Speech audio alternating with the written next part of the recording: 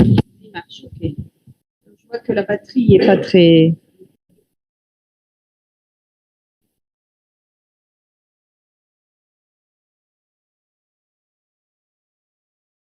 Hello?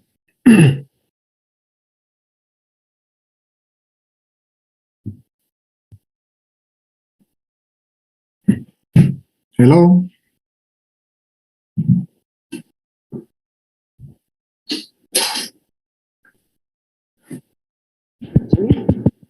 Hello, Evan? Mr. CHRISTEN? Hello, hello. We are not yet online. Huh? We just wanted to check if you want to put your presentation so that we check it works. How do I do that? You can share your screen normally. Share screen, okay. Yes. Can you see it at the bottom? Do you have the share screen? Yes. Yeah, if you can just try like this, you'll be the first. We'll do the opening. We're just waiting for the participants to join. Thank you. It says it's disabled. Screen sharing is disabled at the moment. You have to enable. Il dit que c'est en fait, faut seulement try again. He's saying that you should try again. Yes. Okay. Okay. Good. Perfect. I think vous voulez regarder si ça marche. Okay. Okay. Donc c'est so it's working. Hein? Perfect. Perfect. You can stop sharing, and then we'll do again when we start. Yes, he's the first. Also, you can stay on. You can stay on, he says, because you are the first one, and they will put you on. Okay. So, thanks very much, and sorry for the little delay, but we'll start. Oh, no problem. You're doing. We have some buses that are stuck somewhere. Okay, perfect. I'll do. I'm Domiti Valley from my I'll do the opening. I'm the chair of the session, so we'll just do a small opening, and then we'll start with you immediately after. Thank you. So let's give it 5 more minutes, and then we'll start. Thanks. And pas d'autres personnes qu'il faudra. Hein, voilà. Donc après, vous avez ici, celui-là, il est en présentiel. Il est là. L'énergie, ça, vous avez déjà la présentation, hein, je vous l'ai donnée. Ça, c'est celle que je vous ai donnée. Hein. Voilà, vous avez besoin de la clé. Ça, c'est en fait, celui-là, c'est un enregistrement. Donc, Monsieur Bartali doit vous le donner. Ça, celui-là, c'est aussi en ligne. Ça, c'est en ligne et le suivant en ligne. Voilà, vous avez les deux en ligne, donc vous devez l'autoriser à partir. Celui-là, c'est Monsieur Matala. Et ici, on va demander à Monsieur Bartali qui c'est.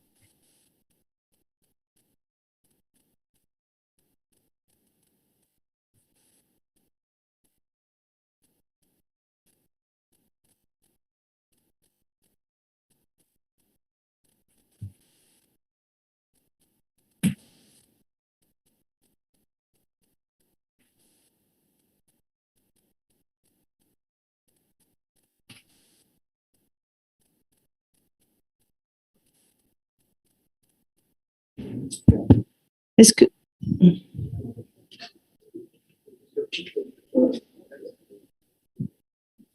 Okay. I'm giving the different... Yes, give me your email. I'm giving the difficult task of starting a session when we don't have...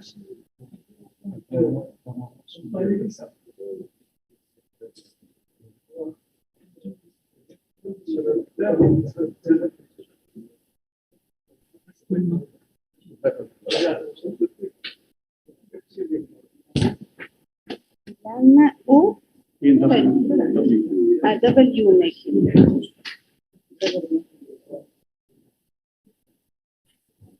Okay, perfect. Ok. Monsieur Bartali, est-ce qu'on commence? Hein, j'ai pas besoin de... Je fais pas une ouverture, c'est juste... Vous voulez faire une petite ouverture, vous? Oui, d'accord. Merci. Hein? Morning.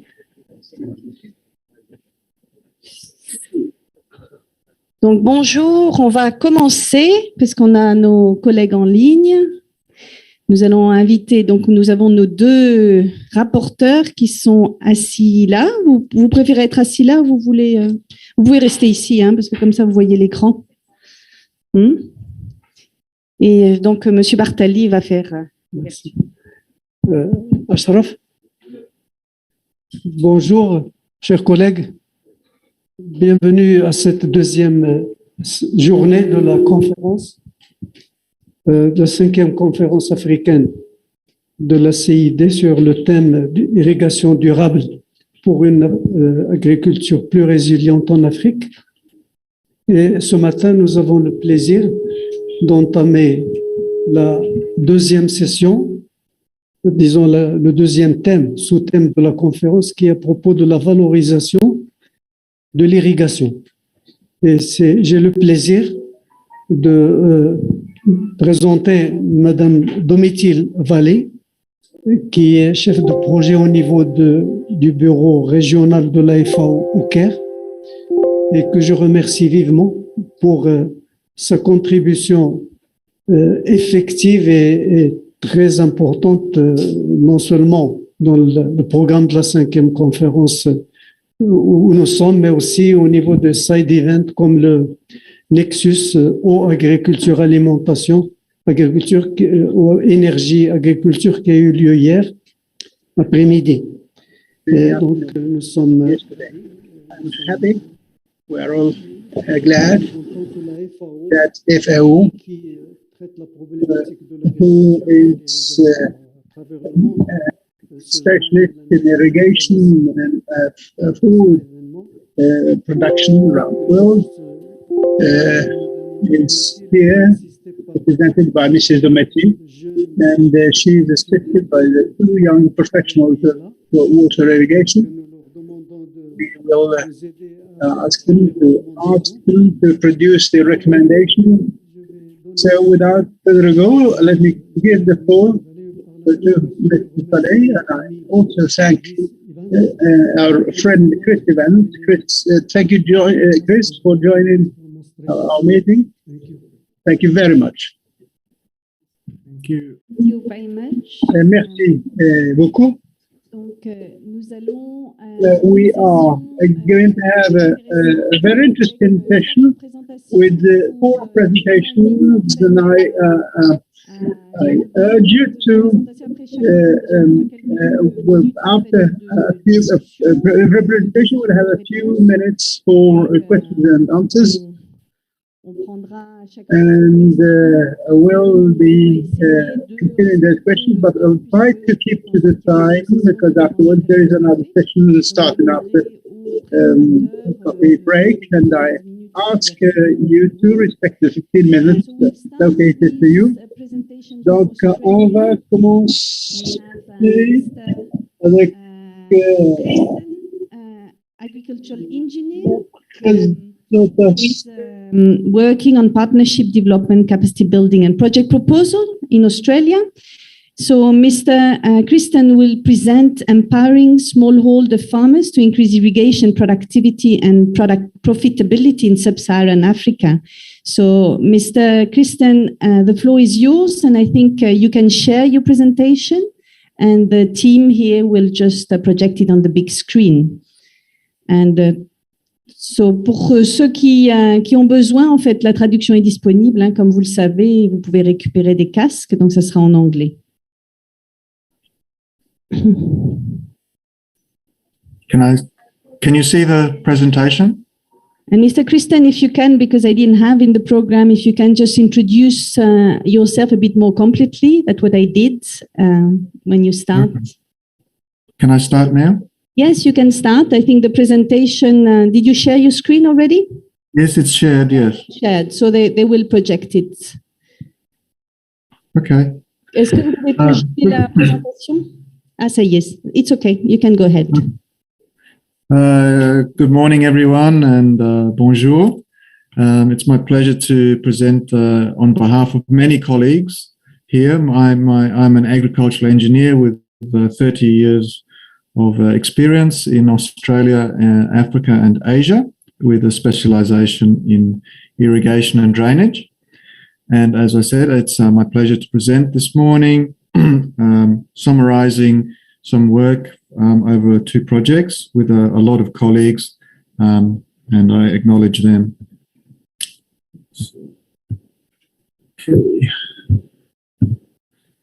Okay. In Africa, we have a lot of smallholder irrigation. So I'm talking farmers with 1 or 2 acres, or half a hectare, 1 hectare. And these smallholder farmers generally have low productivity, so low yield per hectare. And the groups of farmers together have weak institutional arrangements and water governance associations. So they may have a farmer association, an irrigation committee, but it's not working very well in terms of managing the water. These smallholder farmers may often have weak market integration, so they're not well connected to the local markets.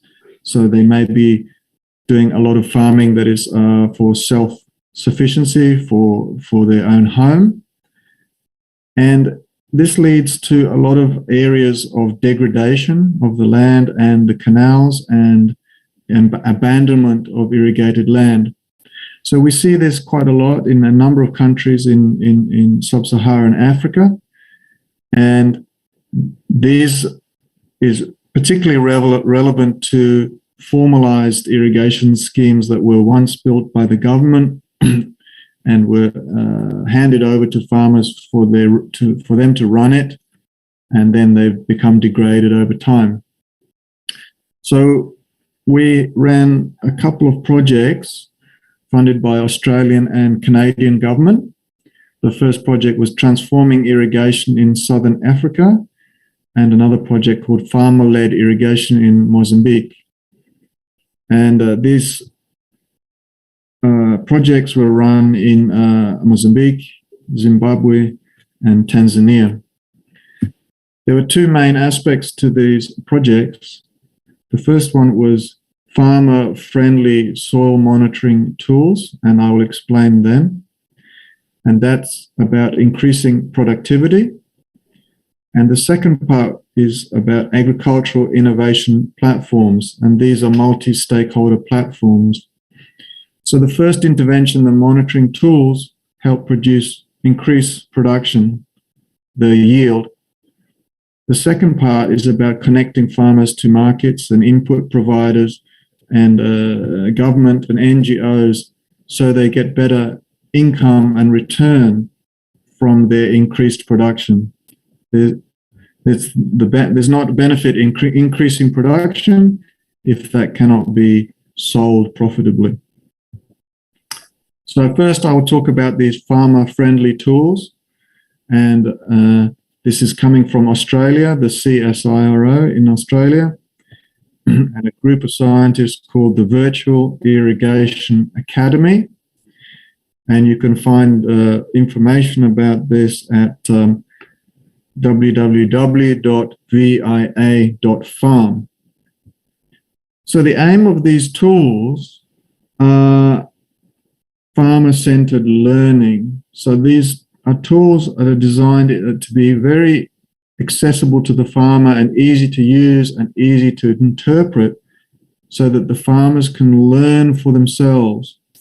In the past, we've often introduced tools or regimes with a very fixed program of irrigation, and this does not help a learning process or an innovation process. So these tools are deliberately designed to increase learning and innovation so the farmer finds the best solution for their particular situation on their particular land for their particular crops and soils.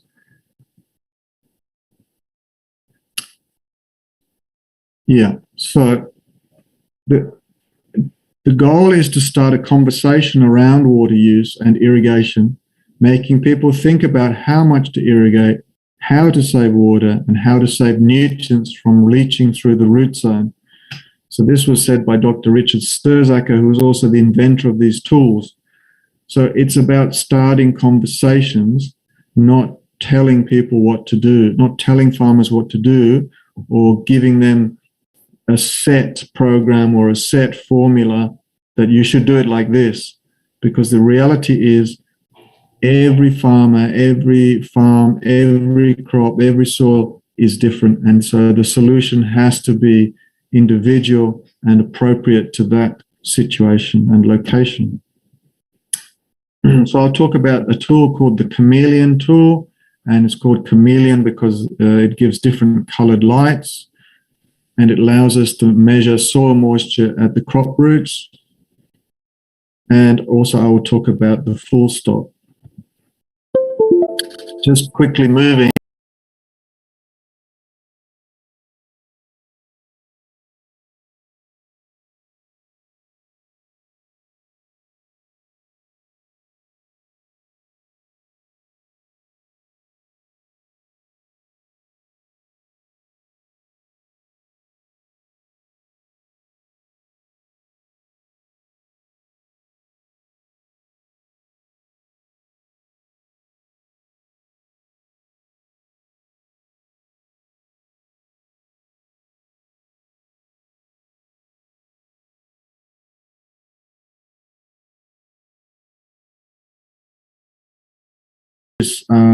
Soil water potential type tool.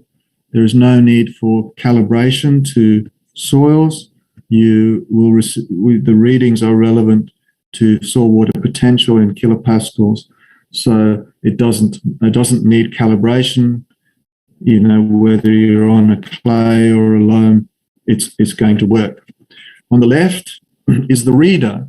So it's very simple. It's actually it's the same size as a credit card. It has a very small battery on the back, a watch battery, and you connect each one of the sensors that look like the gypsum block. They connect into the card. You press the on button, and above the on button there's a light that comes on. I'll show you in the next picture. You can see here I'm holding the card and it's connected to the sensor. On the first picture there's a blue light in the middle, then a green light, and then a red light at the end. You can't see the red light so well. So if the light is showing blue, this means that the soil water potential is less than 10 kilopascals. So the soil is very wet. There's plenty of moisture. When the light is green, the soil water potential is between 10 and 30 kilopascals. When the light is red, the soil water potential is over 30 kilopascals. So this is a very simple situation that the farmer can understand, that if the soil is blue, there's plenty of water, I really don't need to irrigate. If the light is green, then the soil moisture is good, but at some point I will need to irrigate. And then if it is red, I can start to think I should be irrigating. I should start to do irrigation. So what is happening here is we're not looking for high levels of precision and accuracy. This is a very, very practical tool for farmers to use. And we have found that they find it easy to use. Oh, I'm sorry. Here are the numbers here. The green, I beg your pardon. The blue light is 0 to 20 kilopascals. The green light is 20 to 50 kilopascals. And the red light is greater than 50 kilopascals. I beg your pardon, I made a mistake. That is one type. There's another reader here which is Wi-Fi enabled and stores the data. It still gives the green lights, and it can measure all three sensors at one time. So, but this is obviously much more expensive. The other tool that we have is the wetting front detector that allows us to collect the water sample below the roots and measure the amount of nutrients using a nutrient strip. The wetting front detector is this plastic cone that's installed in the ground, and you see the picture in the middle, and you can have two, one high in the root zone and one at sort of towards the bottom of the root zone.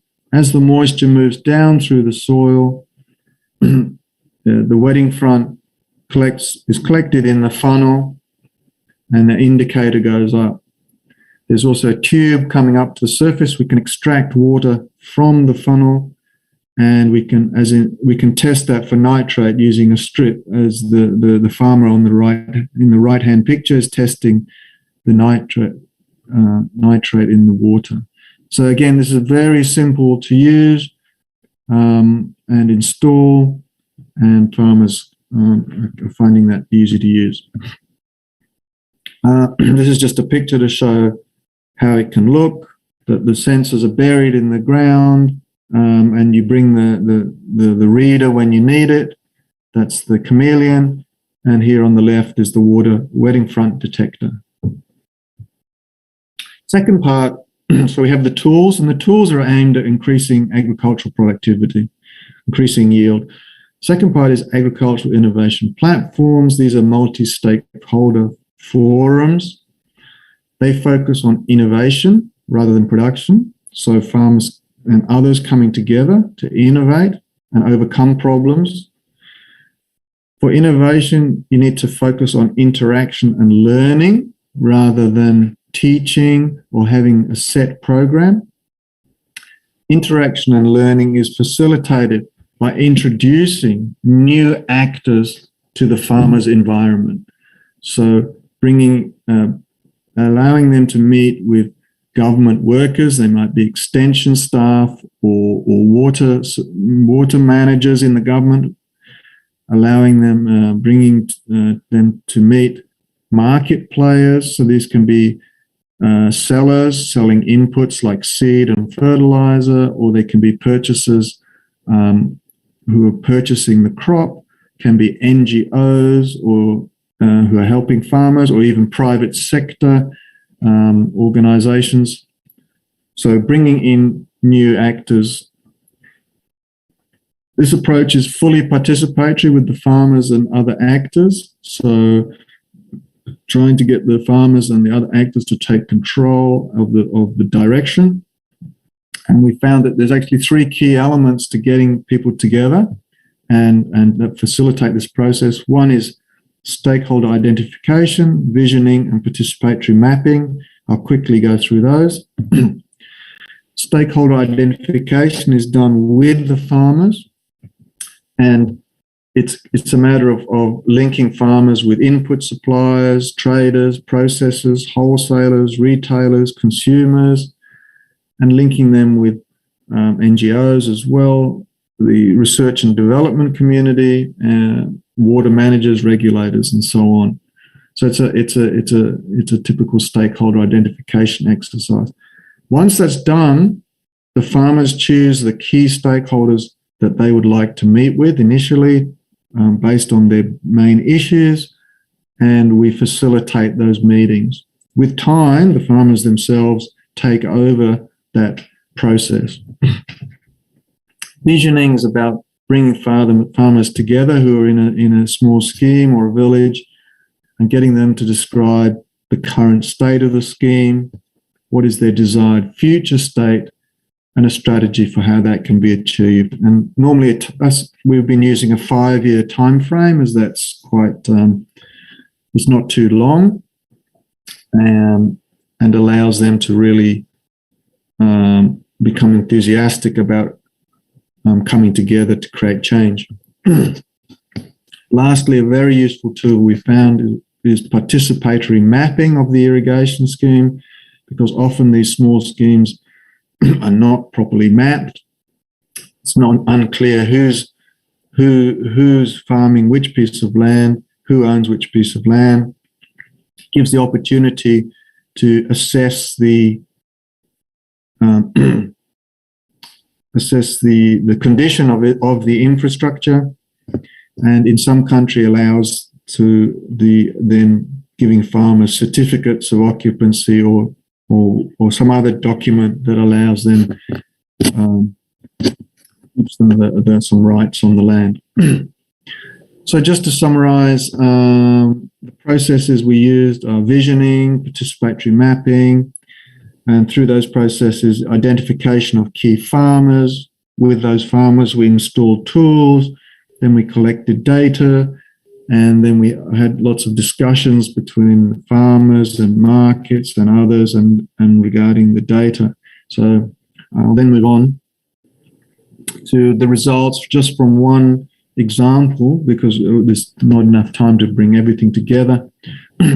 We had, I'm taking the example of a smallholder scheme in Mozambique that had 38 hectares with about 38 farmers, 22 male, 16 female.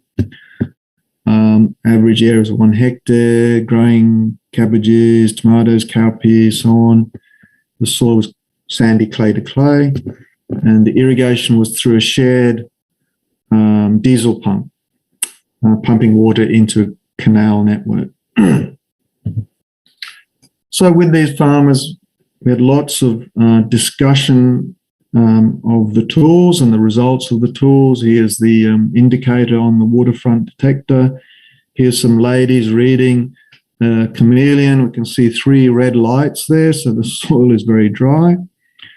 Other discussions that farmers are having, and because this data is very accessible, it's not about detailed numbers or very not using graphs or numbers and things like that. They found it very easy to discuss amongst themselves. Oh, your soil is blue, mine is green, yours is red. Why is that? Some people didn't get water on time, so they were becoming red, and they were able to show the other farmers, oh, I'm not getting enough water, you're getting too much water. So it gives them ability to have discussions and learn. I won't spend too much time on this, but you can get the data from the tools. And as we can see at the top is a first green maize crop. So this is harvested for green maize. And basically the soil was very wet the whole time, all blue, and then red at the end. So got very, very dry because they cut off the water too early. In the small circles below, I haven't time to explain, but it shows that nitrate was being leached from the system a lot. After a number of seasons, the farmers were able to change the color, the pattern to like this one here, where it's green and blue, green and blue, green and blue. So it's much better soil moisture regime. There's not so much nitrate being lost, and the yield is much increased. This graph shows the results over 6 seasons. So season 1 is the first season where the tools were installed, and up to 6 seasons. On the left-hand axis, we can see the irrigation interval in the number of days.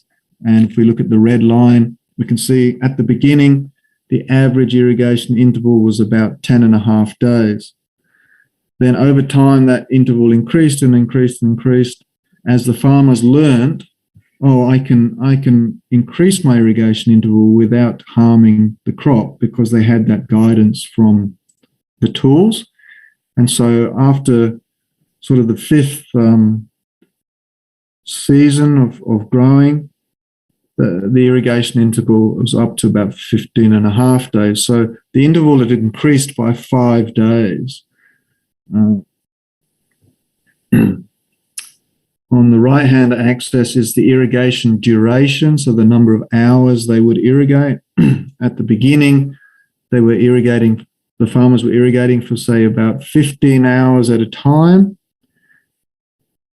By the 4th season, they brought that down to about 12.5 hours at a time.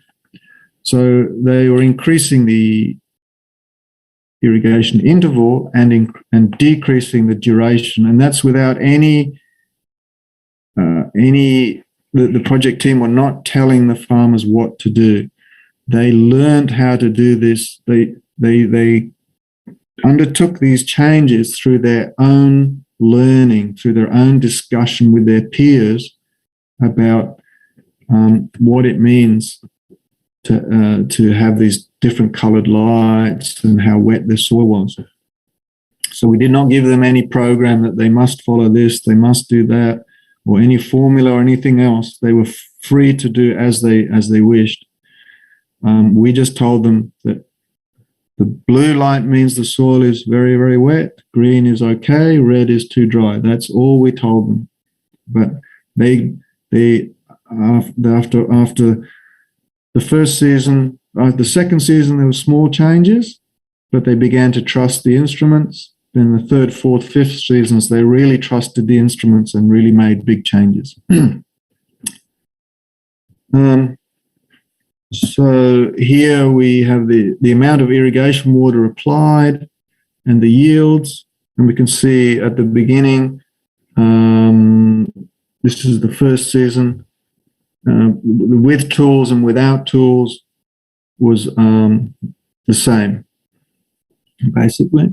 Second season, there was a small change, both with and without tools changed a little bit. But then as we moved on into the other seasons, there started to be big changes. What you can see as well is that the farmers without the tools also changed their behavior because it's a very small scheme. Our farmers only 1 hectare. Even the farmers without tools were learning what to do. Mr. CHRISTEN, just 1 yes. minute. 1 minute. Okay, thank you. So getting into the results quickly now. 85% of households decreased their irrigation efficiency, 56 reduced the duration of irrigation, and 68 changed their fertilizer management. If you just look on the right-hand column from different crops from different countries, including some work in Malawi, we can see increase in water productivity of hundreds of percent because of reduced water use and increased yield. We found great results in stakeholder relationships, farmers believing that they had an increased range of input markets and sales markets. So they had better access to quality inputs, better access to markets. I'll skip over that. Farmers said 80% of them said their incomes had increased, and 67 said had increased food security. I'll maybe skip that as well. So the overall change was farmers were making changes in their farming practices. They were changing their irrigation and fertilizer management, moving to higher value crops, using improved seeds and quality inputs. They had access to new markets and farming information. So just to conclude, irrigation systems are complex systems. They're not just technical systems, they're technical social systems or social technical systems. So you need complementary technical and social measures are required for greater sustainability. These simple tools help farmers apply less water, better manage their fertilizer, and increase yields. So that was the production side.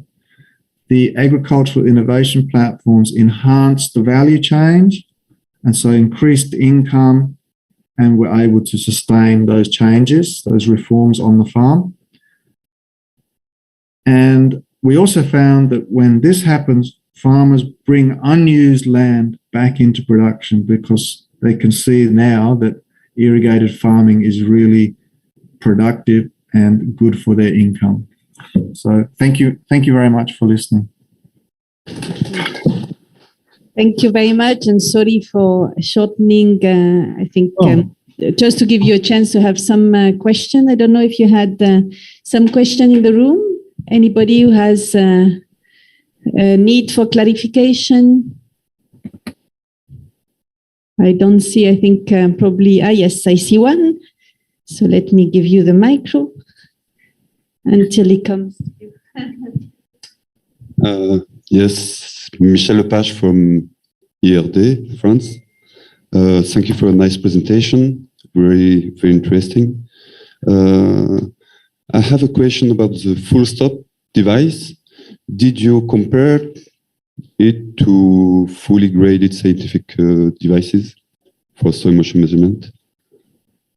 Thank you. Okay. Did I compare it to what kind of device? Scientific soil moisture devices for sensors. I think I get your question. So the chameleon measures soil water potential. In the laboratory, it's been tested against defined known soil water potential systems that we normally use for testing tools, scientific tools. So the chameleon tools, they are highly accurate in measuring soil water potential. The full stop is catches the wetting front and just catches a sample of the soil water that moves down through the profile, and that tool has been around for quite a long time now. I think about maybe 20 years now. We can discuss more if you'd like to email me. Let's take another question. Thank you for the interesting presentation. My name is Rafat Nail. I'm from Iraqi Water Resource Ministry. I have a question. How many farmers after the 6th season are using these tools? it is increased for 100, 200, 300. I think this is the success of a project. Separate this idea of these tools for many and many farmers, just not for those farmers only. Thank you. You got the question? I think so. Thank you. I think so. Yes. So just for in the example trial I gave you, half the farmers had tools and half didn't. So 19 farmers had tools, 19 didn't. And that trial is some time ago now. We now have hundreds and hundreds of farmers using these tools across different countries. And we are producing thousands of them and getting them out to different farmers depending on individual projects that can help with the funding. So we now have quite a large database of farmers using the tools and giving us feedback on the tools and the results they achieve from using them. Again, it's a bit difficult to have a detailed conversation, but if you email me, I'd be very happy to follow up with you. Mm-hmm. Thank you. Thank you very much. I think a last question. Thank you very much. My name is Murray, African Union Commission. I just want to ask, anyway, thanks for the presentation. I just want to ask, is this the end of the teaser project? I remember there was a talk on scaling it beyond Tanzania and Zimbabwe. I don't know if this is the end. Then the second question I have is, how did you manage small farmers sharing the diesel pump? Because farmer A may want to irrigate and farmer B is not ready because the soil is still wet. I don't know how you were able to resolve the conflict. Thank you. Thank you. I might take the second question first. So it's a really good one, and it applies actually. What we've seen is it applies in these are canal schemes, or schemes that have so it can be gravity-fed canals, or could be schemes using pumps and canals, or pumps and pipes.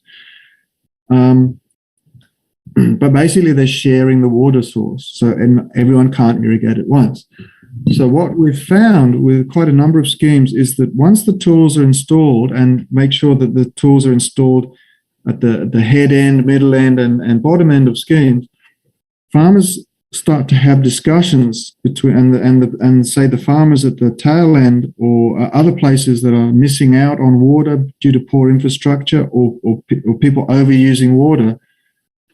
They start to have evidence that they can go to the other farmer and say, look, my soil is red, and now you are still irrigating again, but your soil is blue. Please, let me irrigate today.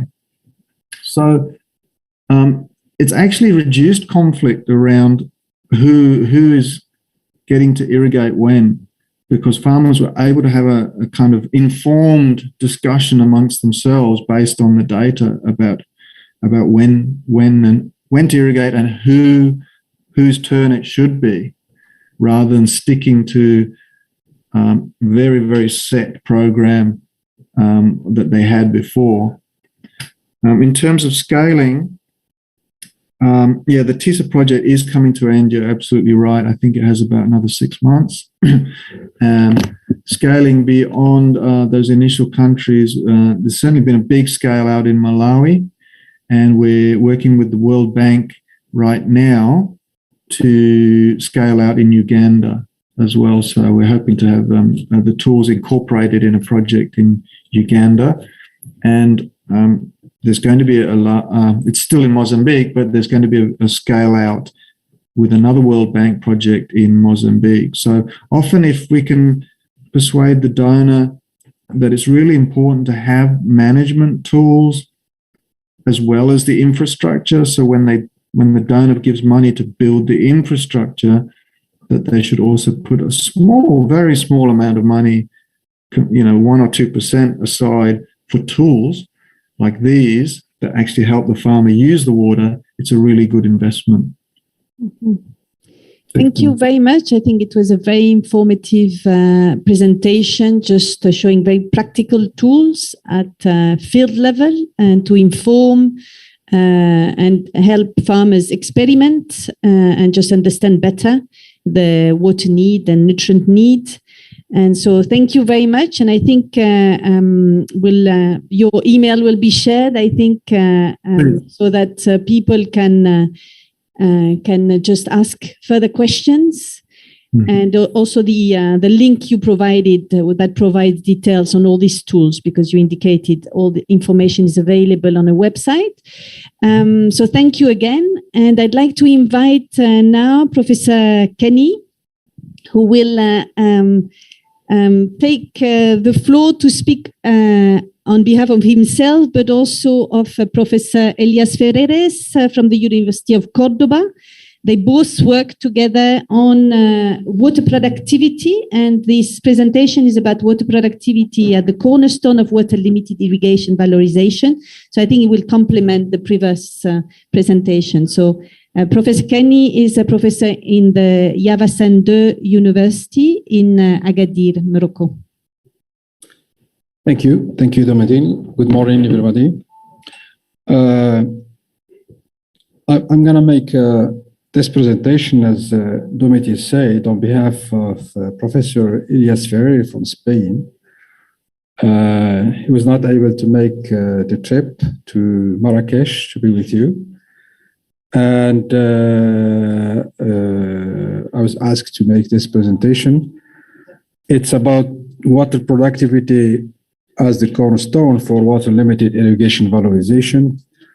And we just heard from our colleague from Australia, the valorization of irrigation water is now a very, very critical issue all over the world, and particularly in areas where water scarcity is becoming a serious threat, not only to agriculture, but to the whole economy in some areas.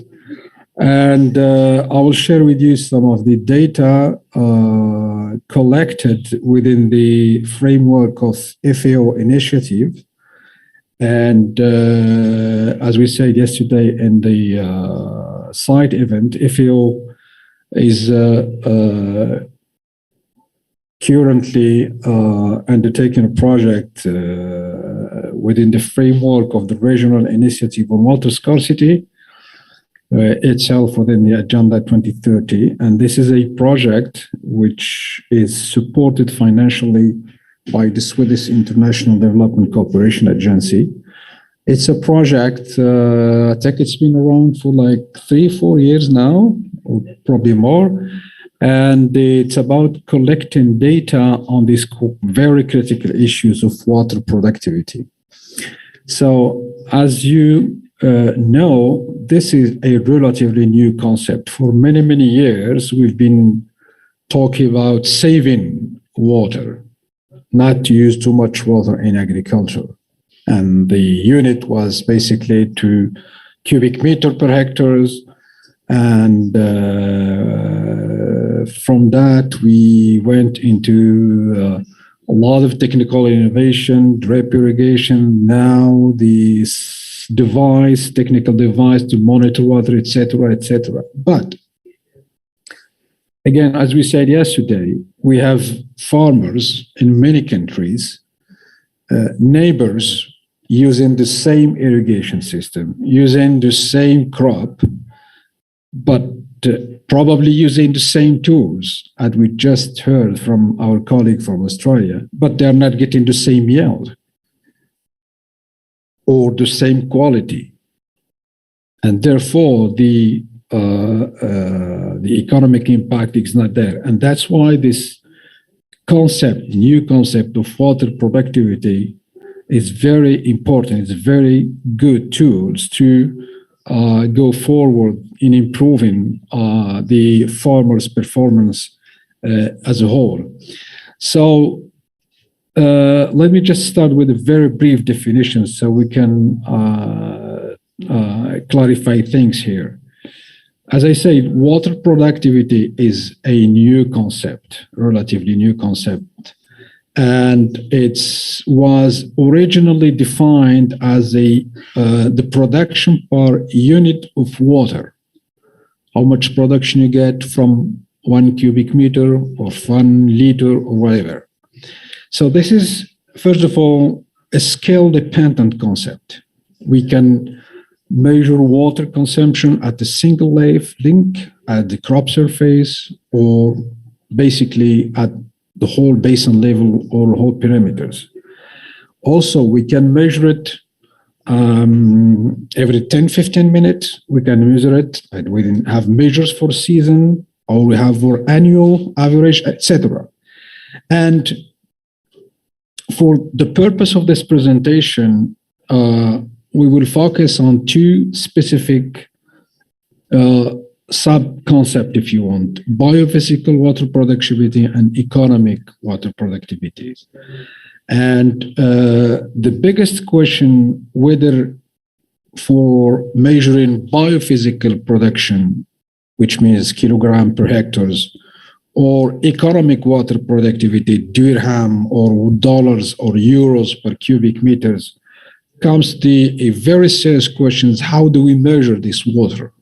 How do we appreciate, how do we evaluate water, the unit of water? So this can be simply taken, what we call applied, what the farmers actually apply, or what is really needed, as I said, because we can have a drip irrigation, we can have all the possibility to monitors, but by the end, we have to see how much farmer is applying and how much farmer should have been applying. That's the biggest questions. And so to summarize, to make the story short, I think the project with the leading position of Professor Elias FERERES was to have to collect as much data as possible in several NENA country, Northeast and North African and East and Near East Africans, on biophysical water productivities, meaning how much production per drop of water or volume of waters, and how much money we are getting per unit of water. And they collected data using meteorological stations regarding evapotranspirations, which gives us how much water is actually needed and how much the farmer are applying.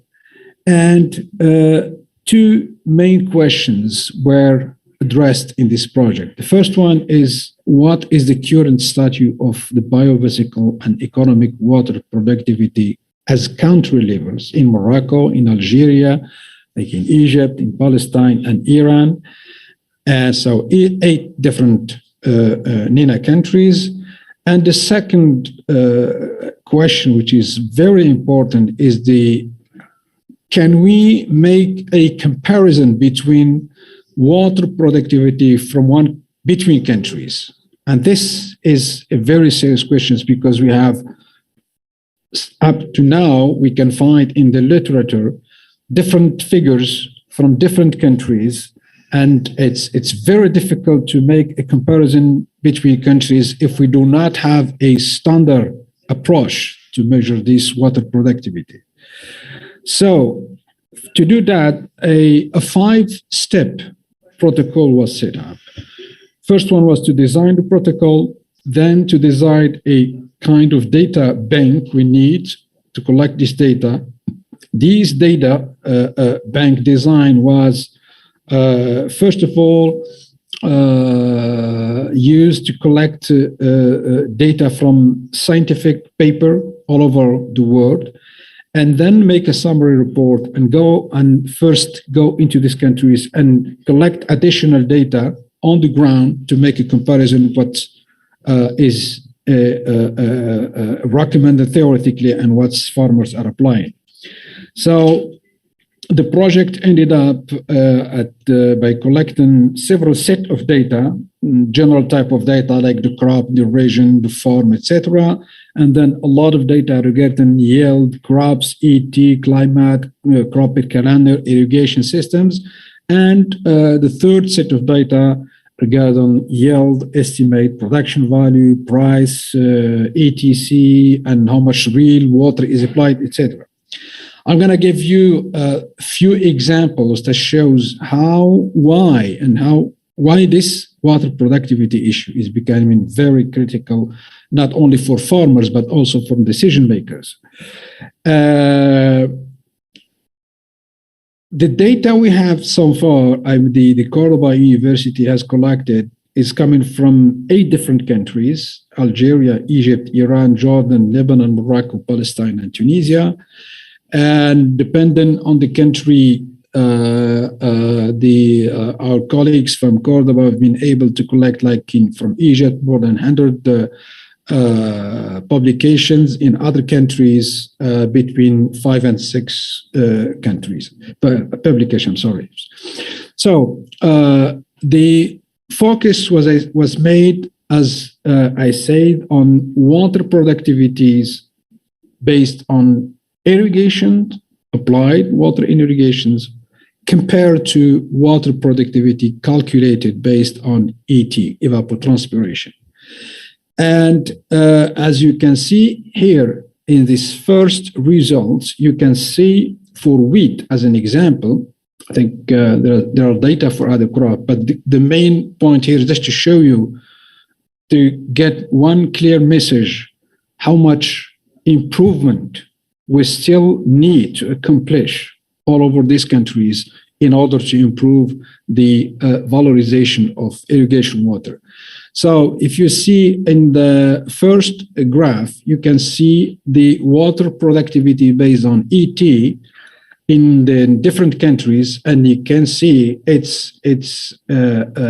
varies between 1.2, but if you compare it with water productivity based on irrigation, then the variation is big between countries, considerable from one country and within the same countries. If we take the example here in Morocco, you take the same crop using drip irrigations, compare it between Agadir and El House, you will find a significant, high difference in water productivity, and it makes the comparison very difficult.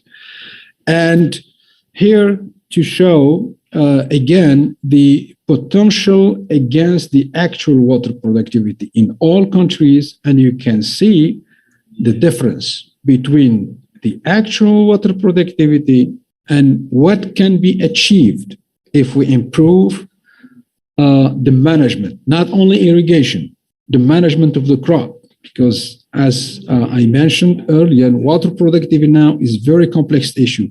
Irrigation water is very important factor, but fertilization, crop management, varieties, all of these factors impact water productivity.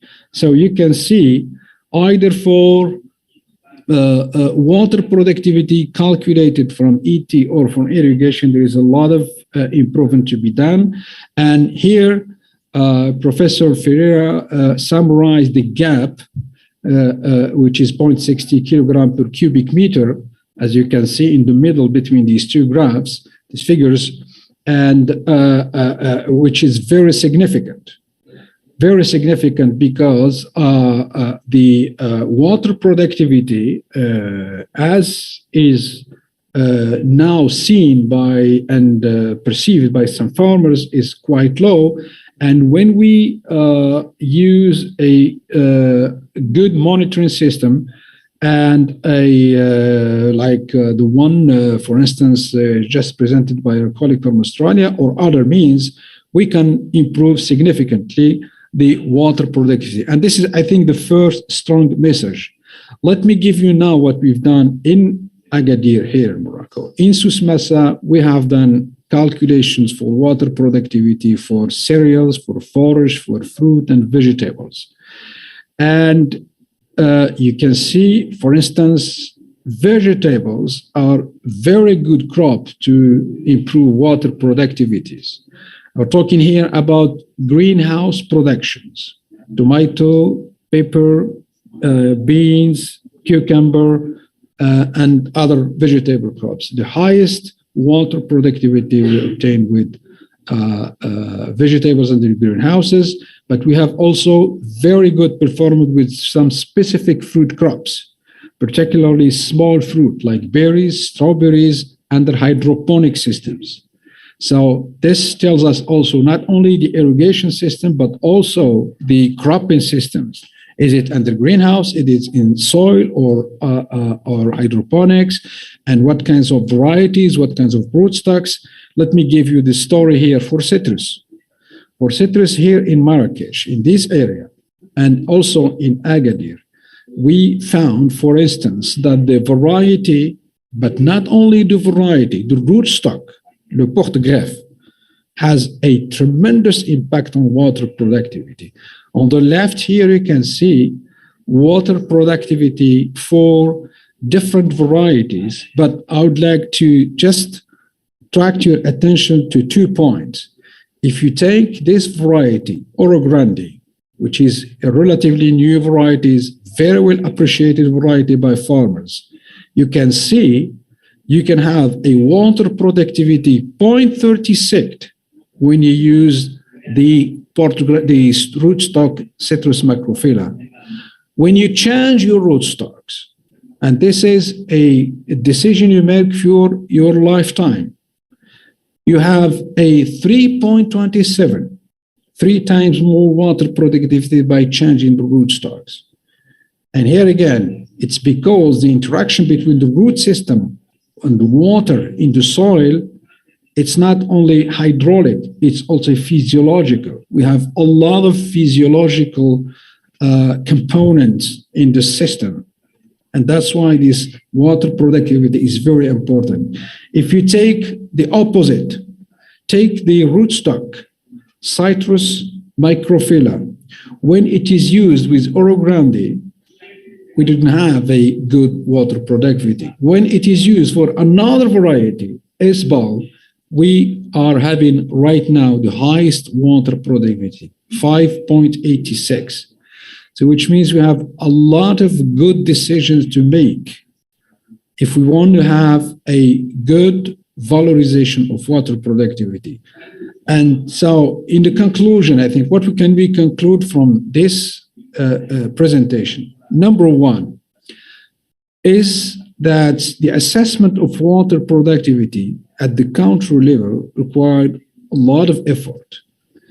And we need to have more studies and to have a, let's say, a quite comprehensive ad hoc database and also a comprehensive methodology to collect the data.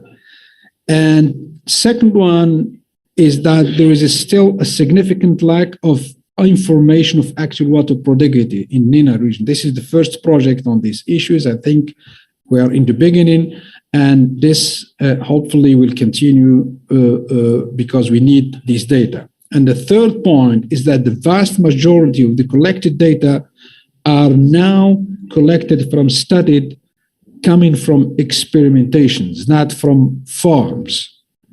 And this is also a problem. We do not, and we have not to rely only on data coming from experimental stations. We need data coming from really actual farmers.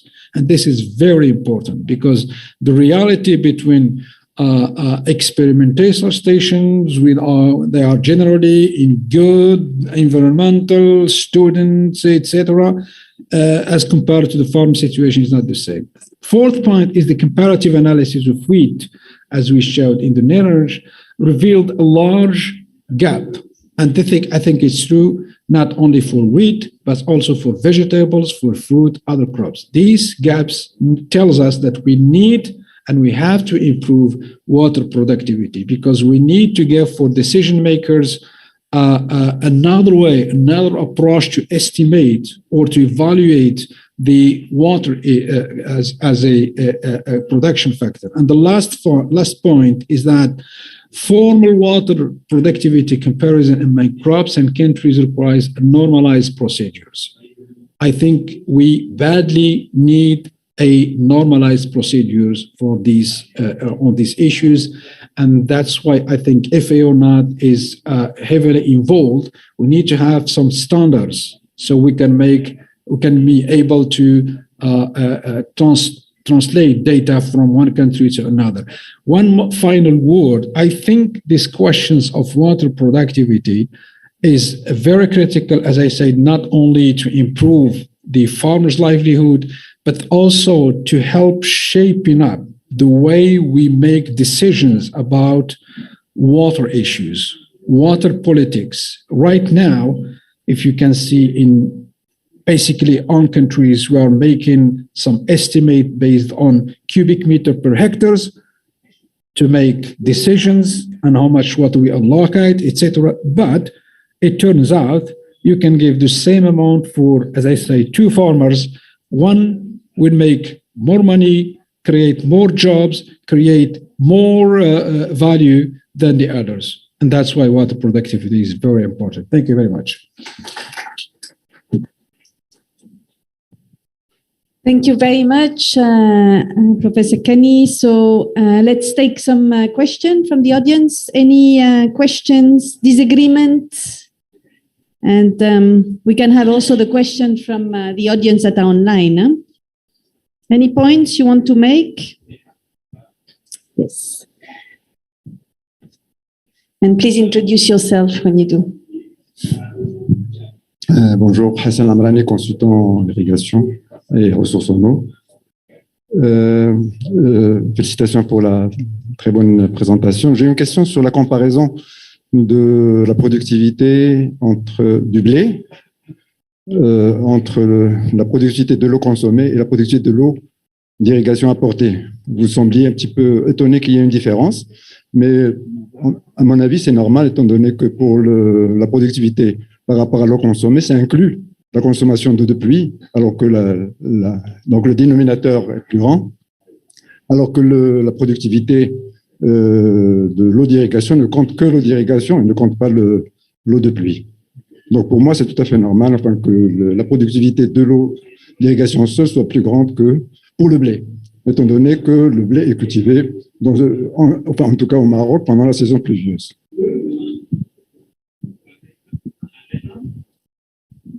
C'est par rapport à l'ITI, peut-être. Tu me réponds?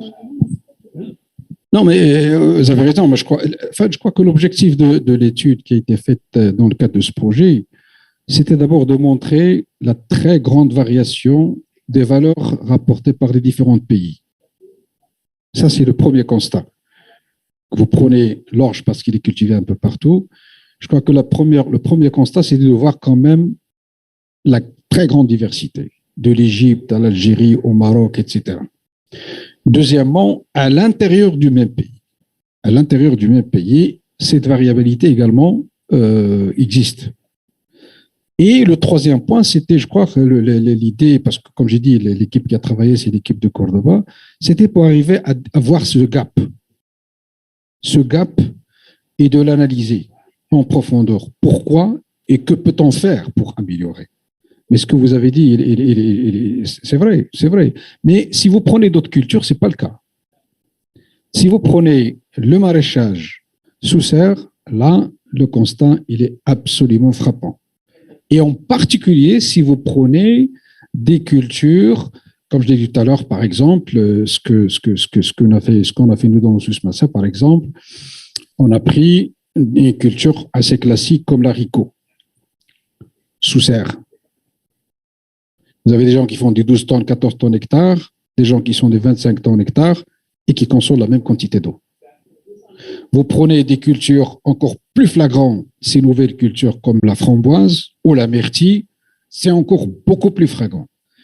Je crois que on voit beaucoup plus la différence quand on fait de l'irriguer en intensif. C'est ça la question.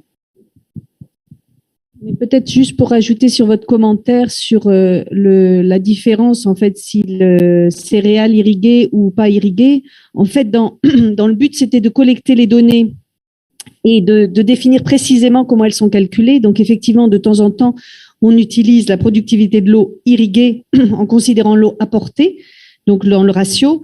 Mais la préconisation, c'est en fait de considérer dans le ratio l'évapotranspiration. Donc là, ça intègre les pluies. Donc, c'est à la fois l'eau que vous apportez et donc c'est ce que consomme vraiment la plante dans une condition. Donc, normalement, quand vous considérez ça, vous mesurez, enfin, vous comparez la même chose, en fait. C'est la même méthode de calcul. Voilà, juste. Est-ce qu'il y a d'autres questions, d'autres commentaires? Oui. Et puis, je vais demander aux collègues là-bas de préparer pour la suivante. Thank you for the impressive presentation. I'm coming from Japan, and I think the concept of water productivity is very important for the countries where the water resources are very scarce. But do you think it's also important for the countries like Asian countries where there are a lot of lanes that could be used for agriculture? You had the question?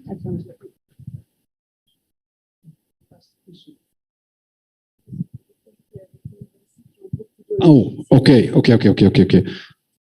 So if I understand, can we still stick with water productivity concept even in areas where we do not have problem with waters or excessive waters?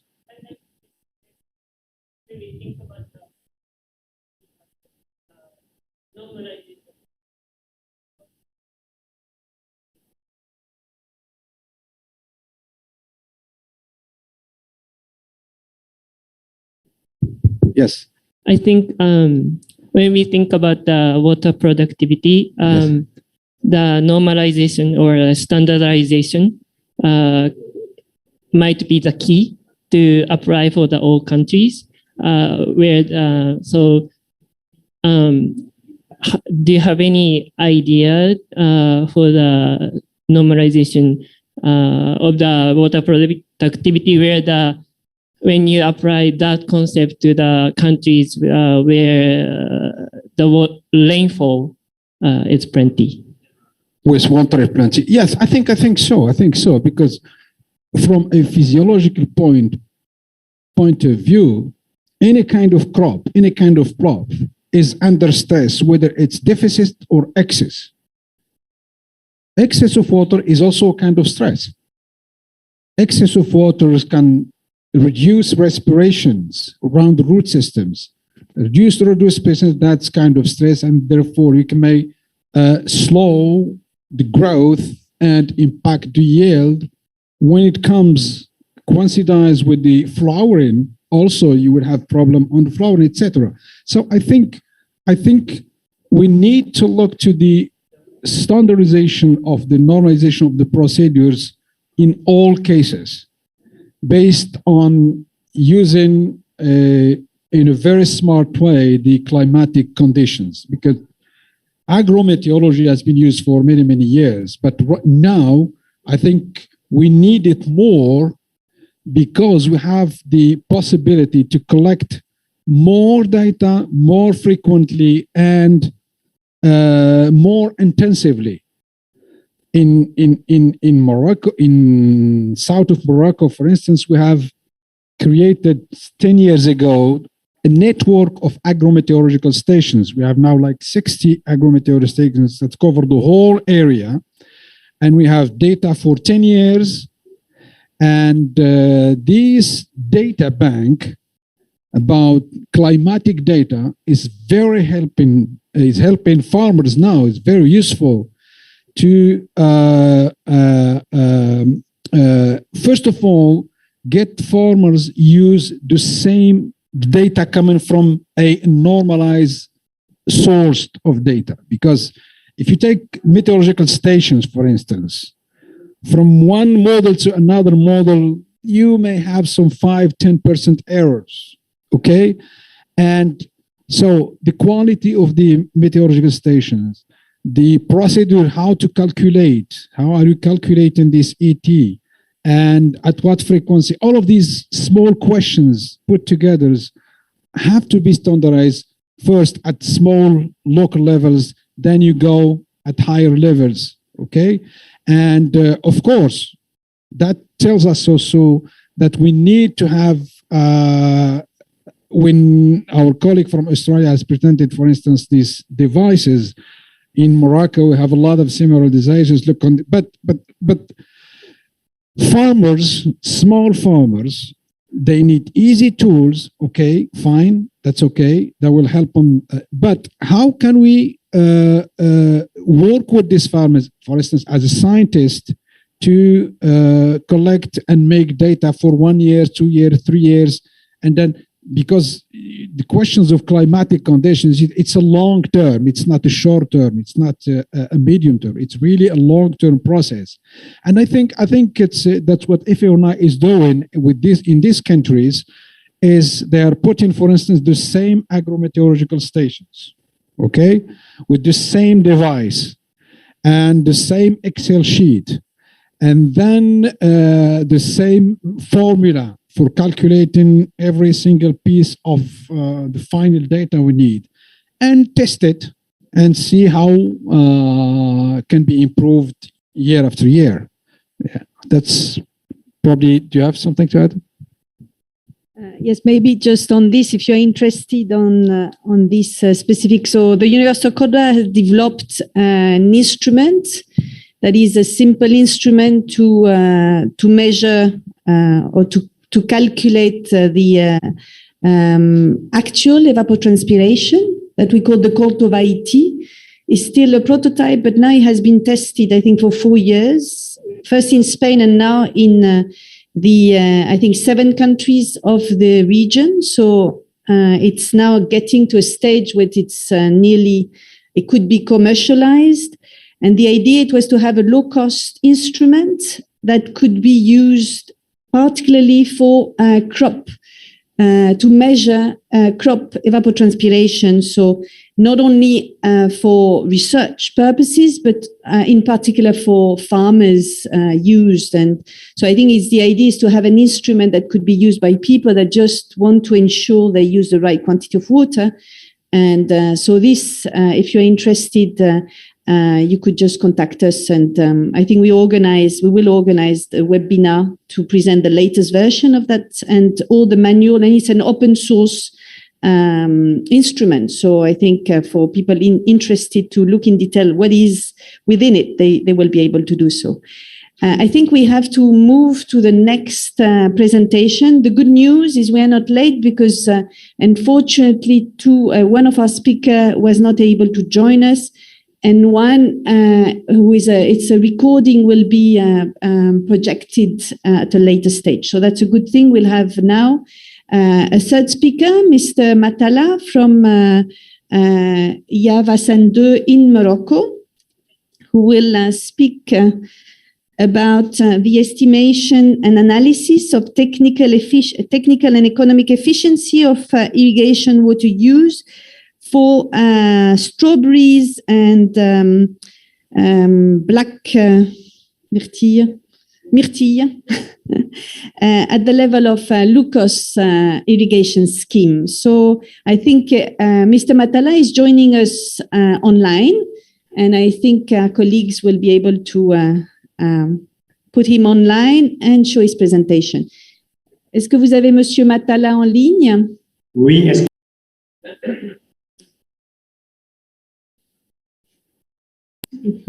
Oui, est-ce que vous m'entendez? Pendant qu'il s'installe, est-ce qu'il y avait une autre question en attendant que Monsieur Matala nous rejoigne? Ou un commentaire, non?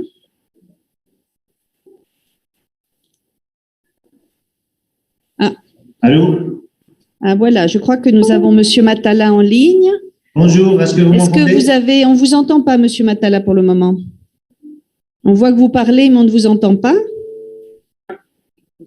Maintenant, vous m'entendez? Ah voilà, maintenant on vous entend. Donc, for those of you who don't understand French, it will be in French. Oui. So you should use your earphones for the translation. Donc, allez-y. Si vous avez votre présentation également projetée. On n'a pas. Est-ce qu'on peut avoir la projection sur le grand écran? Excusez-nous, on a visiblement la connexion avec l'écran est interrompue. Donc, juste une minute. Si vous voulez, en attendant, vous présenter, Monsieur Matala, et avant de commencer de... Oui, si vous voulez. Merci beaucoup, chère assistante. J'ai l'honneur d'être parmi vous aujourd'hui et ça me fait vraiment plaisir que ma présentation vient juste après la présentation de M. Kenny, parce que ça parle exactement de la même chose. C'est juste, on va zoomer un peu sur quelques cultures au niveau d'un périmètre du locus. Là, on va parler de tout ce qui est, en plus de la valorisation financière et économique cette fois, on va parler de l'efficience technique et économique de l'utilisation de l'eau d'irrigation pour quelques exploitations des cultures de framboises et de myrtilles. Donc, juste pour commencer d'une manière rapide, comme vous savez, la raréfaction... Alors, attendez un peu, Monsieur Matala. Je crois qu'on n'a pas encore l'écran. Oui, d'accord. Je pense que l'équipe technique va sûrement résoudre ça. On a l'écran, nous, on le voit. Sinon, il faut que l'audience vienne de notre côté. On voit très bien, nous. Ça marche. Mais le reste de la salle ne voit pas. Donc, je pense qu'ils vont réduire le problème. Ça marchait très bien jusqu'ici. Donc, je ne sais pas quelle est la... Est-ce que j'ai tiré un fil? J'ai fait quelque chose? Non? Pardon? Oui, j'ai pas. L'équipe technique, est-ce que vous avez résolu le problème? Vous pouvez nous remettre l'écran?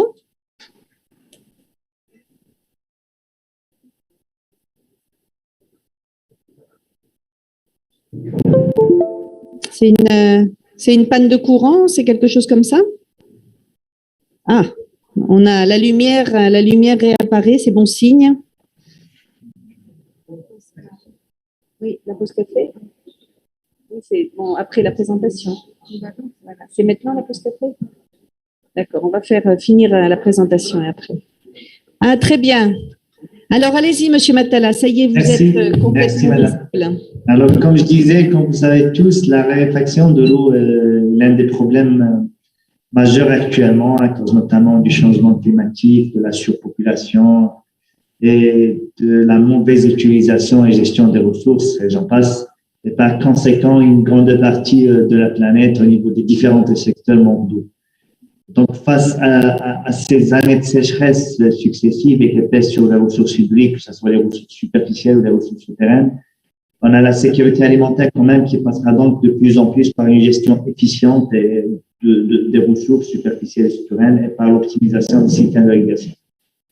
Donc, au Maroc, en fait, plusieurs efforts ont été fournis pour faire face à cette situation. Et là, on est passé d'une gestion de l'offre à une gestion de la demande à travers la mise en place de plusieurs programmes tels que le Programme national de l'économie de l'irrigation. Et grâce à ces plusieurs stratégies d'irrigation, on a constaté dernièrement que les revenus des producteurs situés principalement au niveau des périmètres irrigués ont été améliorés. Donc, pour répondre aux différents enjeux, le Maroc a orienté ses politiques de gestion vers la mobilisation des ressources, la rationalisation et puis la valorisation de l'eau.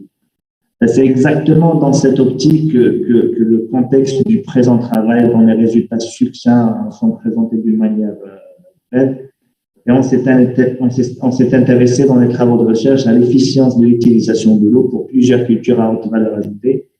Pourquoi les cultures à haute valeur ajoutée principalement? C'est tout simplement parce que la charge d'irrigation ou la part de la charge d'irrigation par rapport aux autres charges ne présente pas une grande partie et par conséquent, on a tendance à surexploiter l'eau, surutiliser l'eau et on ne fait pas attention à cet input qui est généralement peu coûteux par rapport aux autres inputs au niveau des cultures à haute valeur ajoutée. Là, je parle principalement des cultures de fruits rouges. Et donc, on a travaillé, c'est pour ça on a travaillé un peu, on a zoomé sur les cultures de la framboise et de la myrtille. Pourquoi? Parce que tout simplement, les fruits rouges principalement sont actuellement parmi les spéculations fruitières les plus rentables avec une très haute valeur ajoutée. Là, les cultures sont très demandées par les marchés internationaux, notamment ceux de l'Europe et des États-Unis d'Amérique. Et là, on voit pratiquement les superficies de fruits rouges au niveau des trois principales régions productrices actuellement, Ramassale, Tanger, Tétouan, Gressina et puis Chesma-Sebra. Et on voit vraiment que les superficies de production, la production d'abord des fruits rouges qui niveau de 2009 2010 très. Elle a connu une évolution entre 2009 2010 et 2018 2019, l'année de notre travail et de notre enquête. Il y a aussi en parallèle, il y a une augmentation de la production qui est expliquée par l'augmentation des superficies. On est passé pour la fraise, par exemple, de 750 hectares, on est à 3537 actuellement dans le périmètre de Loukous. Framboise, on est passé de 30 hectares en 2006, on est à 2400 presque actuellement. Et puis la même chose pour la production de la dit, on est passé de 150 à 2300 actuellement. Et par conséquent, en parallèle, il y a une augmentation des exportations de ces fruits rouges avec des prix quand même rentables qui permettent de dégager une valeur ajoutée, une très forte valeur ajoutée. Donc, pour moi, travailler un peu sur le périmètre de Loukous, généralement, l'objectif de départ était de travailler sur Loukous et en parallèle, mais suite aux circonstances pandémiques, donc on a arrêté un peu qui est en cours actuellement. On a commencé par le périmètre de Loukous, et donc, vu les filières de fruits rouges qui s'est développée spectaculairement dans ces deux régions, le périmètre de Loukous est avec, il y a une quantité produite au niveau de ces deux périmètres, et ce sont des périmètres qui sont considérés comme des leaders et des pionniers dans le secteur de fruits rouges. Donc, on avait choisi deux cultures framboises et myrtilles, vécu un peu la conduite technique de framboise suite aux constatations de terrain, et je dirais pas peu maîtrisée, mais il est relativement peu maîtrisé par rapport à la conduite technique de la fraise. Et puis, on a scindé l'objectif global de notre travail pour parler de l'efficience de l'utilisation de l'eau en trois principaux objectifs. Premièrement, c'est dans la continuité, comme je disais, de la présentation de M. Rémy, on a travaillé sur la valorisation et la productivité de l'eau d'irrigation. Puis le deuxième volet, c'est l'efficacité technique des producteurs. Et le troisième volet, c'est l'efficience technique et économique de l'utilisation de l'eau d'irrigation comme il coûte au niveau de la fonction de production. Alors, pour la méthodologie, rapidement, je vais rappeler un peu les contextes parce que quand même, on a fait recours à la modélisation économétrique avec des équations, avec des modèles pour estimer les différents volets de ce travail. Alors, pour la valorisation financière de l'eau, là, Rémy a parlé de la valorisation économique et généralement, quand on parle de la valorisation économique, quel niveau de valorisation on peut prendre? C'est en fonction de l'échelle d'analyse. Notre échelle d'analyse dans le présent travail, c'est l'exploitation agricole. Et donc, on parle de la valorisation financière de l'eau qui est exprimée en dirhams/cube et qui est égale au rapport entre la marge bénéficiaire brute et la quantité d'eau totale apportée. Et là, je parle apportée, non pas consommée, pour ne pas inclure tout ce qui est evapotranspiration, tout en assurant l'homogénéité de l'enquête au niveau d'un périmètre avec le même niveau de pluviométrie, avec presque plus ou moins le même niveau d'évapotranspiration. Quand on parle de la marge bénéficiaire, c'est plus simplement le rapport entre le produit brut et les charges totales variables fixes et la productivité agronomique qui est égale au rapport entre la quantité produite et la quantité totale de l'eau apportée. Et après l'estimation de la valorisation, on a estimé les déterminants potentiels de cette valorisation de l'eau, notamment la superficie, l'âge de producteur, l'âge et le niveau d'instruction de chef d'exploitation et l'expérience accumulée dans la culture.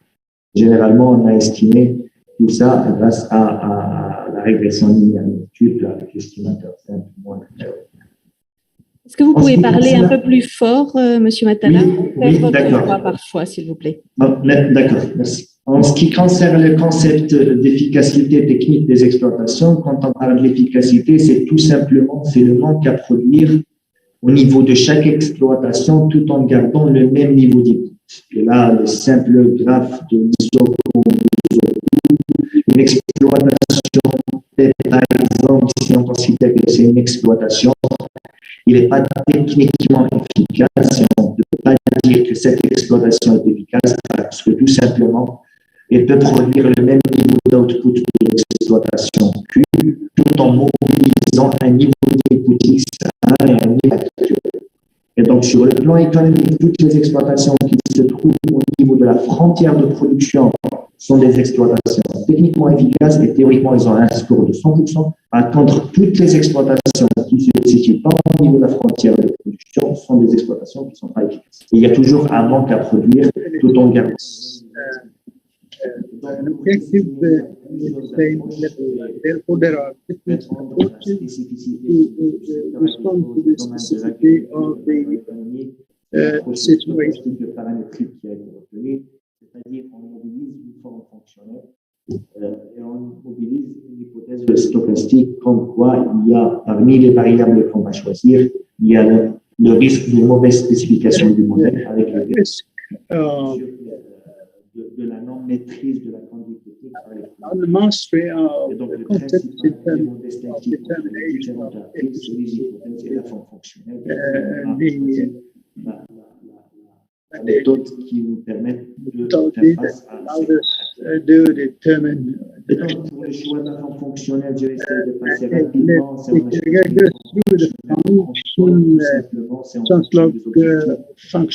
généralement, quand on veut passer de l'efficacité technique des exploitations à une efficience technique, au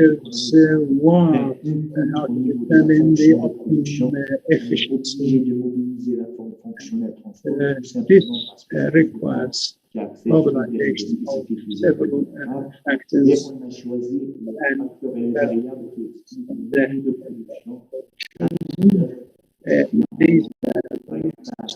L'importance de la main-d'œuvre, les cultures de culture de riz d'une manière générale, les transformations intermédiaires extrêmement durables par hectare, et puis et les déterminants de l'efficacité technique. To determine the need or age of the producer,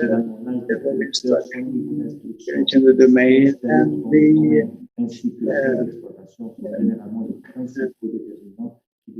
area of the farm. Pour l'efficience technique de l'utilisation, technical use of water, that is Reinhardt inputs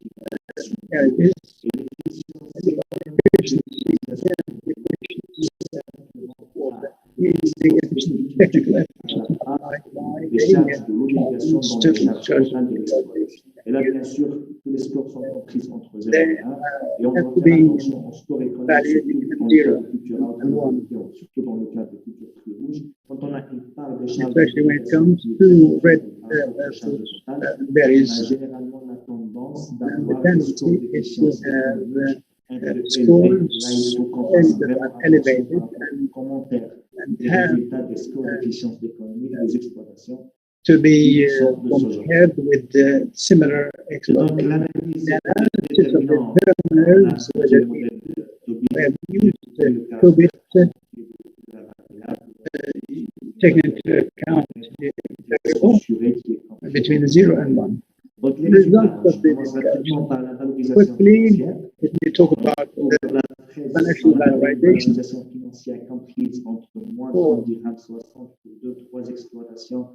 qui avait un niveau de production faible et une mauvaise qualité de production et par conséquent, ils n'ont pas réussi à avoir une marge brute un peu positive. Pour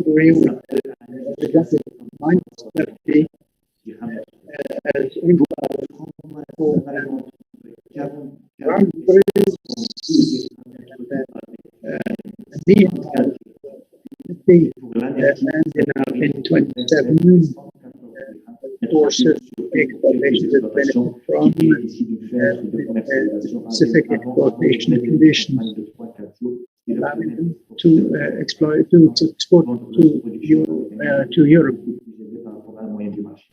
As for productive, agronomic productivity, it coincides with the team produced percentage of hand in 31 for myrtles, blackberry 1.3, for raspberry 2.7, and for strawberries it's 31. That's the minimum and the maximum being 13 for strawberries, 4.36 for Vous avez 1 minute. We have one more minute. In terms of efficiency, the farmers have achieved various objectives and the variables being different in different situations. In terms of use of water efficiency, we have very data relating to economic efficiency, and we have concluded that 90% of the farmers have a degree of efficiency.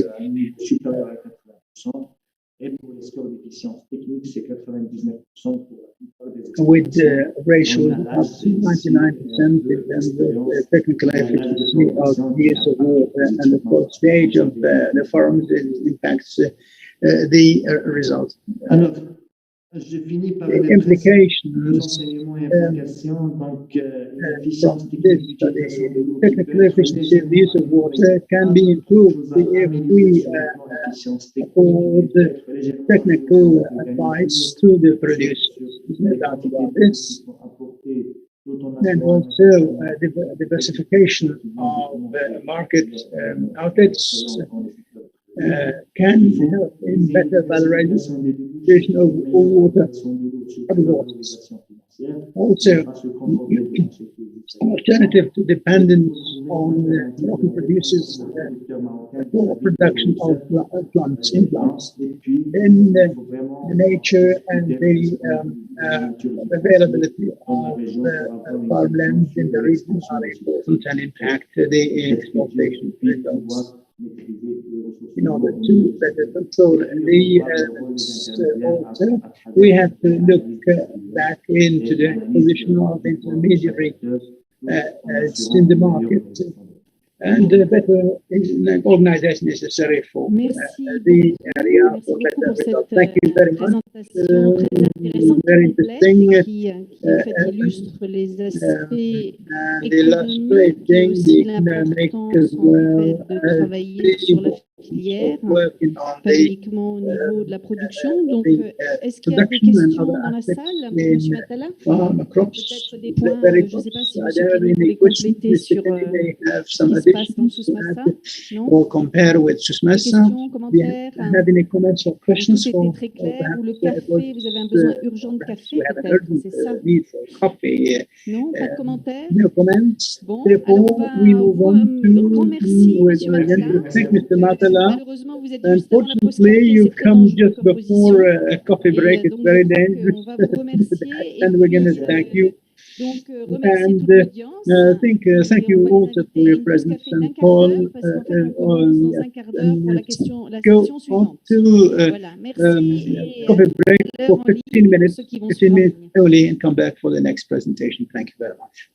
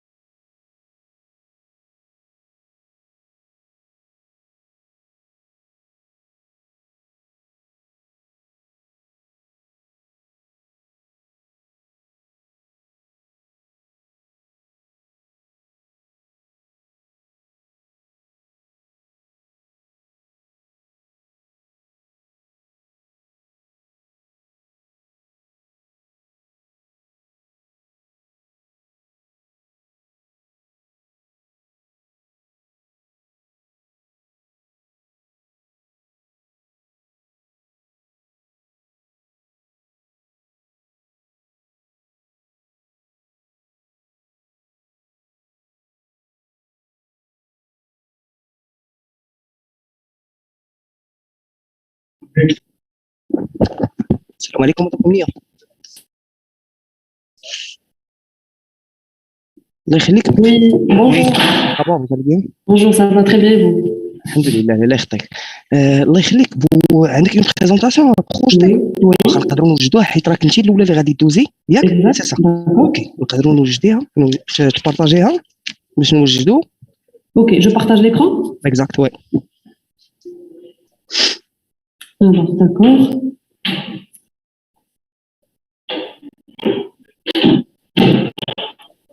Est-ce que vous arrivez à voir? Oui. نقدروا ندوزوا au mode diaporama. Voilà. Voilà. Attends, une minute. رشيد راك انت غادي جبران حط معك هذا شي بلاصه غنهرس ولا هنايا طلعت لك فوالا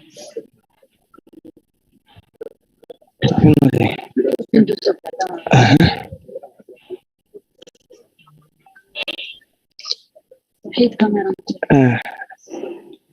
نشوفوا غير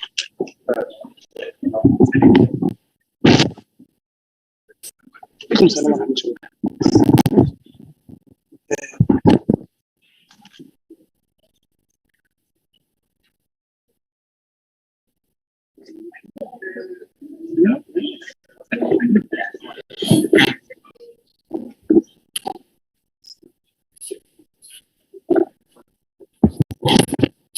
مدام أمنية؟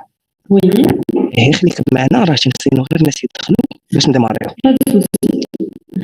ميرسي.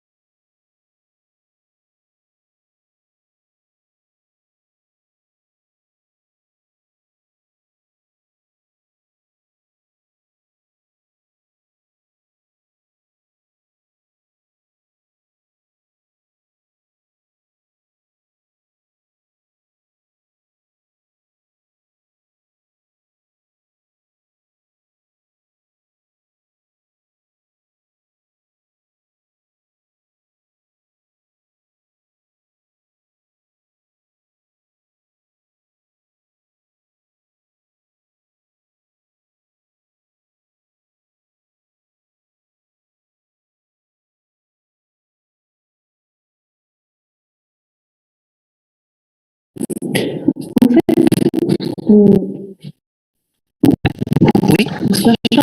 Est-ce que j'ai 10 minutes ou 15 minutes? السي برطالي خليك معايا. الله يخليك مدام أمنية. 15 vous avez 15 minutes. C'est bon? 15 minutes. Merci beaucoup. C'est bon? Ok, merci.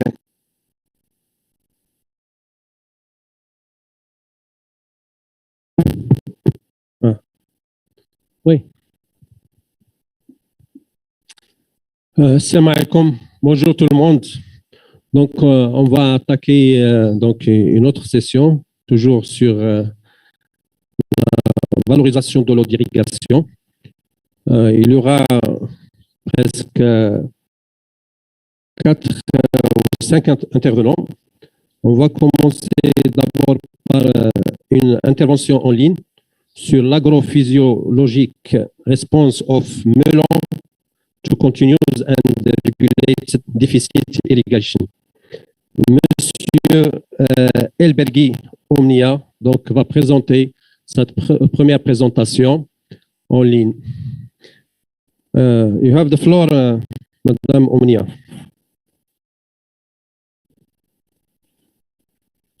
Thank you. Hello, ladies and gentlemen. I'm delighted to present to you this subject or this work about the agrophysiological responses of melon to continuous and regulated deficit irrigation in the plain of Fes, Morocco.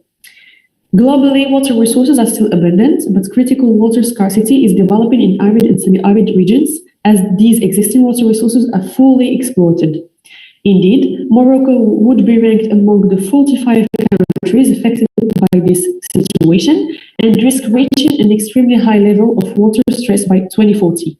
As the agricultural sector is the most water-consuming sector, the challenge of the next decades would be to find new strategies for managing and saving irrigation water. Nationally, the melon crop records an average yield of about 30 tons per hectare, which has led the kingdom to the 13th place in the world's ranking of major melon-producing countries, with a production of over 500,000 tons. China remains the leading producer with 49% of total world production. That is to say nearly 12 million tons. At the regional scale or level, the melon occupies an area of 1,677 hectares, which is the fourth important vegetable species cultivated in the region. Indeed, irrigation water saving can be achieved through technology by adopting potentially more efficient irrigation equipment and also through agronomic techniques such as deficit irrigation. This technique is the most efficient way to manage water scarcity and sometimes even to improve yields by applying water restriction either through the whole cycle. We talk about continuous deficit irrigation or only during a specific phase, and then we talk about regulated deficit irrigation.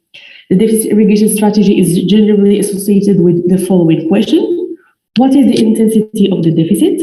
When should this deficit be imposed or applied? And what is the crop's response to the imposed deficit?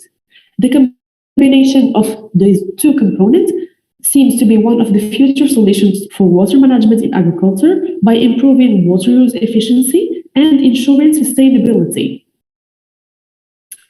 In this overall context, that the present work takes place with the main objectives of determining the optimal irrigation regimes for the melon crop and also evaluating the benefits and or the limits of the implementation of the deficit irrigation technique on melon. This work was conducted in an experimental parcel of an area of 1895 square meters at the National School of Agriculture of Meknes in the region of Meknes. The experiment concerns the monitoring of the behavior of the hybrid wifak melon of Canary Yellow, sown on March, and with a planting density of 12,500 plants per hectare. Donc, il y a un système d'irrigation. Voici le plan de l'équipement et l'équipement sur le site et les caractéristiques de l'irrigation au goutte à goutte. L'espacement est de 0,4 mètres, ainsi que les chiffres que vous avez vus. Alors là, ce qui m'a appliqué, c'est le P1 à 100%. Le traitement donc s'est fait à 75 et le troisième c'est 60%. Ensuite, la phase 5, c'est 75 jusqu'à 66, 75 respectivement. Alors, on parle là, bien sûr, de différentes étapes du processus de production du melon. Maintenant, les paramètres étudiés, eh bien, nous avons les paramètres de rendement, et ainsi de suite. Pour le résultat, eh bien, donc, it shows that in all the treatments, the average weight varies between 3.2 and 3.7 kilograms, with the exception for the third treatment, which records the lowest weight, which is 2.5 kilograms. In fact, the application of water stress during the flowering setting period for the regulated deficit irrigation treatments did not significantly affect the weight of the fruits compared to the continuous deficit irrigation, since the development of the spermatids is mainly related to the growth phase. However, a continuous water deficit of 34% significantly affected the average fruit weight. For the fruit number parameter, the results indicate that the highest values recorded in the first treatment and the second one, without differing significantly from the third one, which is 66% ETC, evapotranspiration, which has the lowest average number of fruit, which is 2.3 per plant, fruit per plant. For the regulated deficit irrigation treatments, it was observed that the water restriction during the flowering setting period did not lead to a significant reduction in the number of fruits compared to the continuous deficit irrigation treatments. As for the yield, the results obtained concerning the yield show that this parameter is strongly affected by the applied water regimes. The most important yield is recorded among the first treatment, 100%, which is 55 tons per hectare, while the least treatment is the least important yield is the one with the third treatment, which is 34 tons per hectare. The yield of the regulated deficit irrigation treatments were not significantly different from those with the continuous deficit irrigation, like the first one with the fourth one and the second one with the fifth one, which suggests that the water restriction applied in the flowering and setting stage did not significantly affect the final yield. Regarding the water use efficiency, it is noted that the highest values were recorded for the second and the fifth treatments, respectively. However, the yield was penalized under irrigation at 66%, resulting in a low water use efficiency for the third treatments. Since the second and the fourth treatments seem to present the best results in terms of water saving and yield optimization, we will compare them. By comparing these two treatments, it seems that for the fourth treatment, the yield reduction is not significant compared to the control, while for the second treatment, this reduction is significant. But on the other hand, in this treatment, the water saving is more important, with an interest in optimization of the irrigation water cost and an improvement of the fruit quality. Therefore, the choice of one or another treatment depends essentially on the availability and essentially on the cost of water pumping. As a conclusion, through this study, we can conclude that a deficit of more than 34% allows a yield decrease of melon. The flowering and setting stage is not sensitive to water deficit, which is why it didn't affect the yield. The fruit quality was improved within water deficit treatments, even if I didn't talk about this in this presentation, so it won't be long. And we also noticed a similar behavior of the regulated deficit irrigation treatments and the continuous deficit irrigation treatment in terms of yield and fruit quality. Thank you for your interest.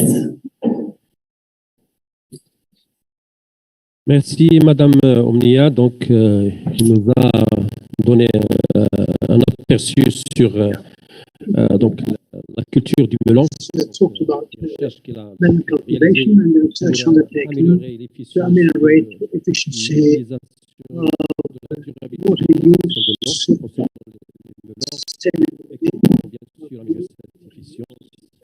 melon production. She has underlined at the beginning that Morocco is going through a deficit water deficit like all countries of the MENA region.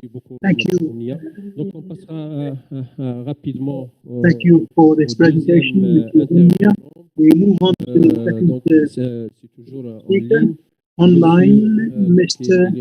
Vinay Nangia, qui va nous présenter donc La multi-saison feed multi-season tests of low energy on-bound drip irrigation emitters. You have the floor, Mr. Vous avez la parole, Monsieur Nangia.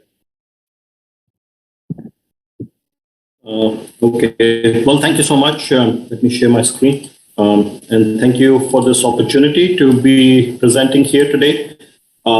Just as a disclaimer, I'm presenting on behalf of a team, and my colleague Susan Ambrose from MIT was supposed to present this, but was unable to travel because of COVID-related restrictions. So I'm filling in for her. But this is a joint work between MIT, ICARDA, INRA, Jain Irrigation, and several other organizations that have come together. And it's a very interesting research that is happening in your backyard here in Marrakesh. Some of you who were part of the field visit may have visited this site. And I'm just going to share with you some highlights of the research findings from that project. So before I get started, I just want to, let me start my timer here. Okay, I just want to give some background on why we are doing what we're doing. So I'll start by clarifying the overarching goal of our work. So why do we care, and why are we talking about the smallholder farmers? There are about 1 billion smallholder farmers that cultivate under 2 hectares of area of land and rely on their land for both subsistence and for income. These farmers play a large role in the world's food supply, especially in developing countries, producing near 80% of the food consumed in Asia and Sub Saharan Africa. At the same time, many of these farmers live in relatively poor conditions and can't match the high productivity levels of the large commercial farmers. Many small farmers rely on rainfall for water, for watering their crops. For them, the addition of an irrigation system can greatly diminish weather-related risk and lead to improved income and improved yields.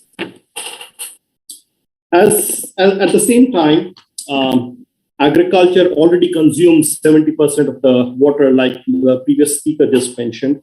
And as many regions are facing water scarcity, we need to be mindful of the expanding irrigation in a water-efficient manner. One way to do this is through wider use of drip irrigation systems. As you can see in these pictures, a drip irrigation system delivers water to crop through a network of pipes and releases it slowly at the roots of each crop. This prevents most water losses by evaporation and depercolation below the root zone. In contrast to traditional methods such as furrow or sprinkler irrigation systems, well-managed drip irrigation systems have been shown to reduce on-farm water consumption by as much as 60%. So despite these benefits, there is a major downside to the drip irrigation system adoption. It's about their relatively high capital and lifetime cost. Drip irrigation is currently only used on a small fraction of irrigated land, and most smallholder farmers either not irrigating or using low-cost but inefficient methods.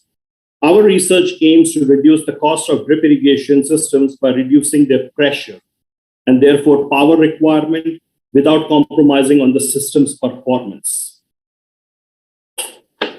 So to explain this idea further, there is a diagram here on your screen of a typical irrigation system. The water is pumped from a source, passes through a treatment system consisting of filters and a fertilizer injection system, then into the piping network. The network branches out from one large to multiple smaller pipes. The smallest pipes are rather tubes in the network and are called laterals. These laterals are laid out along each row of crops with drip emitters installed along the laterals near the roots of each plant. The system cost then can be written as a sum of the cost of hydraulic components plus the cost of the pump, the cost of the power, the pump. This may be either the lifetime cost of the electricity if the pump is connected to a power system, or the cost of an off-grid solar energy.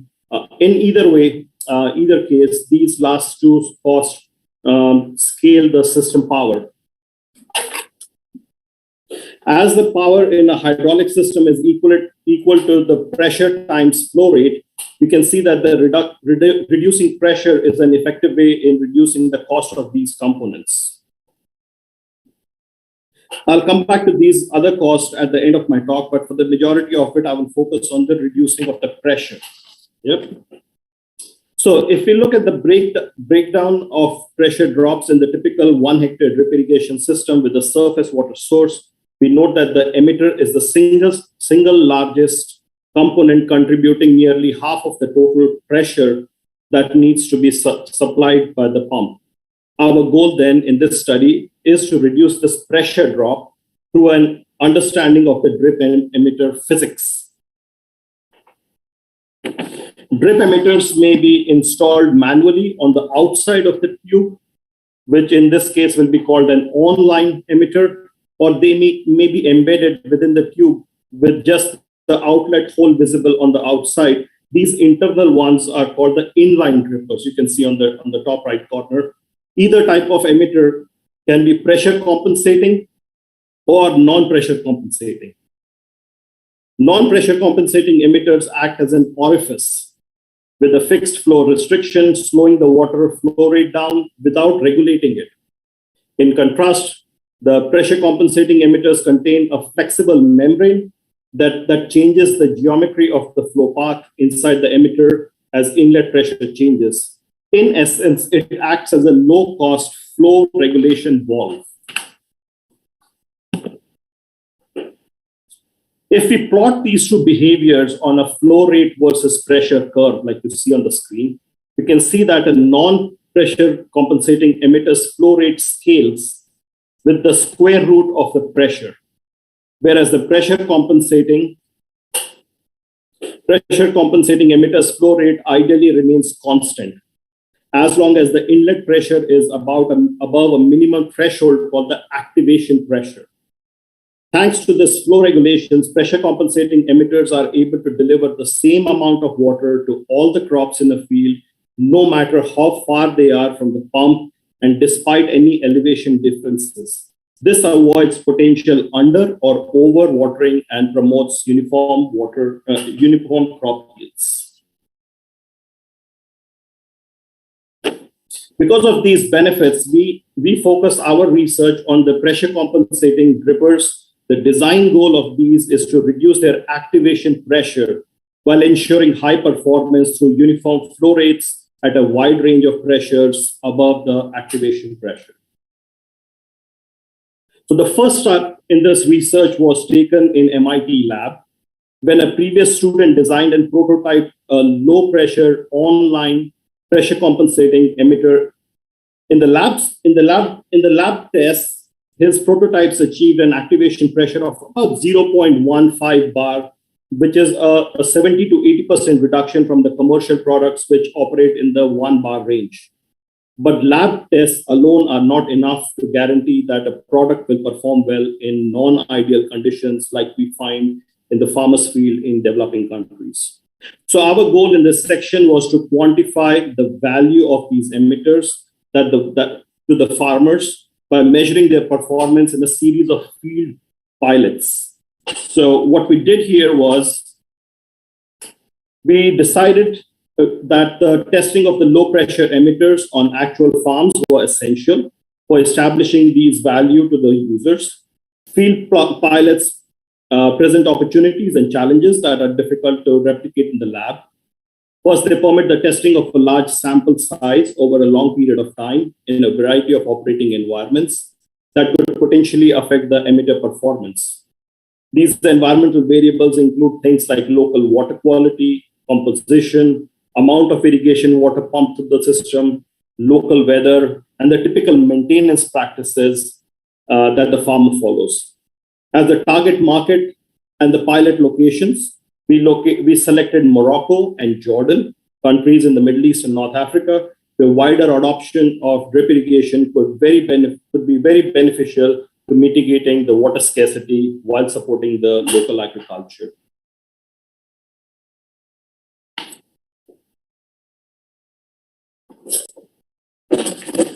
So We work closely with the local implementing partners in each of these two select locations. We designed the experimental methodology and implemented robust data collection methods. The 9 sites we selected in the 2 countries allowed us to test over 5,000 low pressure emitters over a course of several years. They featured a range of commonly used water sources and trees. Each site was operated according to typical practices used by the farmer in order to test whether these emitters could be a direct replacement for commercial products from other competing vendors without requiring a change in the user's practice or any other operating protocols. So we designed the experimental layout to monitor the performance of low pressure emitters alongside commercially locally purchased emitters, which were used as control. Because these plots were part of large irrigation system, we had to use the same pump for both plots. So we compare energy saving, we install a valve to throttle the pressure at the entrance of each sub unit at the minimum needed by the emitters on that plot.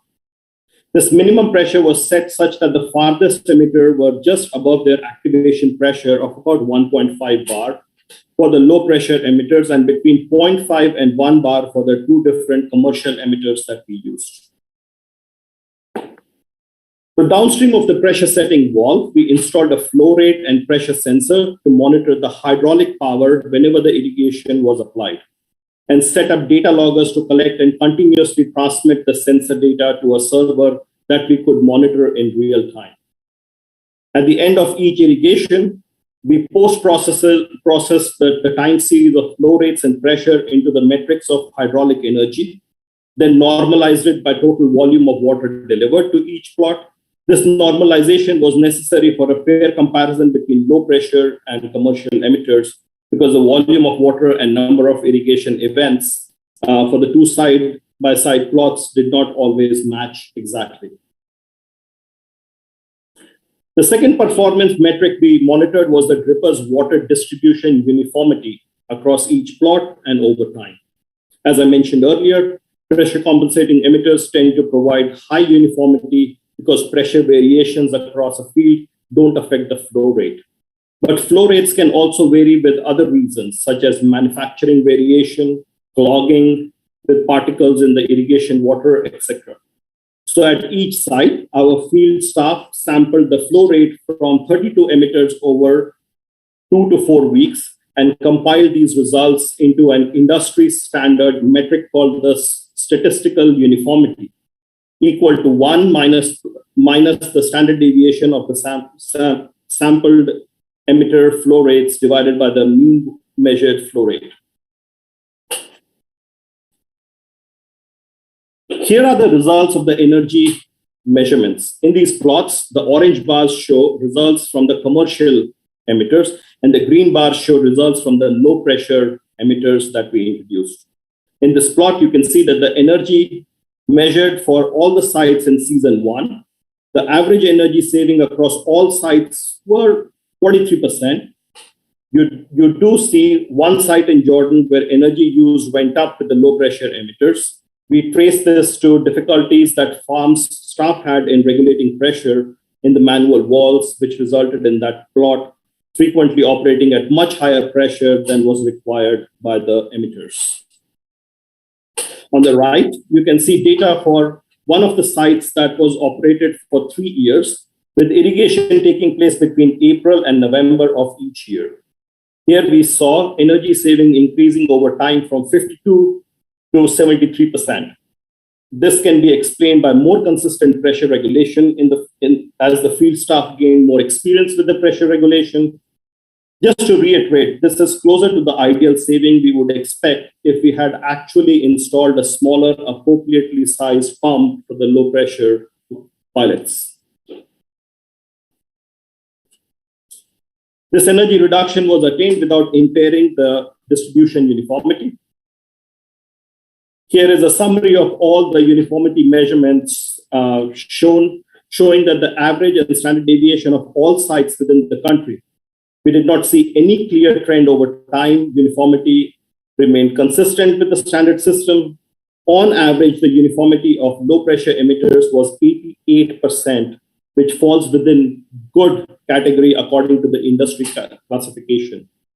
The commercial emitters used in Jordan had comparable results, while the ones used in Morocco showed slightly higher uniformity.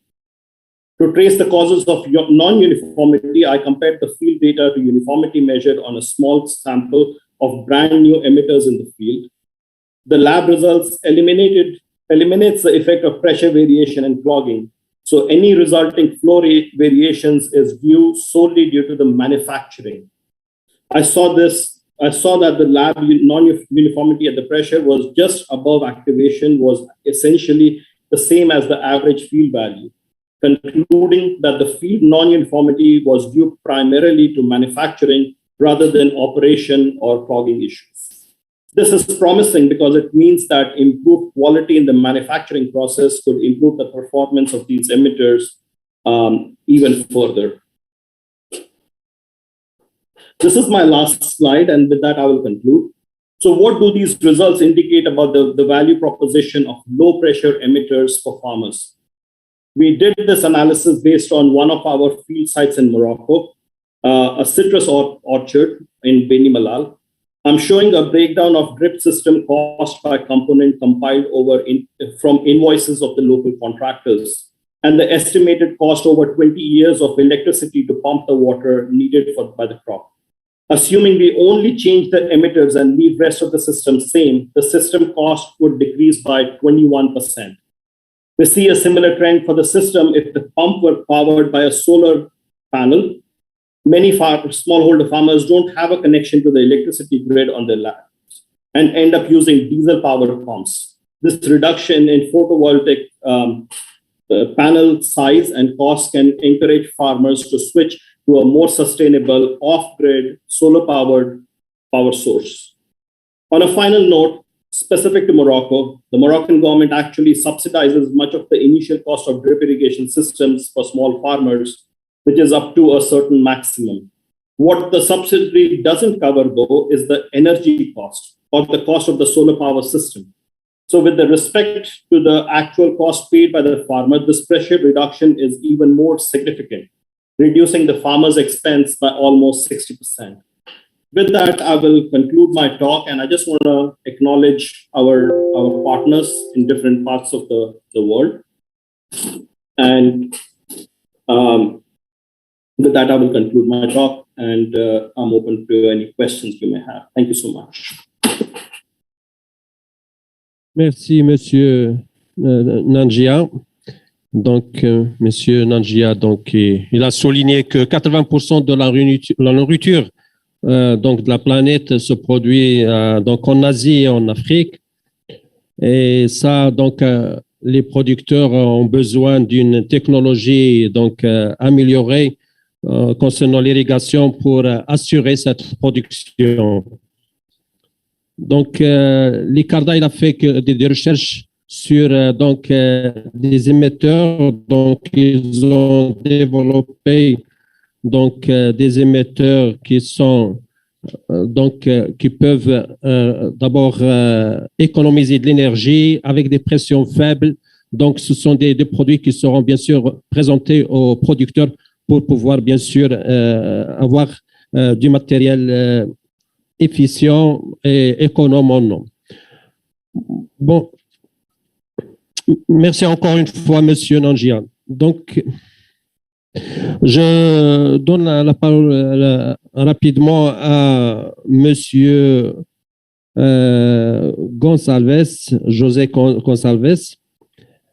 Alors, sur water saving in rice irrigation, field assessment of alternate wetting and draining, flooding and drip irrigation.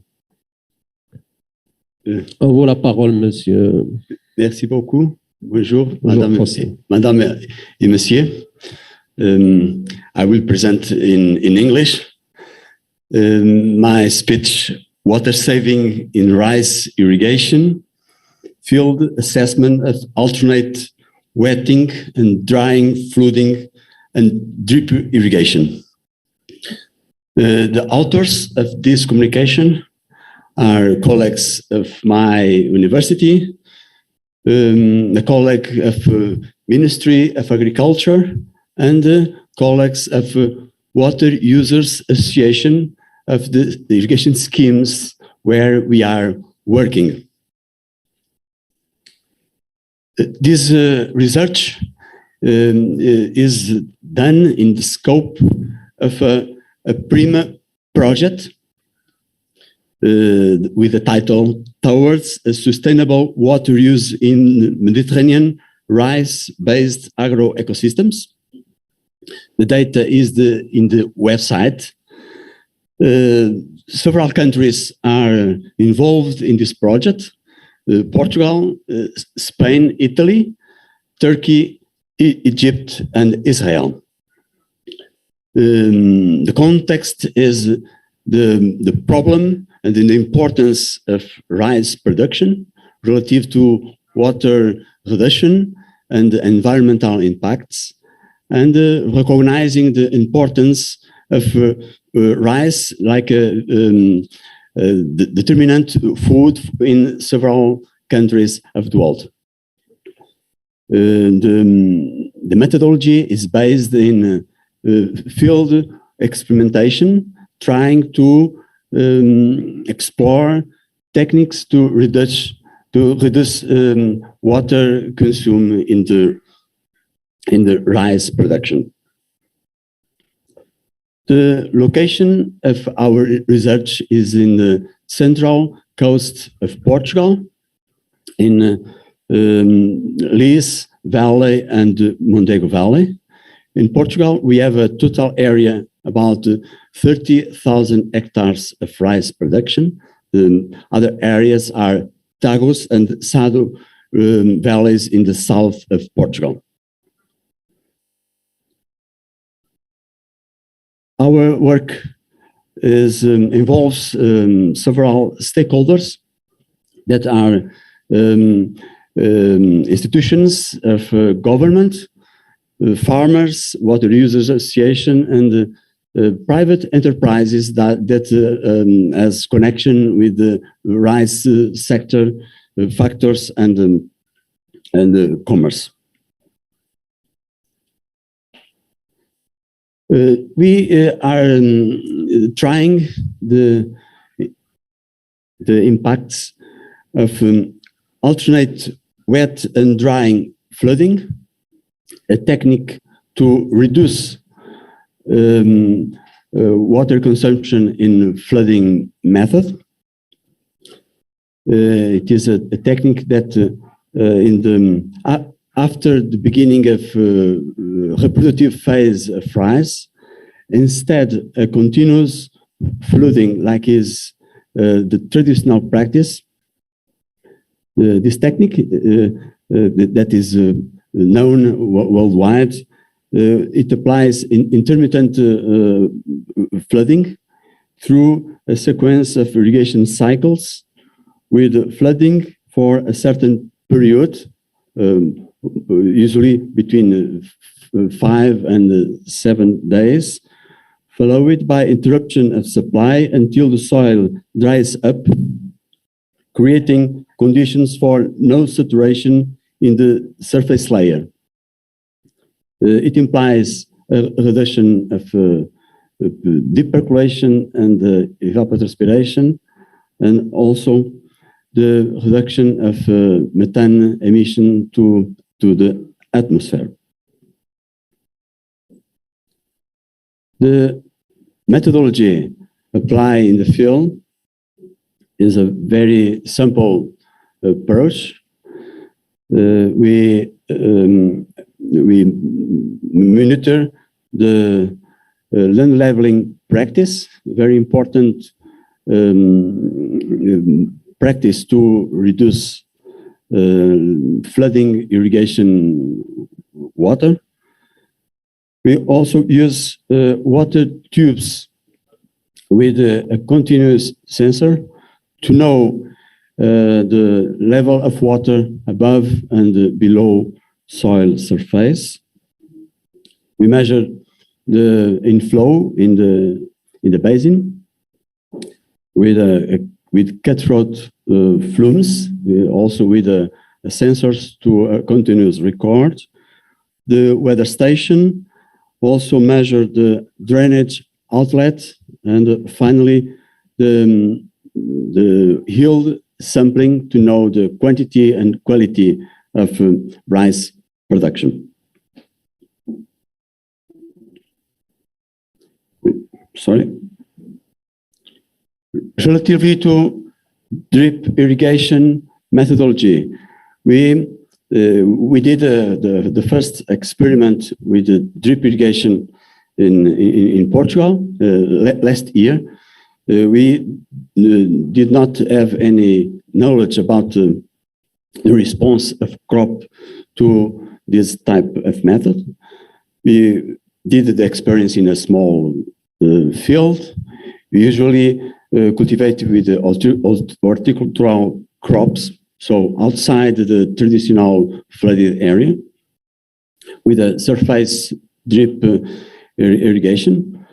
The crop spacing was 20 centimeters, drip lines spacing of 60 centimeters, drip spacing within the lines of 30 centimeters, and we measure the soil moisture with a TDR sensor. These photographs show some aspects of this experiment. To control the weeds, we apply a bath methodology by chemicals in a first approach, and after by hand, because chemicals did not work perfectly in these conditions. We make the position of drip lines between one drip line very close to the line of rice, and other one in the middle, to understand the behavior of root development relatively to the position of drip line. The results relatively to alternate wetting and drying.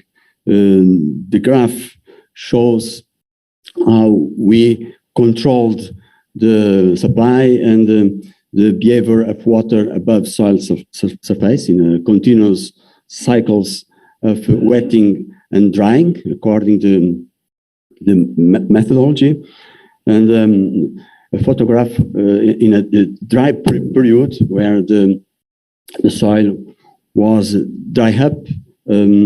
The traditional flooding, it was a continuous flooding in this part of the cycle. The comparison of number of days with flooded and no flooded soil in the three study sites.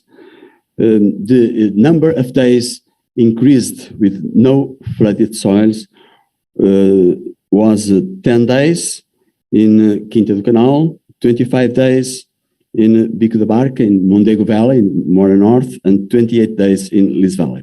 So it is the direct impact in the number, the increase of no flooded soil. The impacts on evapotranspiration, irrigation, and deep percolation.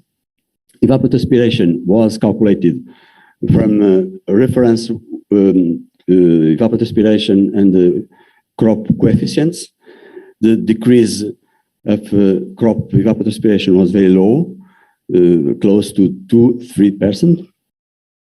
The decrease in irrigation supply more or less significant, 10-12% is the direct impact in water saving in this practice, and the relative impact on deep percolation close to 15-20% of volume. And the impacts on yield the yield impact was very, very small, 1.6 negative reduction without impact in Bico da Barca, and the more significant impact 5.6 in Lis Valley, the third one. The consequence in water productivity was all of them positive, because we reduce the irrigation, and the decrease in the yield was not so high. The results for drip percolation, for drip irrigation.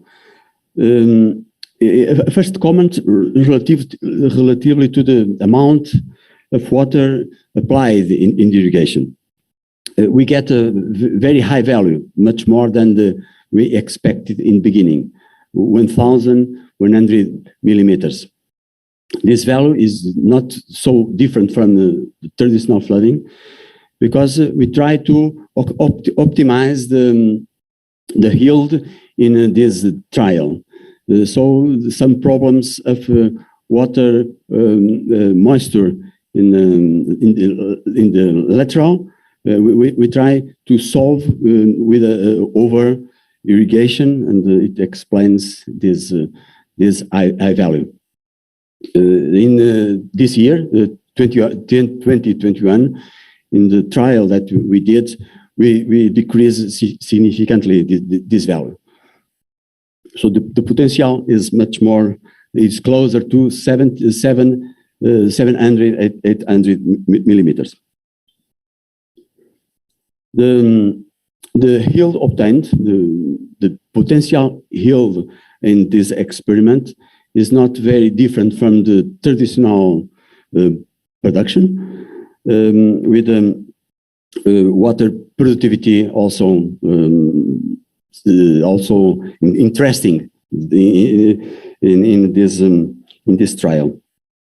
Comparing altogether the traditional flooding, alternate wetting and drying, and drip irrigation with different type of soils. The drip irrigation was developed in a light soil. The irrigation depths between 1,100 and to 1,300. The rice grain yield close to 6 tons per hectare, and the water productivity a little bit higher in the drip irrigation trial. And finally, this experiment, our first experiment in drip irrigation with rice, and also the first experiment in wet and drying flooding. We have significant impacts in alternate wet and drying. We can save more than 10% of water with a low significant impact in yield. Some problems appears if you ask if farmers want this technique. They say that if I have water, I prefer the traditional flooding, is more secure. We reduce the risk or the risks of some reduction of the yield. But if the water is scarce at that phase, in middle of July and August, this technique could be applied without a significant change in the practice and in the installation. And finally, for drip irrigation, it is a big challenge. A lot of colleagues in the Medwater Rice project, we believe that this technology have a very interesting future, because the increase of demand for rice in the next decades only can be compensated if we will increase the production in areas outside the traditional flooding areas, and the drip irrigation is the methodology of irrigation compatible with this type of soil conditions and this type of water availability.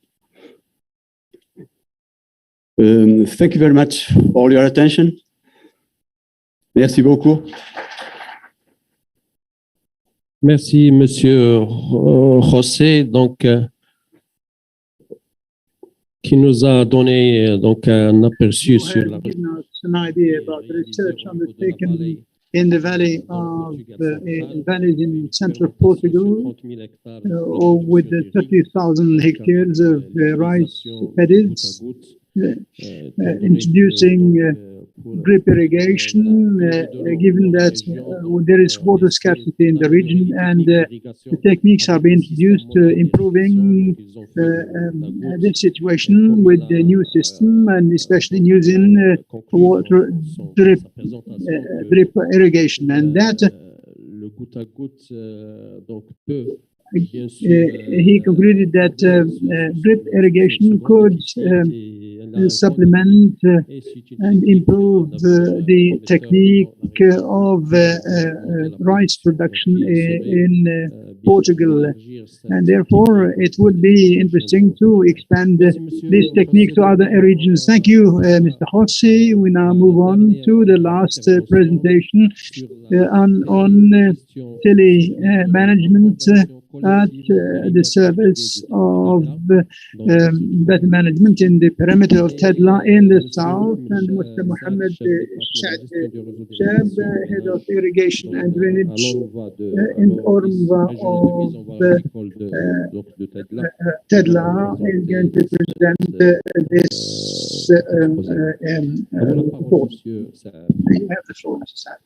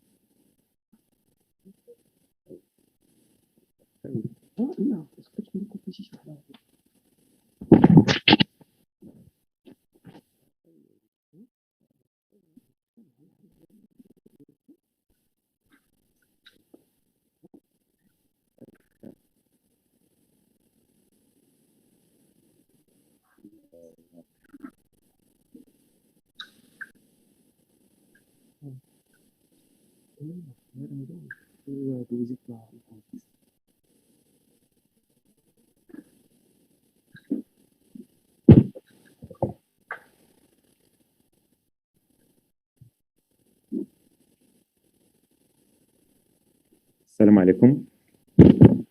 Mesdames et messieurs, bonjour. Ladies and gentlemen, good afternoon. I am head of the department of the agricultural office of the Tadla perimeter, and I'm happy to share with you actually the results that we have obtained in collective reconversion of the tele-management in service of the collective reconversion.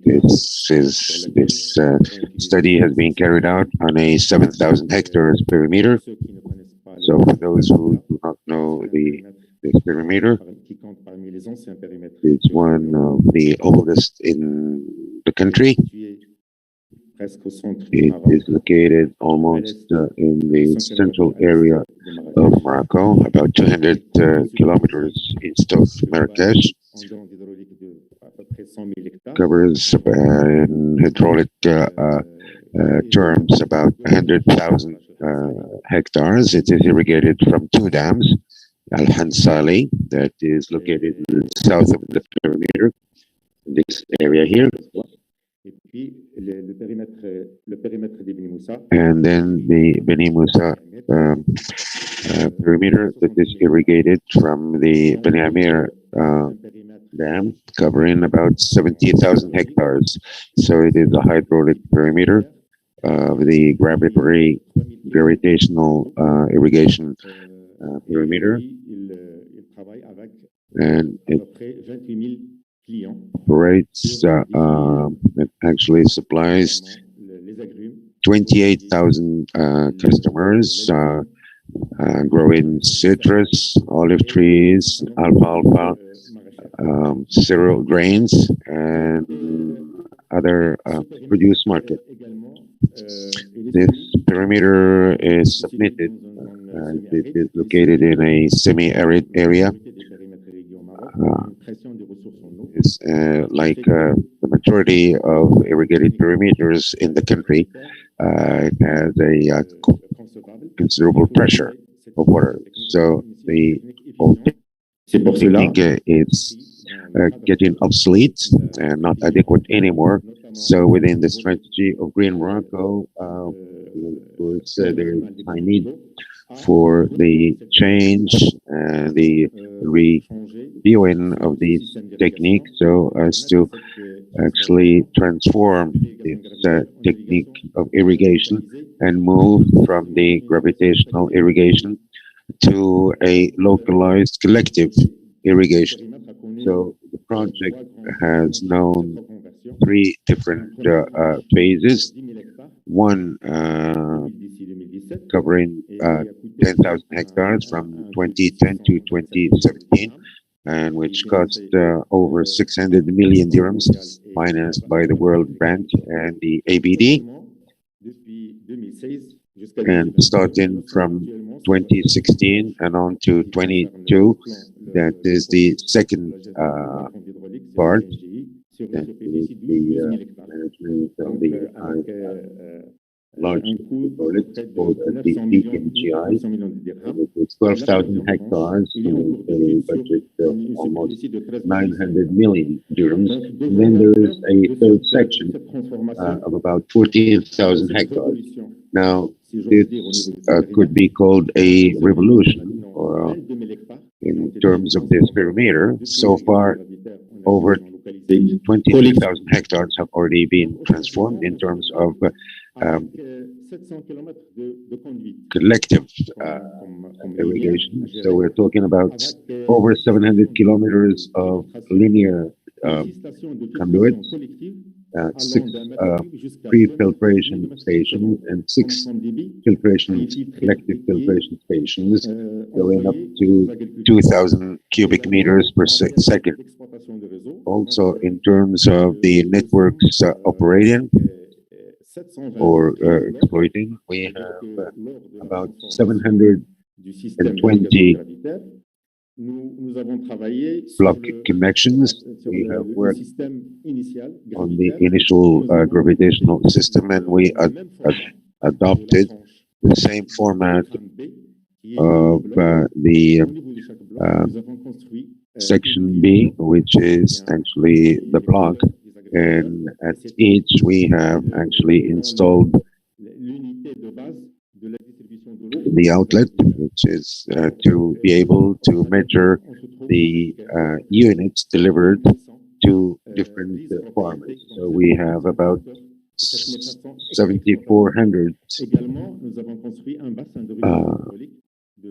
outlets. We also built a hydraulic regulation basin of 100,000 cubic meters. And another one is due to be operated by the end of this year. Now, all this needs, of course, an organization tool or scheme. The layout of the irrigation adopted is, of course, distribution to restricted demand, because we're talking about, of course, scale economy.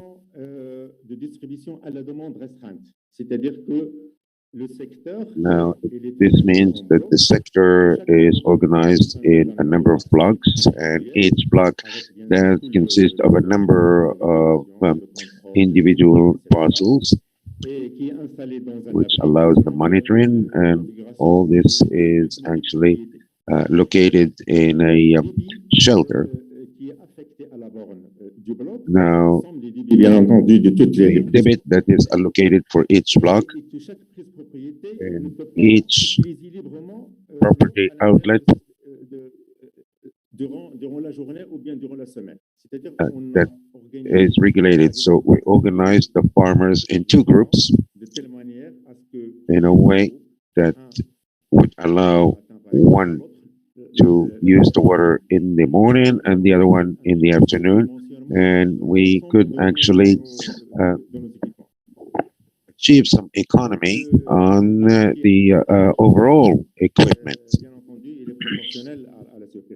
Now, of course, the number of outlets is proportional to the parcels, and the farmers do benefit from a margin of operating, which still remains submitted to the debit limits. It means that the adopted scheme is one, again, that is called trained demand distribution. It means that this irrigation needs inevitably a management system. Now, the technological solution that operates a remote, it is actually remote monitoring and remote measurement. This optimizes the human resource, knowing that in addition of the pressure of water resources, there's a pressure on human resources, knowing that some people retire and replacing them could sometimes take longer than wished for. Now, this system, of course, needs a permanent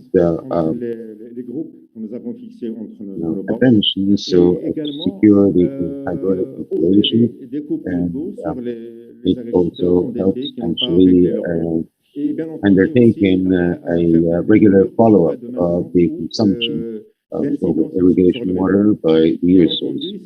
Now, this helps us in terms of remote surveillance, and of course there is an important factor that is, again, the regular and continuous real-time monitoring of the consumption.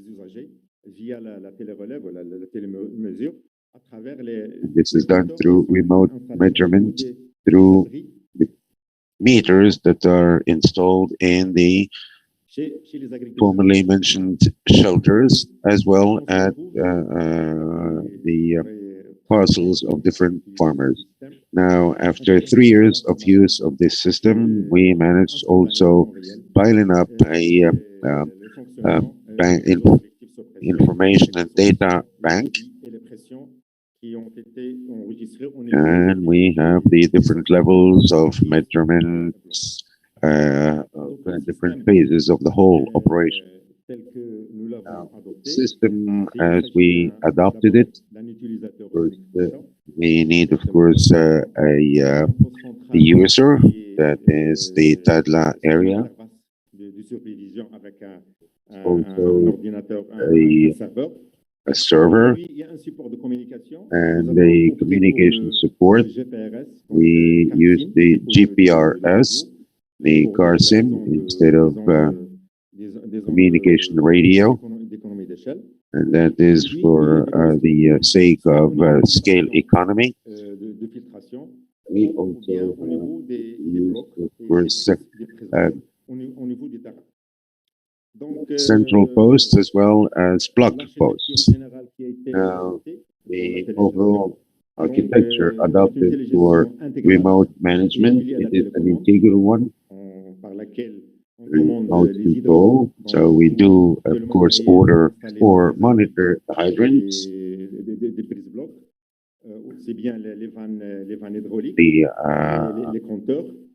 including the meters, the hydraulic outlets, and through this remote control, we could, of course, program the irrigation patterns on a weekly basis.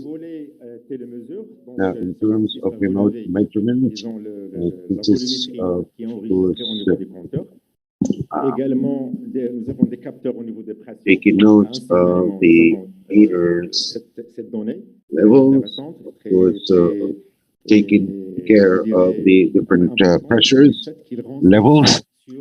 And this does, of course, tell us a lot about the functionality and the quality of the water as well as the installations. It also detects the abnormalities that could exist, which allow us actually to intervene in adequate time so as not to deprive the farmers of the irrigation water.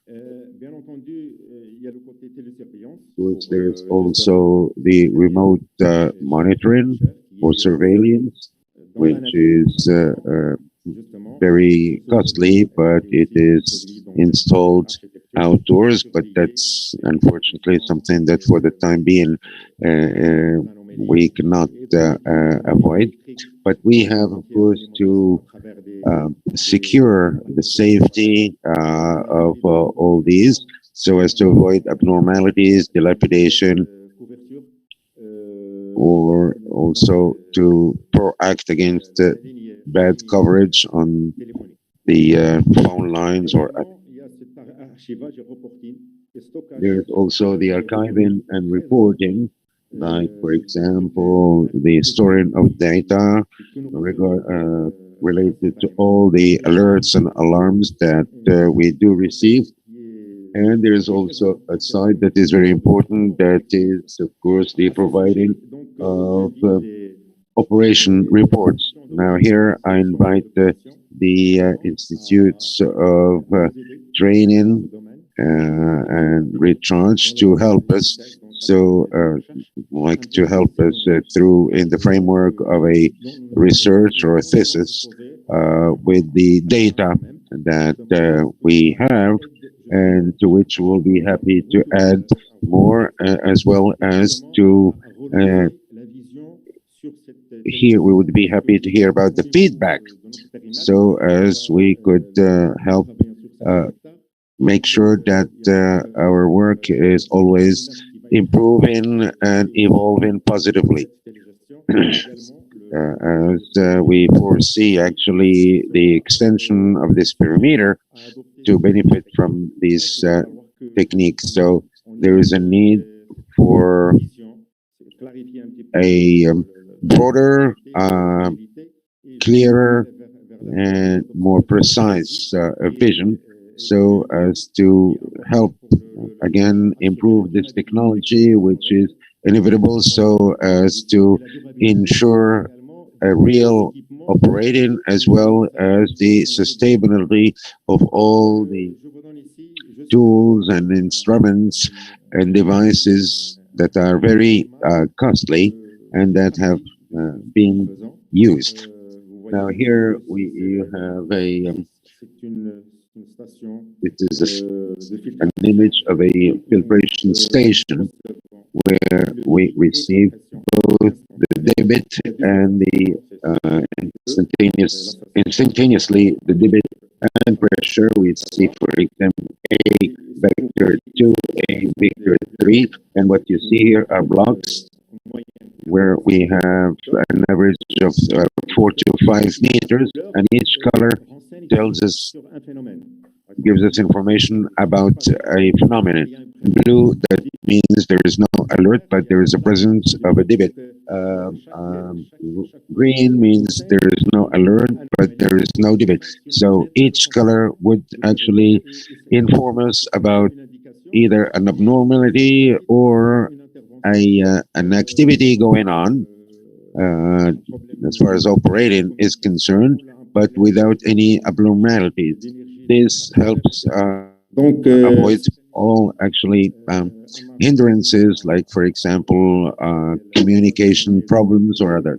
So by the third year, we have obtained results that are very encouraging and that reveal a lot of things, but that calls for a reactivity in terms of what all we see on our screen.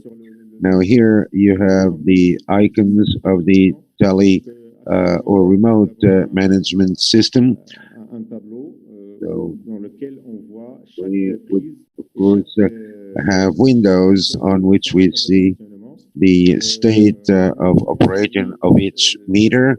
We could also inform at the level of the block outlet and also note all the characteristics, the debit, the pressure, the battery level, and the latest communication, just in case there is a communication problem at the level of the phone line.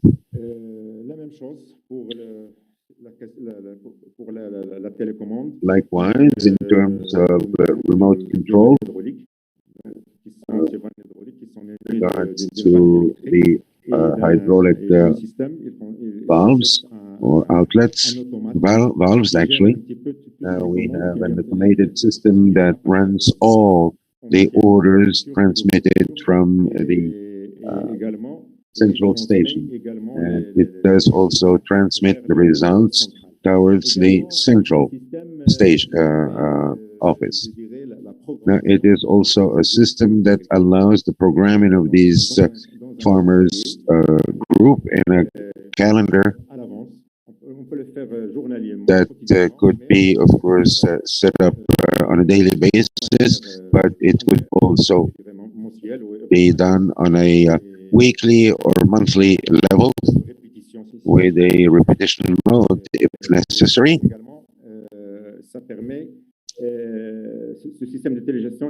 This system also allows it's being integrated to a site or some irrigation alerts system, and that would be integrated into the management of the aforementioned calendar, and it adds actually some elasticity to the programming patterns. Here are some graphs that show the type of information that we receive, like I would say every minute. We have the upstream and downstream pressure of the filtration stations. You see the functioning. We could also see some voids or gaps that are either due to some difference in the upstream, downstream pressure that would actually block the filtration station, or some maintenance problems. So all these data, as I mentioned before, which is enormous in quantity, we have here results that are available on a computer or a server, but they need to be coupled with investigations, field studies, so as to actually have a clearer picture of what we receive and how it could be applied to the real life cases. Also, in terms of the quota by hectare, which has become quite mandatory and quite demanding. So we have, of course, quotas that are granted to different management offices, known in Morocco as ORM, and we have an annual quota not to go beyond, so as to actually integrate the global economy strategy. So we had to go by this, and this is the third year that we have done that, and we did sense that with this technique, we could at any moment transmit the allocated quota to a farmer, like send him alarm signals saying that this is what is left of a given farmer's quota, and so on and so forth. That avoids a lot of water dilapidation. Now, what is to be done? And here I am actually looking towards the future.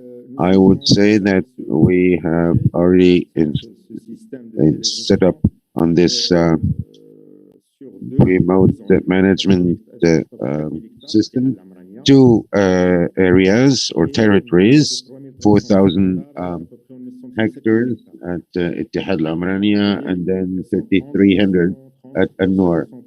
So we see here we have 2 stations, about 230 local posts. So we are about this is like 2,000 farmers, or which is 2,000 outlets. And we use the cost per hectare. I brought it down to a hectare. It is that is an average of $140 per hectare. So it is a tool that is not expensive, but the advantages are more beneficial than the costs. So we have actually implemented a general scheme or a steering scheme. The principle is the same, but we have 2 technologies, and we are about to equip another zone, and then the third one. We have been cautious, actually, not to over-diversify the technologies, so we put this overall scheme together, so as to be able to have information on the feedback on a number of issues, and try to adopt, in as much as it is possible, a single technology, so as not to have too many problems in terms of operating and maintenance. That's why we implemented this system.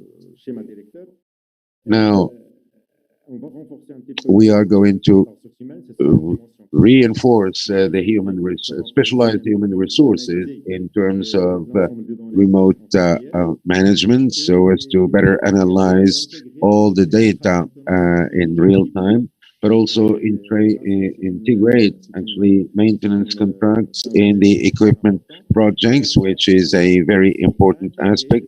Also think of integrating the remote management tools at the call for bids. So by the time we are installing our equipment, we should take into consideration the remote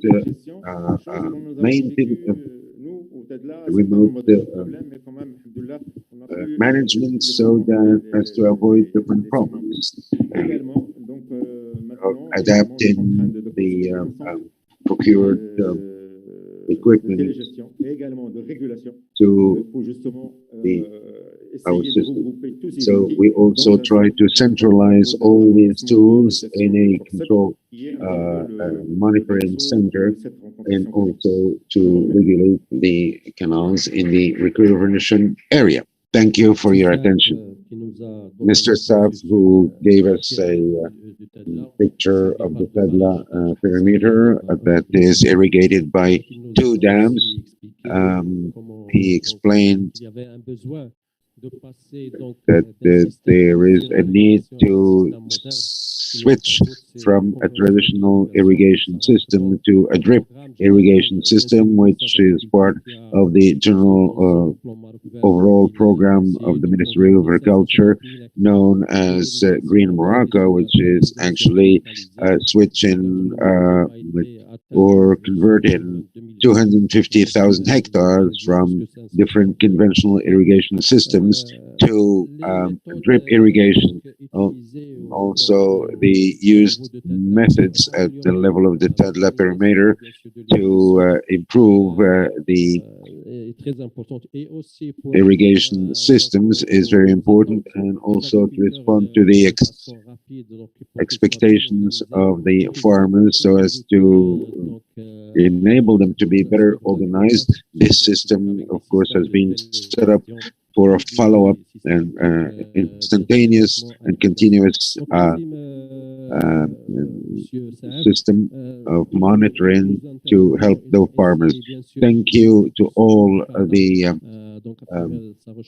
raters, like either from ECARDA or Portugal, and the use of drip water irrigation to save water, but also the Tadla perimeter. We also shared these moments so as to have a clear idea about the importance of water saving at the level of agricultural activities and what could actually bring to ensure a sustainability of water use, considering the problems related to climate changes and the water scarcity. We need to think about systems that would better respond to the situation, find also alternative systems. Like yesterday, we saw that in order to respond to the climate changes, alternative solutions have to be found in terms of water desalinations, the use of surface and underground waters, and so on and so forth. I'm going to leave 15 minutes for discussion. If you have any questions for either of the panelists or share a comment, thank you. You can take the floor. Somebody wants to ask a question or make a comment?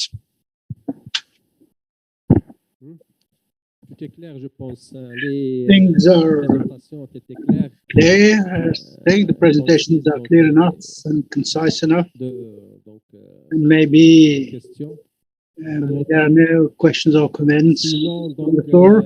Otherwise, we move on to the lunchroom, and we meet again at 2 o'clock for another session for management of irrigation schemes at different scales.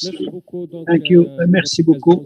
Thank you very much for presence and your thank you.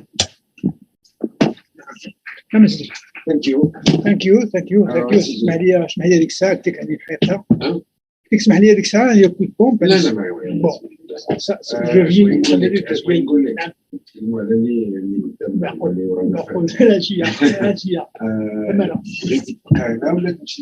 اللي بغيتي اخويا. لا لا. مزيان واخا سير التربية. هكاك. سير اللي بغيتي. خيرتني يعني خيرتني انت انا وين خيرك؟ ماشي مشكل. وانا عاد نقول لك انا اللي واخا سما دير هني انا جابريسي اوسي بيان كو انا جابريسي يعني انك خيرتني. ايوا تخير ماشي مزيان. برافو عليك.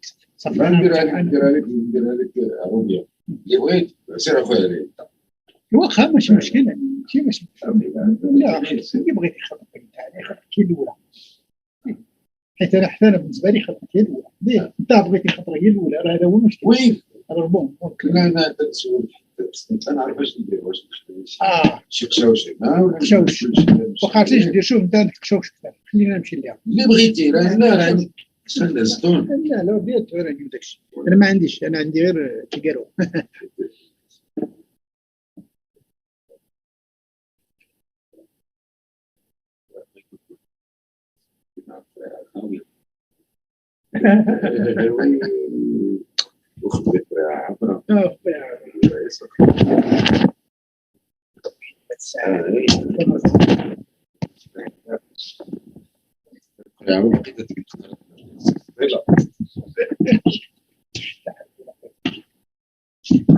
خلاني وحدي لا قربوا يكملوا انا مشيت. ولكن هذاك تاع الحساب لانه تيديرها بالعادي ياك. ولكن وانا ماشي غدا فلان ما يعاونك تيجي كده الساعة اللي قلتي بغات وغادي نجمع وين وبلاش نمشي لا صافي كذا كذا ولا عارف لا انا ماشي انا نترونجا معك ولكن لو كان مشكل انا وياك بينا نوليو فورتيف بارابور السيد اللي ما جابنا صافي غنقول لك هذيك الشخصيه تاع جوج فرانك لا وانا وليت يكون اوكي يجي عيب عليك ما قبلتي هي انت بتسرق وانا الشفره وانا خارجي صح ديال لا وما جاتش انت كاع ما ركبتي في التران تاع الربعه ركبت ديال الخمسه واش اشترى اشترى كملت نص ساعه زدت ربع ساعه 6 ساعات وانا نقول هادشي اللي درنا كله هي فيه التماس قدام الحمار المنتمي صاحبي خصني وما نقولش انا ما نخرجش على البر انا فين نتلوش وفهمت اللي صاحبك ولا تطلع على الناس سير قلب عليه فين انا ما قالكش بغيتي قال لي ما قال لي والو قلت لي وزيد راه بحالك بحالو اسمعني اسمع قول دابا كيفاش يقدر انا ساد لا بنادم يغلط كاين واش تحت ما معصوم من الغلط متعمد غلط راه ولا هذا الطنس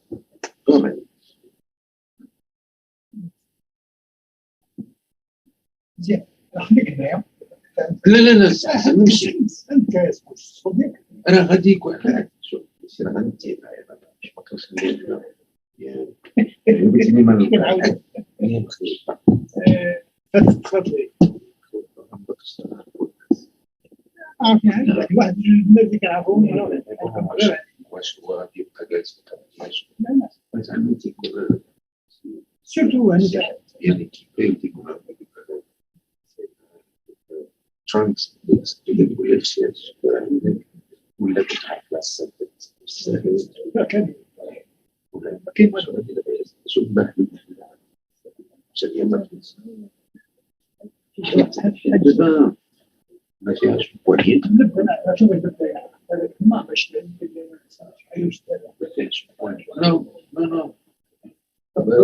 لا بحال ديك الخدمه دير حجرتك على الباب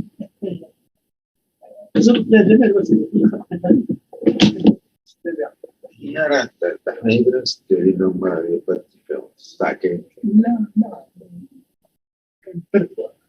هذا هو اللي هذا ديالهم ياك شي ديالهم خلاص الله يطلعونا في حقيقه في الاشياء ما قلتني فين بديت كاع ما قلت على فين تزيد لا بس ما تستيرش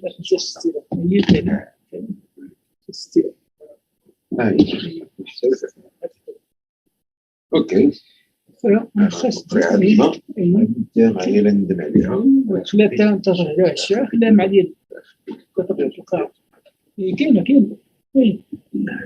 ولا تمشي انت اشوف ضرب على اختها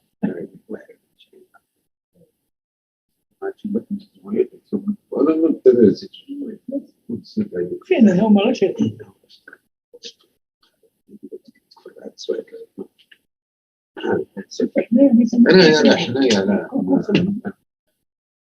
والسكر والمتاي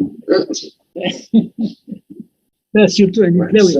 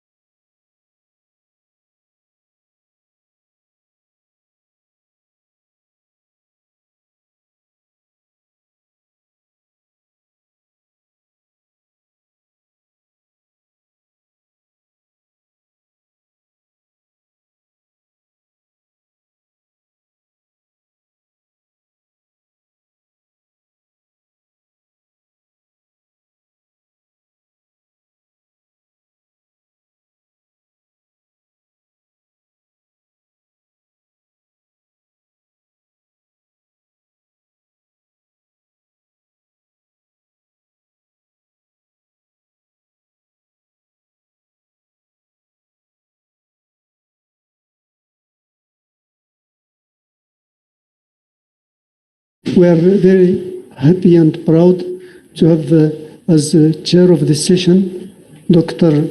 Ashwin Pandya. He is General Secretary of our International Commission of Irrigation and Drainage. So he's also an expert worldwide known. It's a lot of work in dams, subjects, and irrigation structures. So I'm pleased and thank him for his availability. And he is going to have as a reporter our young professional, Mr. Yassin Darfawi. Some of you have met him when we had a tour, first technical tour for the young professionals. So without delay, I will ask Professor Pandya to share the session. Thank you.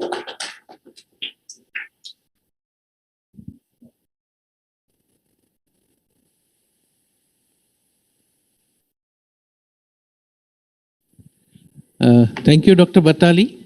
And it is indeed a great honor for me to be with you and share this session and thoughts on a subject which is a very, very important subject of general challenges of irrigation schemes and the management systems at different scales. Irrigation projects come in different shapes and sizes. And because of the scale effect and their very close interaction with the society in general, the management systems also have to undergo a lot of change and a lot of adjustment. It also depends upon the socio-economic status of the beneficiaries. It also depends upon the care and diligence that is bestowed on planning and implementing the project. So it's a very wide topic, and we will take up various papers which are going to be of very great importance for us. And for that, I will first invite Dr. Hafid Ghani. He is our Vice President Honorary of the ICID and our chair of the working group on institutional and organizational aspects of irrigation management. So we will be very happy to learn from him about the thoughts on this aspect. So I will request Dr. Ghani to please come and deliver his address.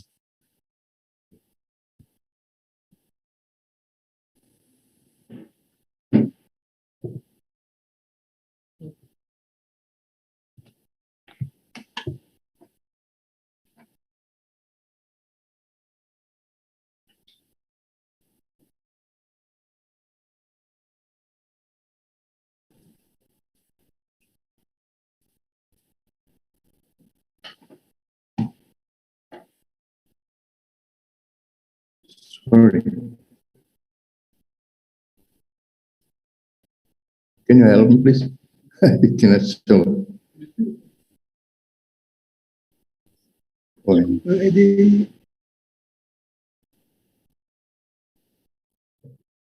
Okay. Proceed.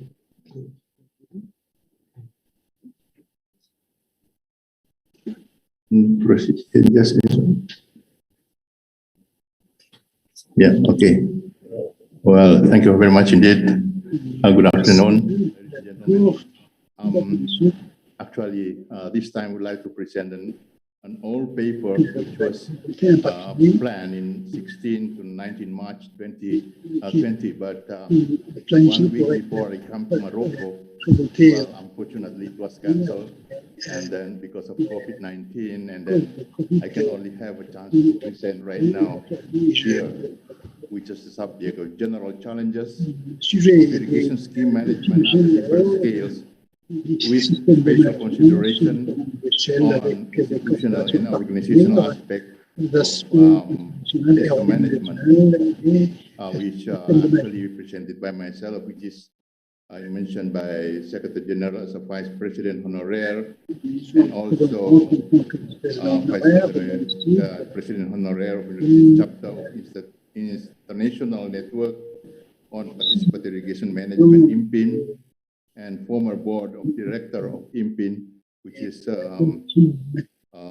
stationed in Washington, D.C. So I would like to give a presentation outline, which is this one is only based upon a literature study, where we will study introduction, where present condition of land ownership, pattern in irrigation agriculture, institutional challenges and perspective, irrigated agricultural impact and adaptation to climate change, and the way forward trend, and will come later on in 15 minutes about concluding remarks. Well, as you know, the characteristic of selected countries, just mentioned here that simply like jumping. I'm sorry.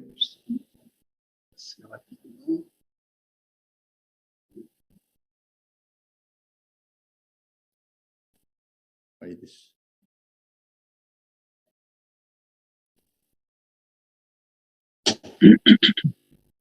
So, first of all, I would like to present about challenges of irrigation scheme management with poor efficiency, poor maintenance, poor water use association performance, and competitive use of water, issues and adaptation of climate changes, policy instrument, institutional setup, technology, particularly on operation maintenance adjustment, resources, and the local level, effect in livelihoods of institutional aspect-based population. Another introduction with different scales of mostly in geography terrains with flow population. Hence, without effective irrigation, no enrichment of agricultural civilization will be possible. Social and economic impact cannot be thought of.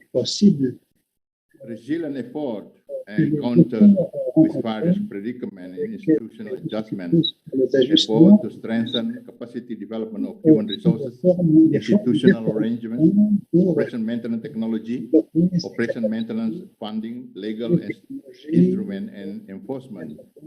And I would like to also talk a little bit about the capacity, adaptive capacity of water users association for self-management. Considering the actual condition in many regions of the world, resilient effort encountered with various predicament or institutional adjustment, which is enforced to strengthen capacity development of human resources, institutional arrangement, operation maintenance technology, operation maintenance funding, legal instrument, and of course also enforcement. And toward adaptive capacity of water use association for self-management of sustainable irrigated farming, a modified traditional and indigenous knowledge through follow-up capacity building, capacity development, which is rather sophisticated in terms of differentiation between one country to another. Looking into generalization under the challenges of small, medium, large holding condition of institutional organization toward a small marginal farm. Sorry, it is also jumping. To give a number of suggestions to adjust local specific conditions, empirical and theoretical notion through encouragement of some kind of integrated water uses condition. For future development, the paper also gives some discussion on the way forward possibility to institutional and organizational aspects, guaranteed water security and irrigation scheme with different scales, and future effort for adaptation with climate change. Is also application of smart in irrigation management. System intelligent. Also, continuous research and development support for irrigation services. Now we jump to present condition of land ownership patterns, where we know that except in America, why is it jumping?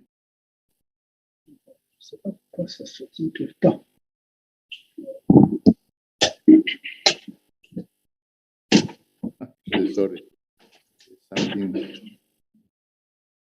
Which is jumping. There is some time delay. So when you click the first time, just wait a little bit until it materializes. There's some time delay between what you do on the computer and what appears in front of you. Okay. So there's some time delay. So just wait a little bit before you go to the next one. Could you stop? So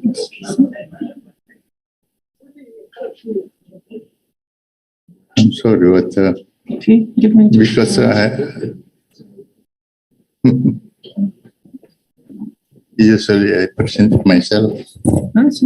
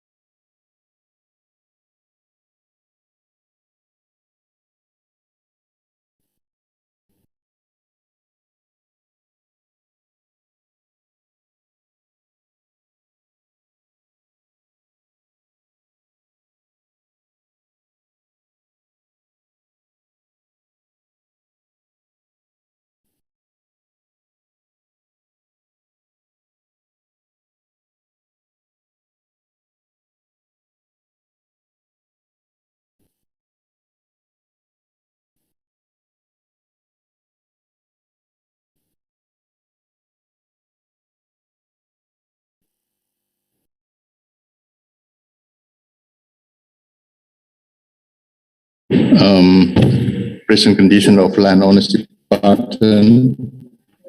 As you know, that except in America, Europe, and Australian continent, the sizable of irrigated agricultural activity carried out on small and marginal farms. Based on consensus, the countries have their own criteria classification that make international comparison difficult. Being the case, it is required to consider the data for policies for small farmers in times of planning agricultural surveys, and hence the marginal cost for provision of such a data will be negligible. Based upon study of the World Program Census in 2000, Asia and Pacific region has the smallest size of holding in the world, an average of around 5.5 to 1.14, 114 FAO member countries. Average size of holding in Asia is only about 1 hectare. Bangladesh agricultural surface of 2005 comes to only 0.3 hectare. In Pacific Island, the average size of the holding, including Australia and New Zealand, range from 0.6 hectare in Cook Island and about 3.6 hectare in Samoa. The average size and fragmentation of agricultural holding 1995 to 2005, actually in the world total 114, Africa 25, America, North Central 14 countries, America South 8 countries, Europe 29, and Asia 29, which the average area per holding is about between 5.5 to 1, and average number of parcel per land holding is 33.5 to 3.2 percent or holdings. Well, in some countries in Asia, the percentage of small holding is below 2 hectares up to 90%. Share area operated by smallholders of the countries varies from country to country. A study of 14 countries in Asia by FAO 2010 indicated that 57.9 agricultural holding were below 1 hectare. In Nepal, for instance, the agricultural holding below 1 hectare. In India, over 80% of the holding area are 2 hectares, based study of FAO in April 2010. It has been observed that irrigated facilities for small agricultural holding are tended to adopt intensive cultivation, often growing up to 4 crops a year, according to APCAS 2010. This special characteristic of agricultural holding in Asia and the Pacific call for special attention to be given to small farmers in policies, particularly those relative to support of agricultural input, technology on irrigated agricultural, and dissemination. For statistics, a reflection of full picture in the national account of the country should clearly measurable. It is therefore important to define classification of land holding categories such as small, medium, large holding, and provide standard classification for tabulation as data at international level. For this purpose, FAO program for the World Census for Agricultural recommend that the holding be classified into 18 sizes in table 2.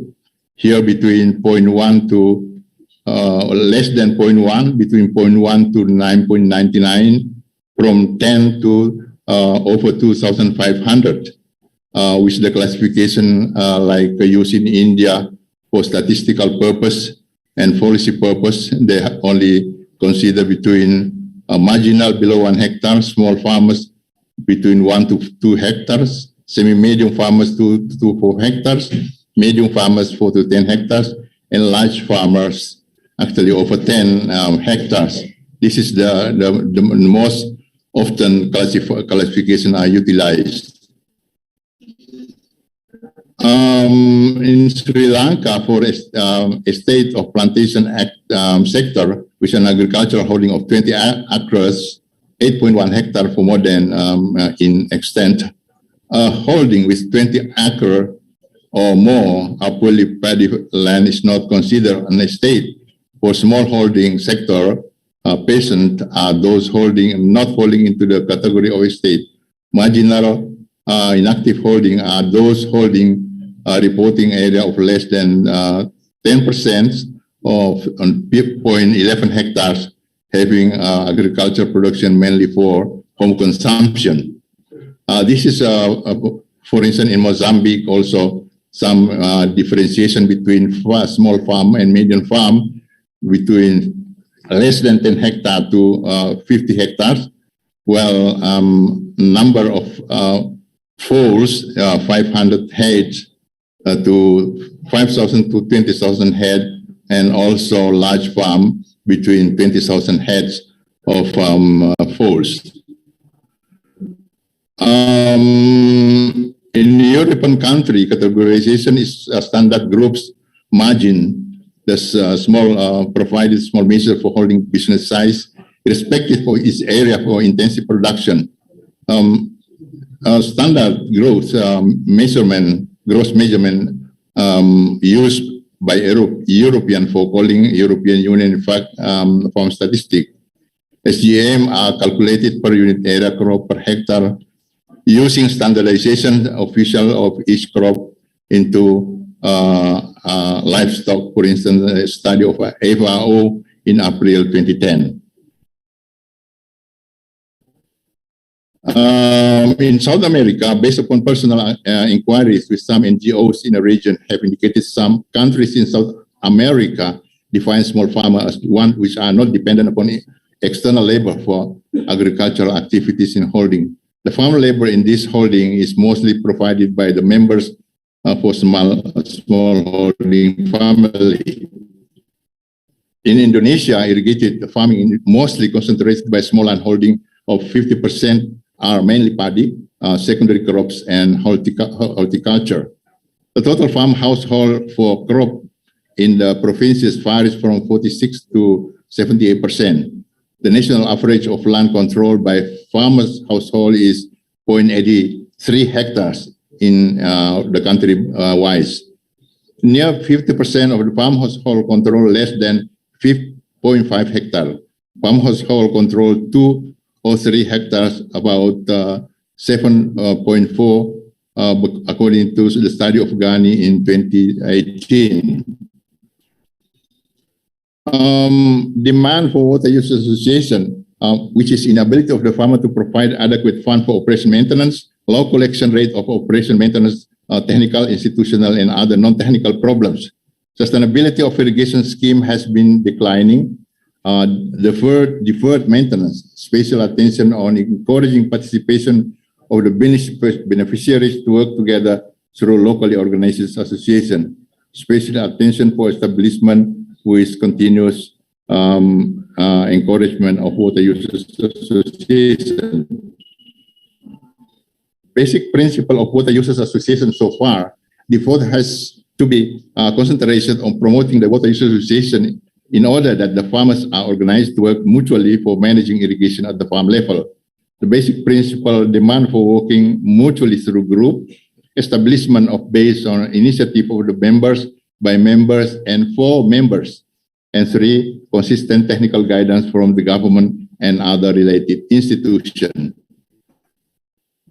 Operation principle of water users association, managing the water of the farm level within tertiary block, at an average about 50 to 100 hectares per farm per unit. 2, operation maintenance of the tertiary of village irrigation system effectively and efficiently. Determining, collecting, and managing of the many kind of term labors.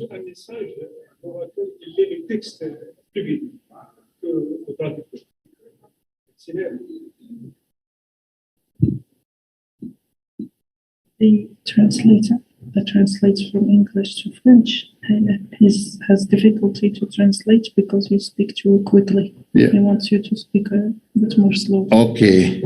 Conducting continuous guidance for their members toward innovative institutional activities implementation based upon GAN in 2018.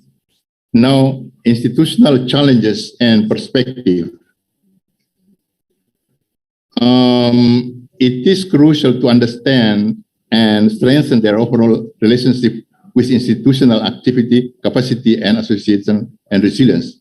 4 components have been identified, which are social capital, learning capacity, governance, and asset-based infrastructures.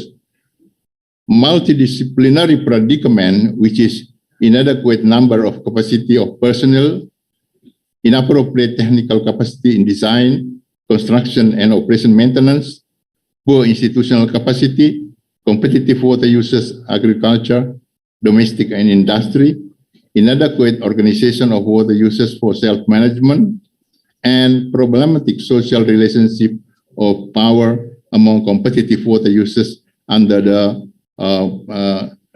figures. We can see here that there are a hard component and soft component on the top and the bottom, climate change on the left, and population dynamics on the right, where investment funds and farms as a triangle consisting of water user association, operation maintenance, sub-component, which is consisted of sub-component, and also agriculture to soft irrigation. Also, value added to former business on the top of the triangle. On the right, farmer social capital soft component on the right foot of the triangle, irrigation construction capital, hard component on the left angle. So inside of the triangle, there is economic profit. On the right, human resources and institution. On the left is an asset and infrastructural environment, which is determining the sustainability of social society. Now, climate change impact on irrigation. Climate change actually consider of a change of temperature, intensifying hydrological cycle, changes in precipitation, and also change in evapotranspiration, biomass production, which come to human intrusion in natural resources, changing in water availability, sedimentation, landslides, and impact, which will bring impact on irrigation management overall. So climate change is predicted to affect seasonal water availability, which should have social impact. Temperature and precipitation, in this case of irrigation operation maintenance, are two key climatic variables, which is very important to consider. Indirect impact of human intervention in natural resources would cause change in water availability. Now we come to strategy for action. Adjustment of traditional indigenous knowledge of farmer with reactant innovation with climate change. Complete in another 5 minutes. Yes. Subsequent effort toward professionalism and institution setting of optimum utilization. So in this capacity, we have to set about policy agriculture management by addressing strategy of professionalism, conclude institutional setting, optimal utilization of water and resources, accommodate of e-flow, grey water reuse and recycle, conservation of the grid of water resources, and land resource management.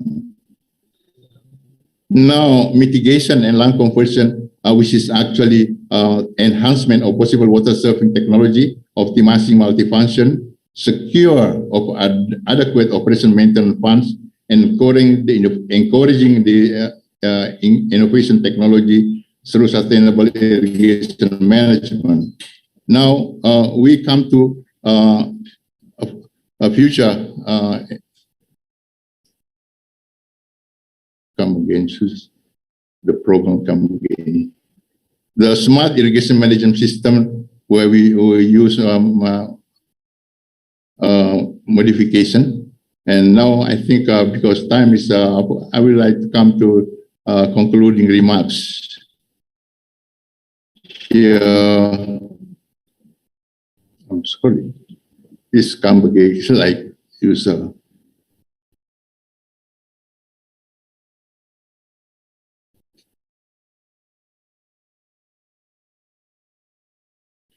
So, I come to concluding remark.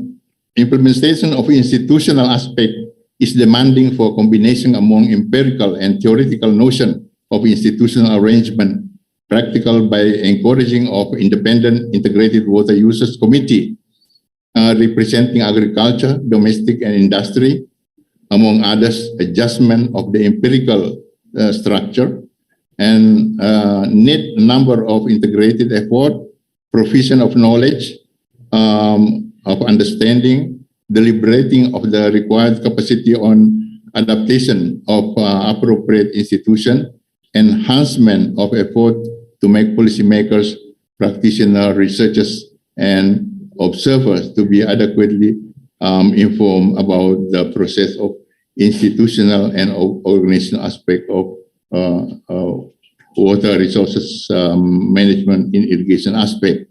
So very sorry because the program seems to be rather unusually jumping, so we cannot actually explain just quite as soon as possible. I think thanks very much for this one. Well, again, thank you very much, and I apologize for this. Well, let's say accident. Thank you very much indeed. Thank you, Dr. Ghani, and it was a very comprehensive address in which you covered all the aspects of the management of irrigation systems at various scales. Now we have the second paper, that is the remote sensing tools for irrigation management. Examples in intensive watershed by Mr. Iraqi. You will have 15 minutes for making your presentation. How much? 15, 1-5.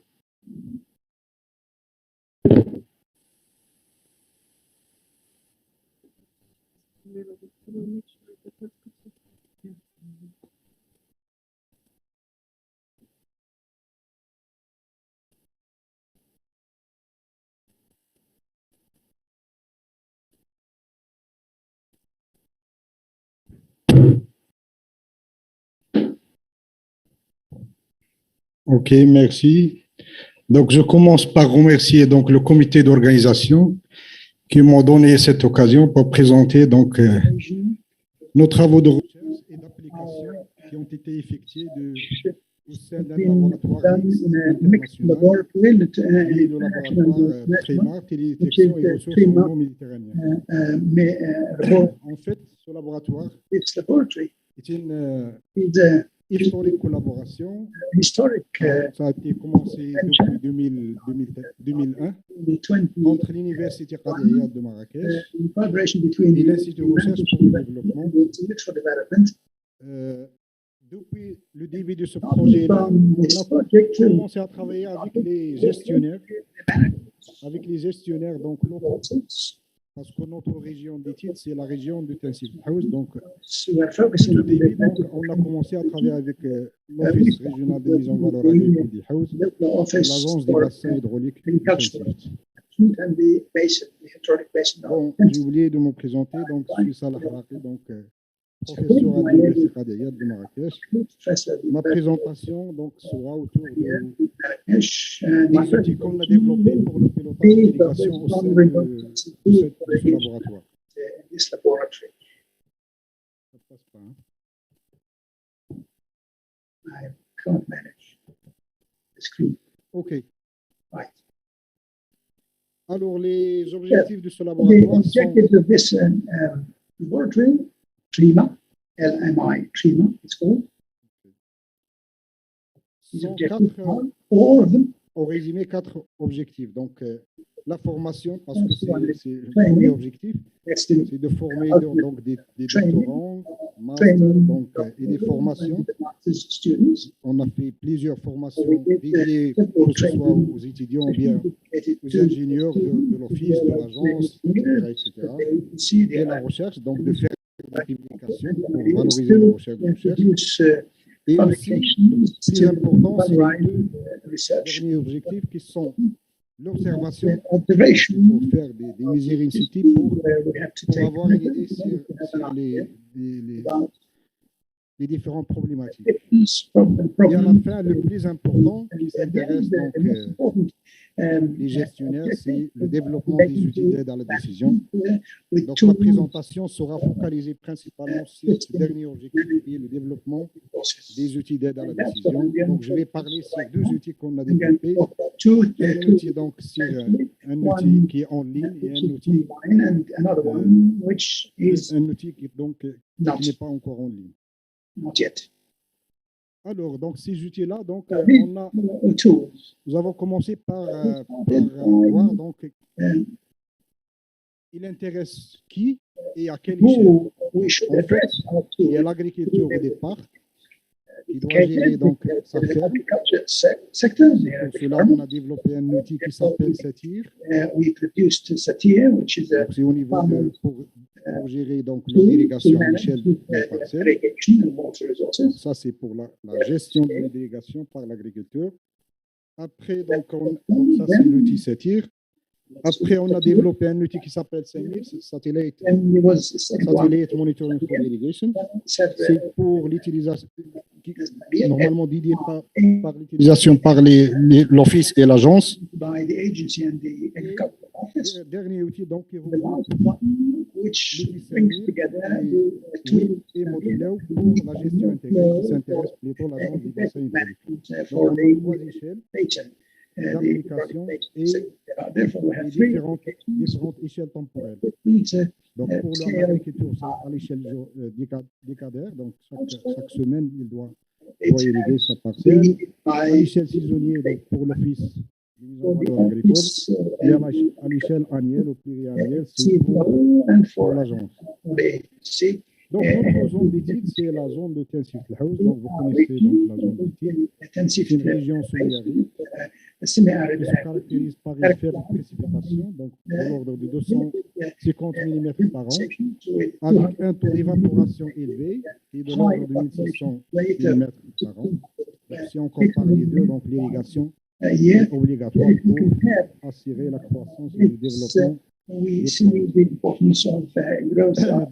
un autre avantage pour notre vision, c'est qu'il y a la neige. C'est un apport important pour les ressources en eau. La majorité de l'eau, les ressources en eau, sont utilisées pour l'irrigation. 90% c'est dédié à l'irrigation des agriculteurs et des agricultures. Donc, nous, notre spécificité de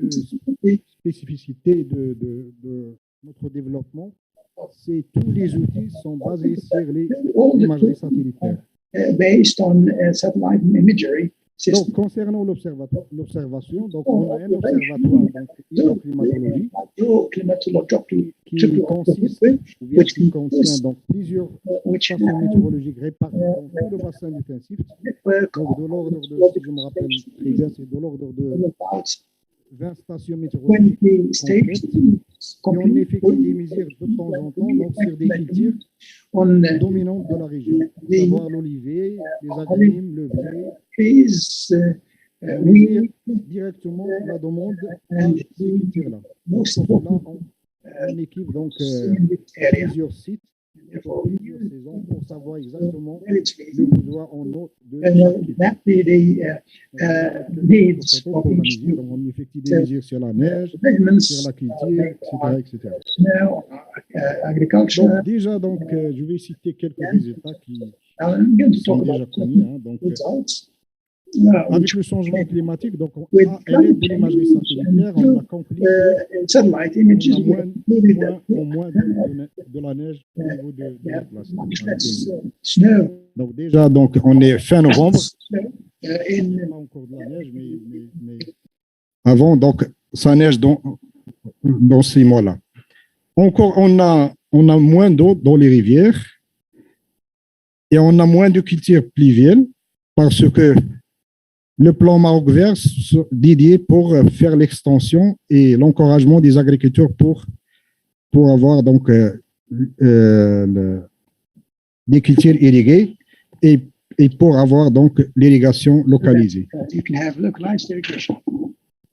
Mais avec l'extension, we have observed that there is less water in underground water, and the conclusion is that we have tension on water in this region, and we have observed that the underground water reduces by 1 to 2% yearly, and that is a huge tension on the water resources in this region.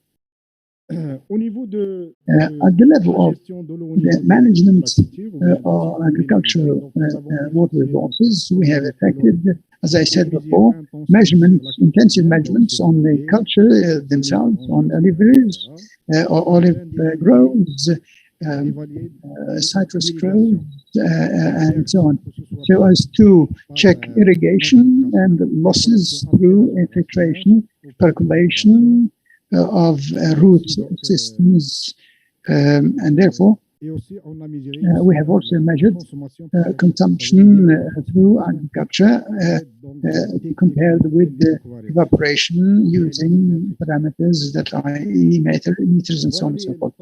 This is the table that produces the first results. So we compare between the traditional irrigation and drip, as well as percolation. And the conclusion is that even if the drip irrigation reduces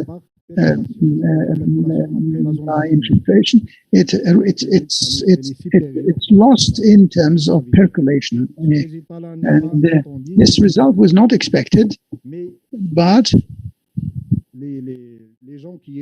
those who are irrigating daily observed that irrigation, traditional irrigation, is different from dripping. While dripping happens every day, and sometimes the plant does not necessarily need the water, and therefore the water is lost by percolation. And it's not necessarily for agriculture. It's good for water resources because it recharges underground water, but it's a net loss for water resources.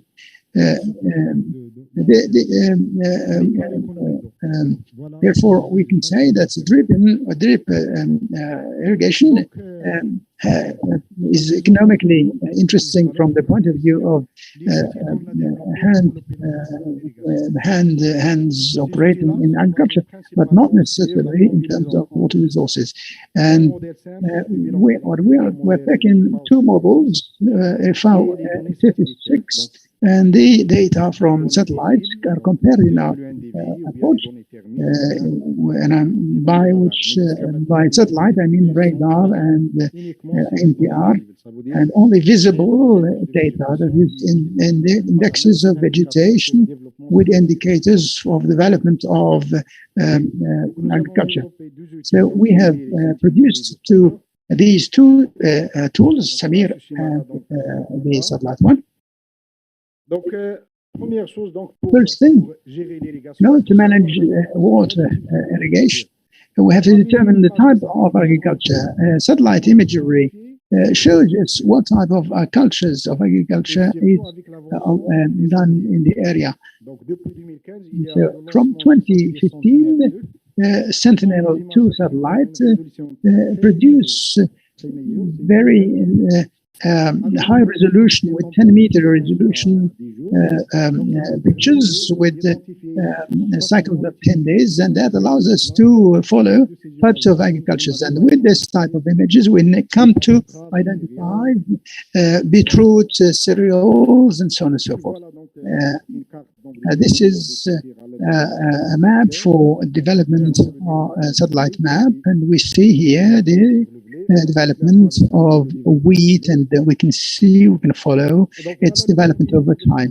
So that's the first tool. It's called SAT irrigation, and it's accessible online. This is the link for it. The farmer introduces the data relating to the culture or the soil, and the tool itself calculates the date of irrigation and the quantity. I take this occasion to thank Michel, who is been very kind to help us with this research. And the advantage of this tool is that we don't need in-situ measurements directly. The program determines the elements and calculates the equally evapotranspiration from the images and with cultural coefficients and the quantity with which is needed by the plant for its development. At the same time, Samir, its satellite monitoring of irrigation is not useful, is not yet useful, not yet online. It allows us to determine specialization, irrigation of water, and groundwater. So these maps are evolution maps from December to May, the period for development of agriculture, and they are they're using data from satellites. These tools can be used for determining consumption of before. And you can see the two images right and left with the calculation based on bibliographic parameters and the data used for teledetection. We can also determine where pumping is happening and the need. As I said, we take the imagery, satellite imagery, and the values produced by the agriculture office, and we compare And then the difference may indicate even where there are pumping activities. And as you see, the blue points are pumping spots. With the imagery, with satellite imagery, we can determine when there is pumping going on. Here also, the same tools are planned for gravitary for cycles of watering, and we can determine the quantities needed of water and the time necessary for irrigation. We also used the tools for integrated modelization, and we combined several programs in order to determine the level of the underground water. And here are some of the results showing the evolution of the where we see all the zones and there is a tendency for reduction of the underground water total. As a conclusion, we can say that that there is a dense network of meteorological stations required for accurate irrigation monitoring for the whole zone. And even go beyond this zone to apply this type of tool beyond the region, the max region. Second conclusion that the irrigation requires sustainable farming. So if people, before they need to have special training, number three, for us researchers, design and technical tools are the first step. And the long road towards a real world implementation, intensive assessments, and exchange between scientists and needs are required for an efficient and accepted tool in efficient specific context. Thank you. That's all.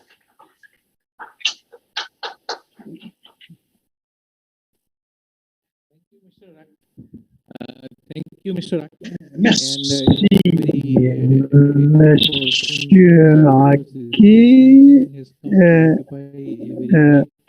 Place in the natural resources management.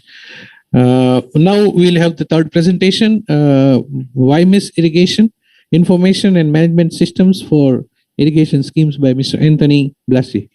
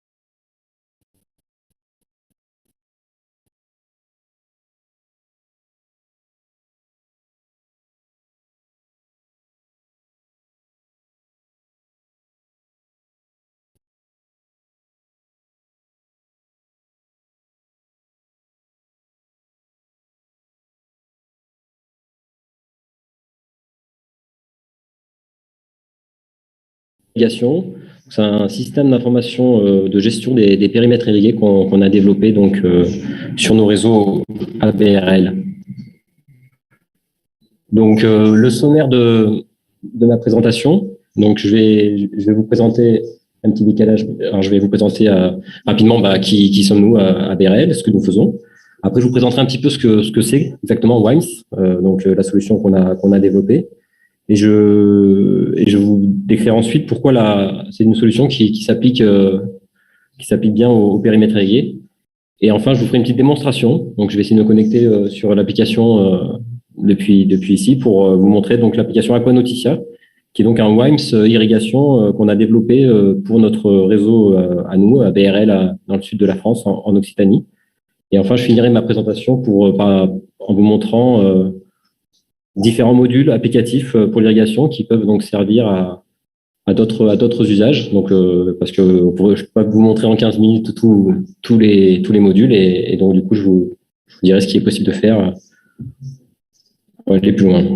Donc, qui sommes-nous la société BRL, donc BRL Group, a été créée en 1955. Voilà, donc c'est une société qui est basée dans le sud de la France. Et donc, depuis 1955, donc, notre société fournit de l'eau, nécessaire notamment pour les besoins agricoles ou urbains. Et elle aide à moderniser, depuis 1955, l'agriculture dans le sud de la France, en Occitanie. Et depuis donc 1955, nous avons développé et aménagé 100 000 hectares irrigués. Donc aujourd'hui, notre groupe BRL est composé de 6 sociétés. Et nous sommes 700 personnes à travailler. Et donc, parmi les sociétés, donc, il y a la filiale ingénierie, donc BRL Ingénierie, donc, qui est donc ma filiale à moi dans laquelle je travaille, qui est donc un bureau d'études qui travaille dans le domaine de l'eau.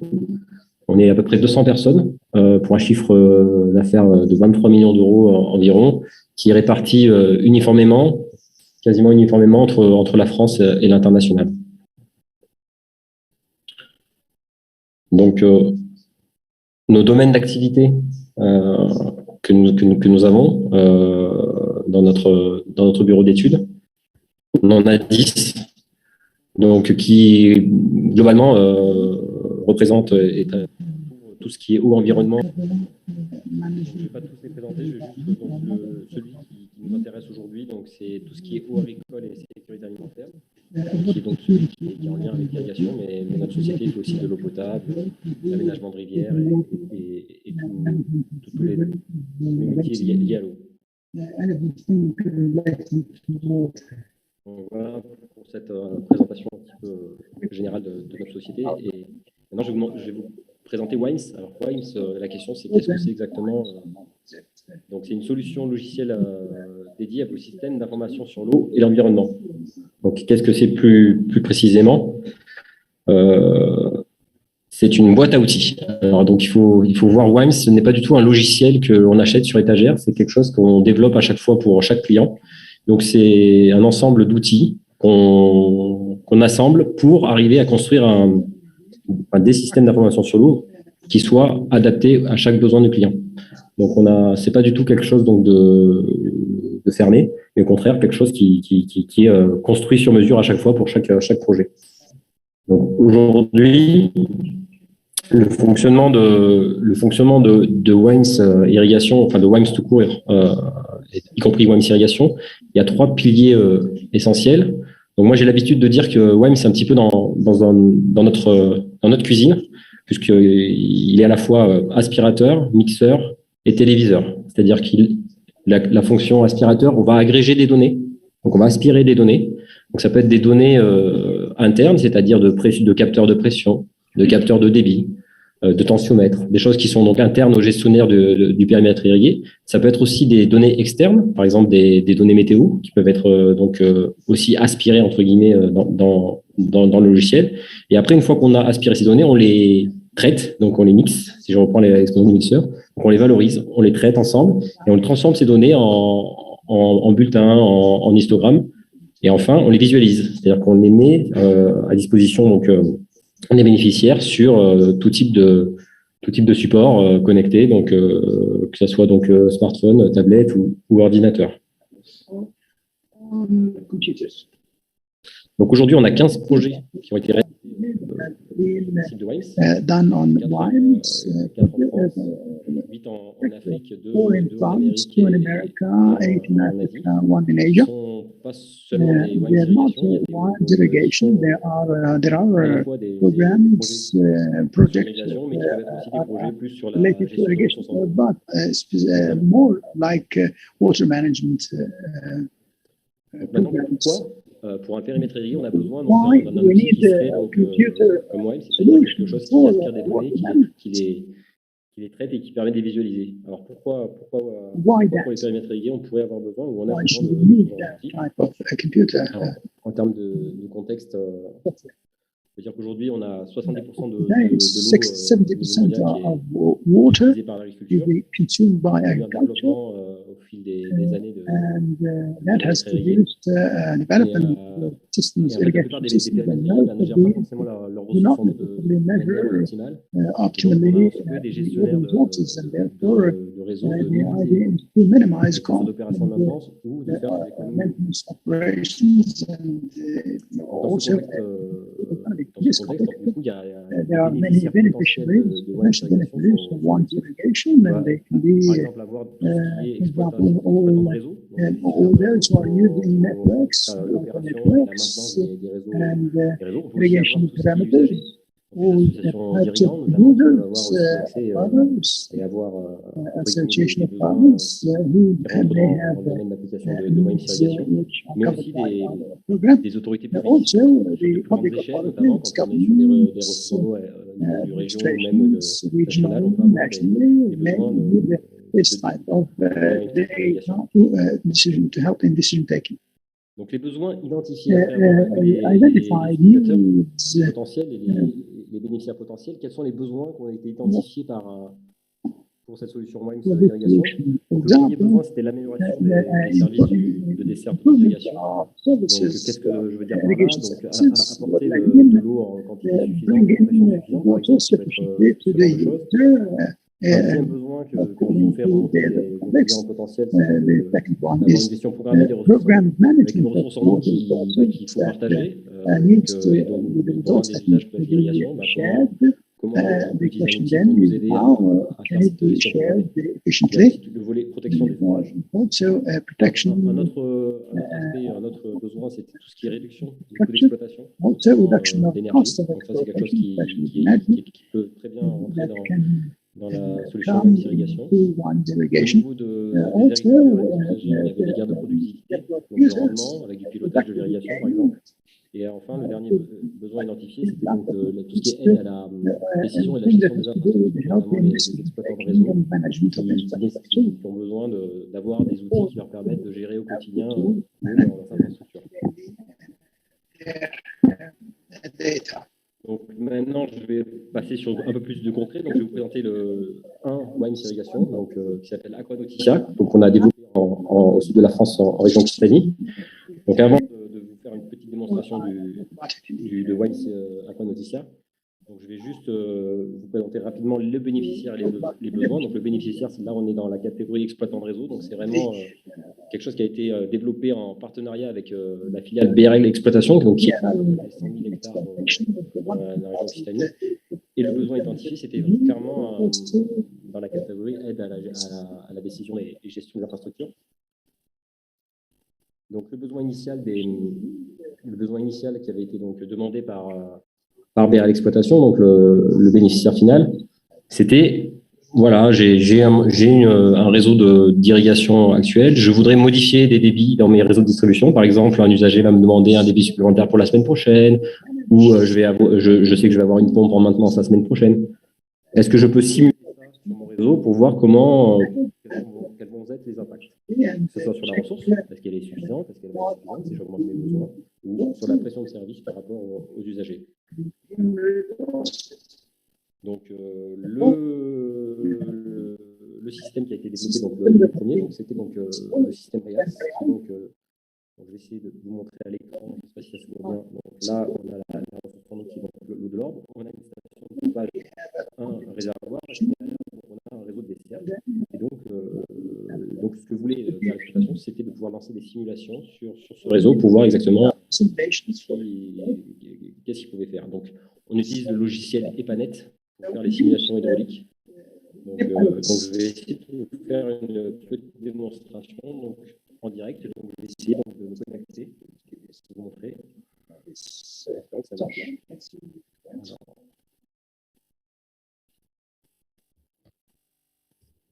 Alors là, je suis embêté parce que j'ai... Tu peux venir, hein? Ouais. Non, c'est bon, c'est bon.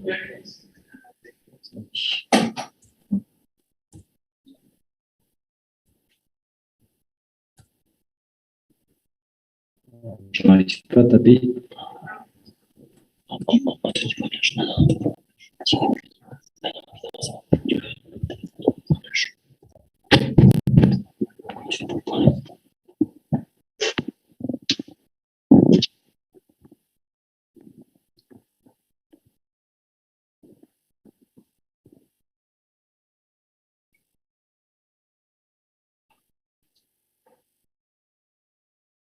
C'est bon?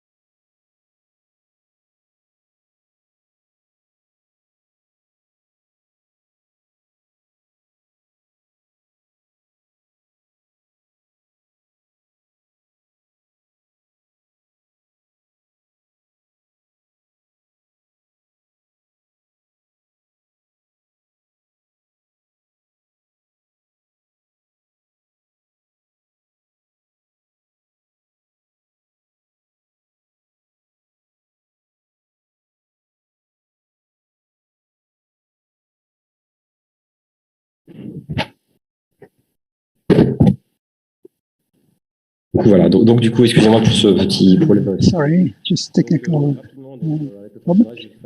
So this is a small demonstration. We come on the platform of Aquanoticia to show you how it shows. Let me show you. You have the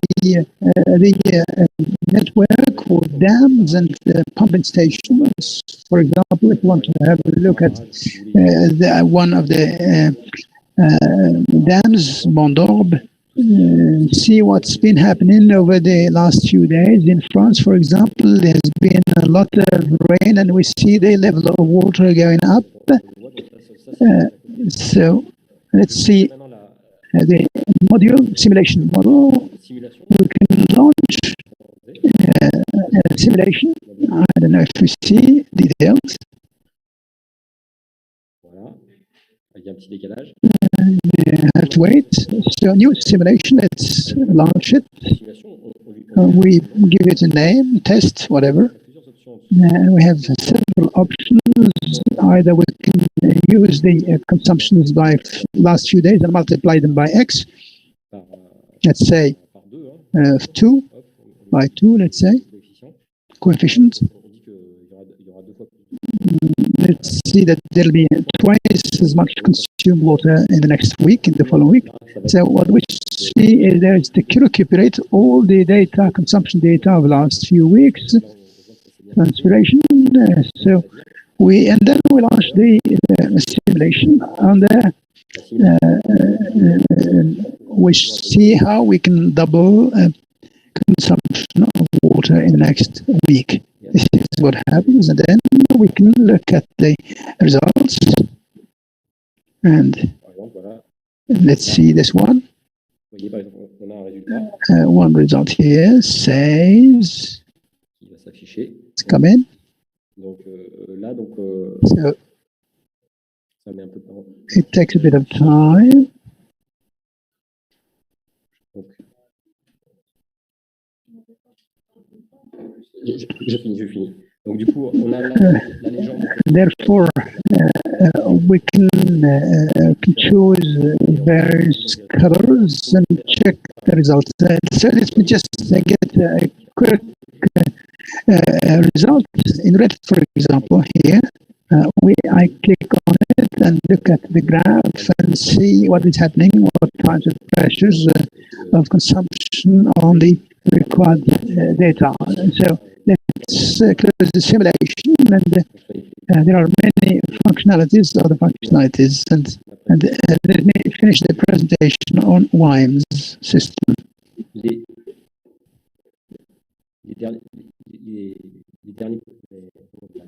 So what are possible modules in this program, in this software? All possible modules. So beyond this simulation, we can optimize charge, determine where there are leaks, saturated areas with various functions, and then we can visualize the objectives. We can also compare debits, security, quality, reporting, do all sorts of things. If there are anything in details that are of interest to you, please get in touch with me. Let me just finish my presentation by somebody who benefited from the project and who says that with Aquanticia today, barrel exploitation is a tool for decision taking for optimized use of hydraulic regional water resources in a certain region. This is a witness of the success of this project. Thank you very much, Sam. Merci beaucoup. Thank you, Mr.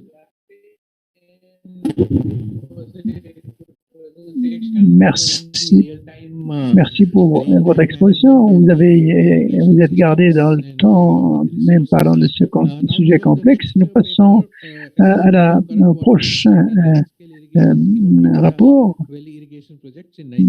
qui va nous être présenté par Mohamed Zahraddin de Nigeria. Je ne suis pas sûr qu'il est là, donc nous passons à la prochain orateur.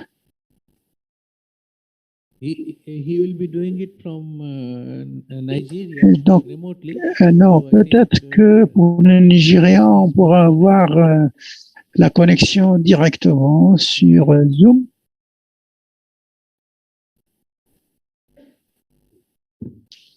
Alors, Mohamed Zahraddin va peut-être me présenter. Hello, good afternoon, everyone. Vous avez 15 minutes, Mohamed Zahraddin, pour présenter votre rapport. Okay, thank you very much. Merci beaucoup. Okay, my name is Mohamed Zahraddin Dayabou from Federal Ministry of Water Resources. Now taking PhD course at United Graduate School of Agricultural Science, Tokyo University, Japan. I would like to present my topic, assessment of current water management in large-scale irrigation scheme of Hadeja Valley irrigation project in Nigeria. So the outline of my presentation is introduction, then I will state the objective, I will discuss about the study area, then the method and result, then conclusion. Yeah, the irrigation potential in Nigeria is very vast. We have about 2.1 million hectares, which is yet to be developed. So among the 2.1 million hectares, there was a plan to develop 440,000 hectares. However, among this one, only 130 hectares has been developed. And among the developed ones, only about 70,000 is being utilized. So you can see the huge gap between even the developed one and the one that is cultivated. So this, from past research, it has shown that this level of low agricultural production in Nigeria is associated with low performance and poor management system of irrigation project. So those ones are not the only things that contribute to the poor utilization of the developed irrigation area. Some of the factors that are attributed include insufficient attention to management system. Also, inadequate funding, as we know that funding is something difficult in Africa. Then there is a high capital cost and operating cost also. Inadequate farm support services and poor operation and maintenance. All those contribute to the poor utilization of irrigation development in Nigeria. So those problems of poor performance of the irrigation system contribute to unreliable water supply in the irrigation field. Those issues invited the attention of the federal government of Nigeria to an intervention program for irrigation system improvement, which is called TRIMIN, meaning Transformation Management, Transforming Irrigation Management in Nigeria. So this is a program that wanted to transfer the management of all irrigation system, public irrigation system, to the farmers, like a participatory management system. So presently, the federal government of Nigeria, it is trying to diversify the economy and create a welfare for its own citizens. So now, irrigation activities is being given a much priority through this TRIMIN project. This is a project that is supported by World Bank. Therefore, the objective of my own study is to evaluate the water management system in the Hadejia Valley Irrigation Project in Nigeria. That is in terms of how organization of water management is being carried out.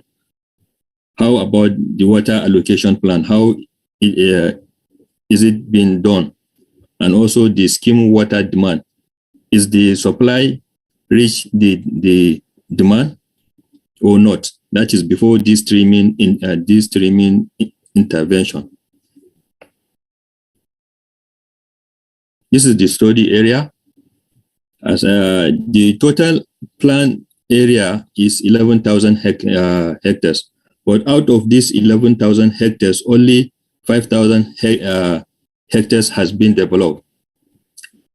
As you can see, this is the scale, the layout of the whole 11,000 hectares, but only about 5,000 hectares, which is the red part, has been developed presently.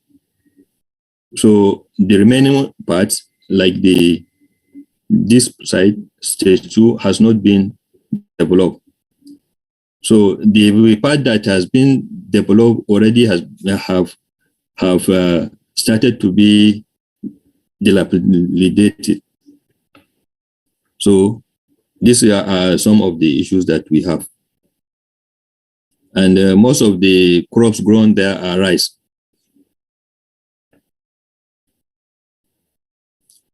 So methodology. As for the water allocation planning, we asked about the farmer's satisfaction with it. We collected that data through questionnaire and interview from water managers. And on the analysis of water demand and supply scheme, we use soil type and climatic data from the project design document, and we collected 20 years daily rainfall data, that is from 1996 to 2015. And also for the organization for the water management, we asked about the project managers through the interview. Those are some of the pictures during the research studies. So about the water allocation planning, we have distributed the questionnaire and asked farmers about how is the level of their own satisfaction, and we just classify it as very satisfied, and not satisfied at all. So those are the responses that we get from the upstream, the midstream, and downstream, which indicate that at the upstream section, most farmers are satisfied with the water allocation schedule, while at the midstream, some are satisfied while others are not satisfied. But when we come to the downstream, also majority of them are not satisfied, and some are even not satisfied at all, are not happy with the how it has been carried out. Also, the same goes with the satisfaction on equity water distribution.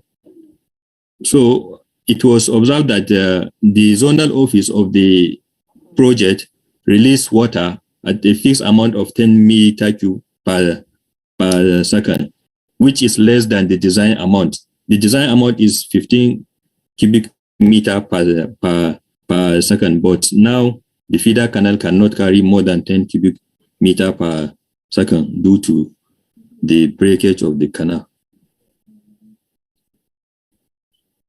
Then we tried to do the analysis of scheme water demand and supply to see how is the supply enough for the whole crop, or there is need for additional release to supply to the farmers for them to have enough water to irrigate. This is the result that we have gotten. The red line shows the supply, which is at the rate of 10 cubic meter per second, while those ones that are extended show that there is a high demand, which is in February, March, and July, about 13.8 cubic meter, 12.2, and 11.8 cubic meter, respectively. Most of the cases during that period, it is the dry season, that is early time when farmers are doing land preparation for their own planting. So that is, there may be a possibility of inadequate water due to supply.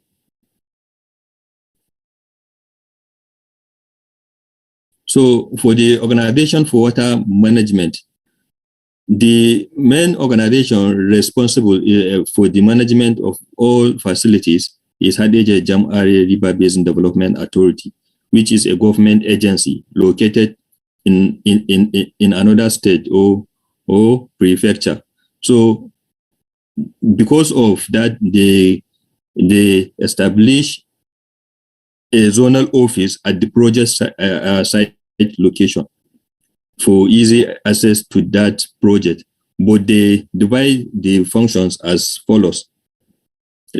The head office manages the construction, operation, and maintenance of the dams, and also the irrigation facilities, such as the main canal and diversion holes, while the zonal office, which is established for the purpose of that project, assists the head office in the management of on-farm facilities, such as the gate, and collect water charges from farmers. But because of the low capacity of the human resources here, the water users assist them voluntarily in collecting water charges and also managing the on-farm facilities. So those people here, they only serve as a volunteers, while farmers, they are just farming. So we observe that there is a high responsibility on a single organization, that is the Hadejia Jam'are River Basin, which has a low manpower and resources also, which can also contribute to inequitable water distribution. Then conclusion. In water allocation, the downstream farmers show that they are not satisfied in terms of the adequacy and equity. Also, the scheme water demand and supply show that the water shortage may occur in February, March, and July. And the organization for the water management is not functioning well due to the low manpower and resources. So, but with this streaming intervention, the project has been rehabilitated and farmers has been organized into very functional water users, which they have been trained very well, and now they can be able to carry out their own activities. Farmers are very happy now. And for the next step also, we're trying to see how, the monitoring and evaluation and also performance assessment of the project after the trimming for its own sustainability, because we need to keep monitoring activities of the farmers and also performance of the irrigation project, so that it can succeed very well and last long. Thank you very much for listening. Thank you, Mr. Mohammed. And it was indeed a good presentation showing the situation on the ground. And now we have one more presentation, that is the reducing the seepage losses in canals through the use of new lining technologies by Mr. William Crawford. Okay, thank you. So, Mr. Crawford.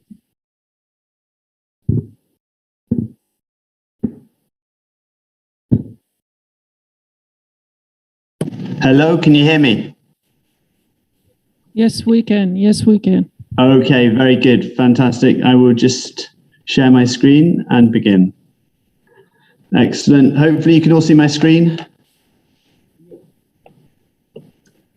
Yes, yes, we can. Okay. Welcome to this presentation titled Reducing Seepage Losses in Canals Through the Use of New Lining Technologies. My name is Will Crawford. I'm a director and co-founder of Concrete Canvas. And I'd like to start just by briefly reiterating something which is obviously close to all of our hearts, the importance of solving the very real and pressing issues around water scarcity, but particularly around seepage losses in canals. We know this is a real issue at the moment. Up to a third, often more, of water is lost during transportation in canals, and that's according to an ICID census in 2006. At the same time, we know that about 90% of fresh water that's used by mankind is used in irrigation. So we also know that reducing water losses through canals offers a huge opportunity in terms of tackling this problem. So I'd like to now just move on and look very quickly at some of the issues around water seepage losses in canals. And this is based on work by Hervé Plusquelec and JP Giroux. It's summarized very well in their 2017 paper. And this looks at the issues of concrete lining. Now, concrete as a material has a lot of benefits. It's extremely hard wearing and durable, but it is also prone to cracking and failure on channels which are incorrectly designed or installed. The images shown here are some good examples where ground heave, so that's ground movements, led to concrete cracking.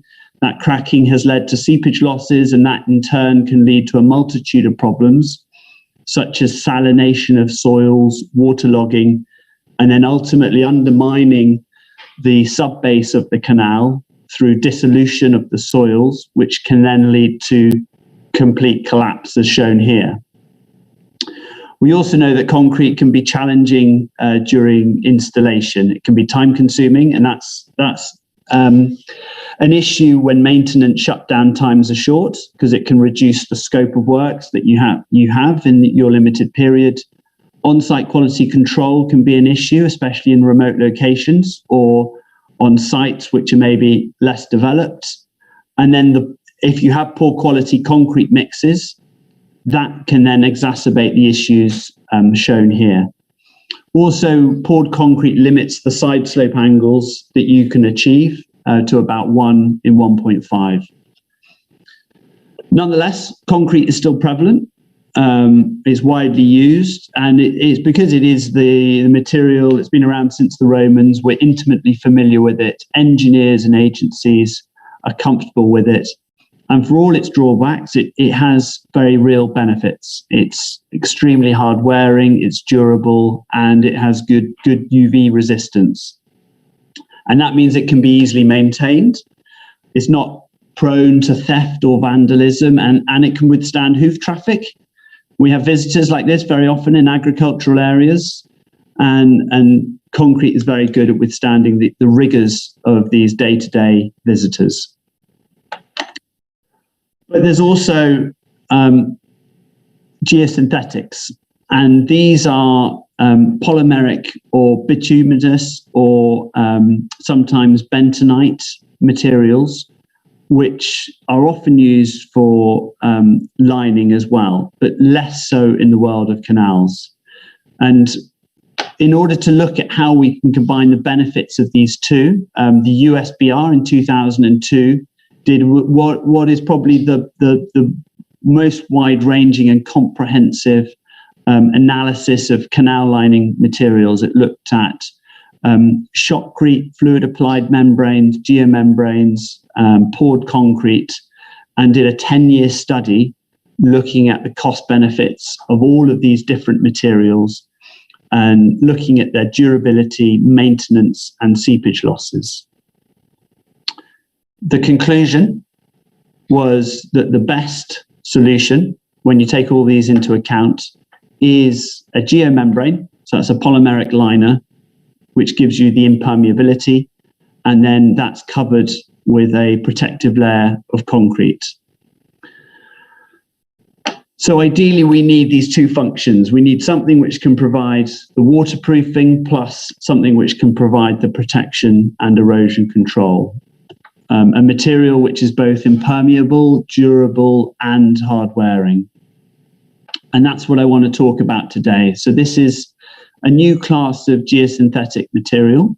They're called geosynthetic cementitious composite mats, or GCCMs.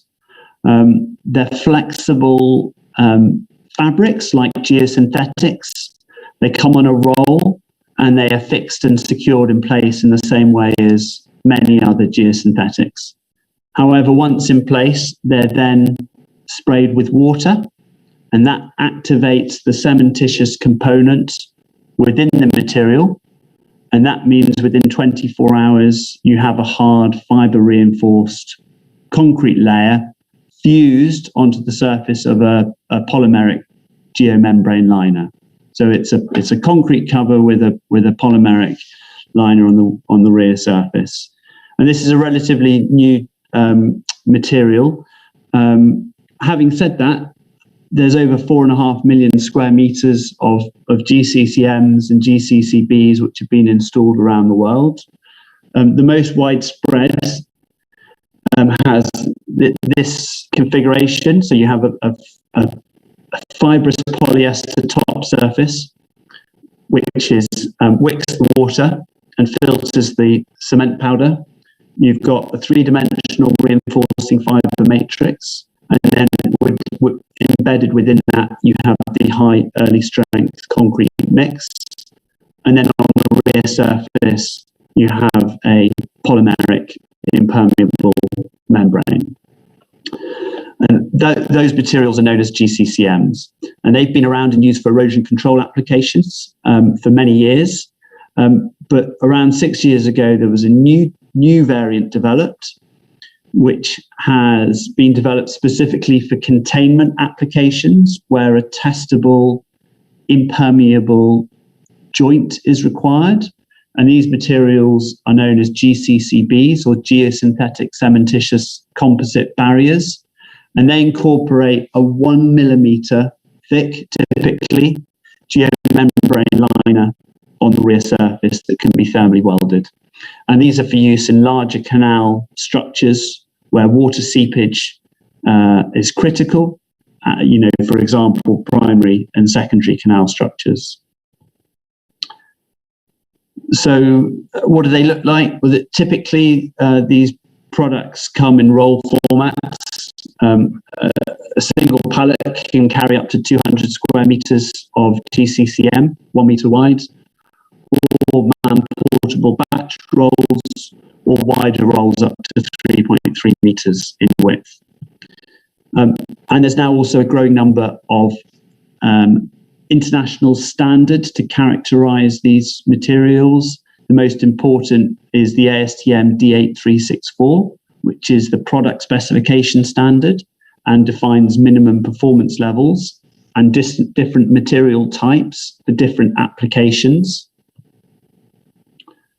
So a type 1 is typically around 5 millimeters thick, and it's used for applications such as slope protection and bund lining, where the surface is not exposed to running water. A type 2 GCCM is typically around 8 millimeters thick and is used for lining channels where low to medium flow rates are required. And a type 3 GCCM is the highest performance, and that's typically around 30 millimeters and is used for high flow rates or where you have high impact loads. I should point out it's not the thickness which is important when determining the class of material, it's the minimum performance level against a few essential properties. So I've selected a few here, which I think are worth highlighting. There's many more in the ASTM, such as abrasion resistance, tensile strength, and puncture. But probably the key ones are flexural strength, because that's the best overall indication of the performance of these materials, and because it can be measured within 24 hours of the product being hydrated. It's also a very useful index test. The second key property is compressive strength, and this needs to be done. It's really important this is done in accordance with ASTM D8329, because this is a cube test and it requires extraction of the powder fill from the fabric. And so it's really important that that cube test is done at a water to cement ratio that's representative of that which is achieved within the material itself. And that's what this ASTM sets out. Those two, the flexural strength and the compressive strength, give a really good indication on the long-term performance of these materials. So they will tell you a lot about the long-term effects of abrasion, freeze thaw, and chemical resistance. There is also, outside of the ASTM, internationally recognized certifications such as the BBA, which is used to demonstrate the long-term performance.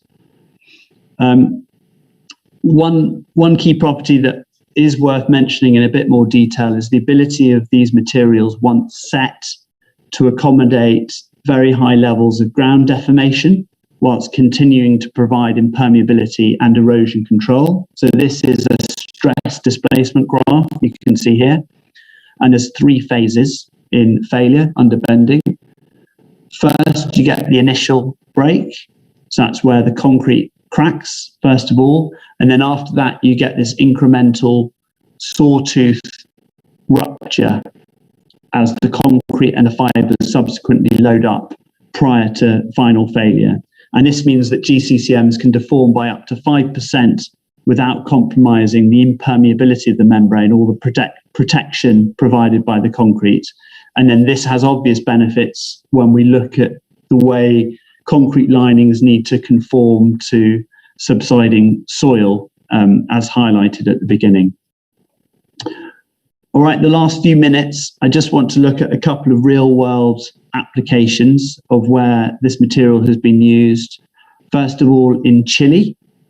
This was a project in the La Serena region, completed in 2018, where GCCMs were used to line 2.4 kilometers of irrigation canal, which was suffering from water seepage losses. I've got a short video, which hopefully will play. Here you can see the way that the material was used to create, a proform was used to create a uniform profile, and then backfill was put behind the former, and that allowed the fall and the profile to be precisely controlled. The GCCM was then overlaid over the top of that prepared ground, the edges fixed into the anchor trenches using ground pegs, and then subsequent layers overlap by 100 millimeters in the direction of water flow and jointed using screws and sealant. So a key challenge on this site was that they were only allowed to cut off the water supply for 8 days at a time without risking the local community's crops.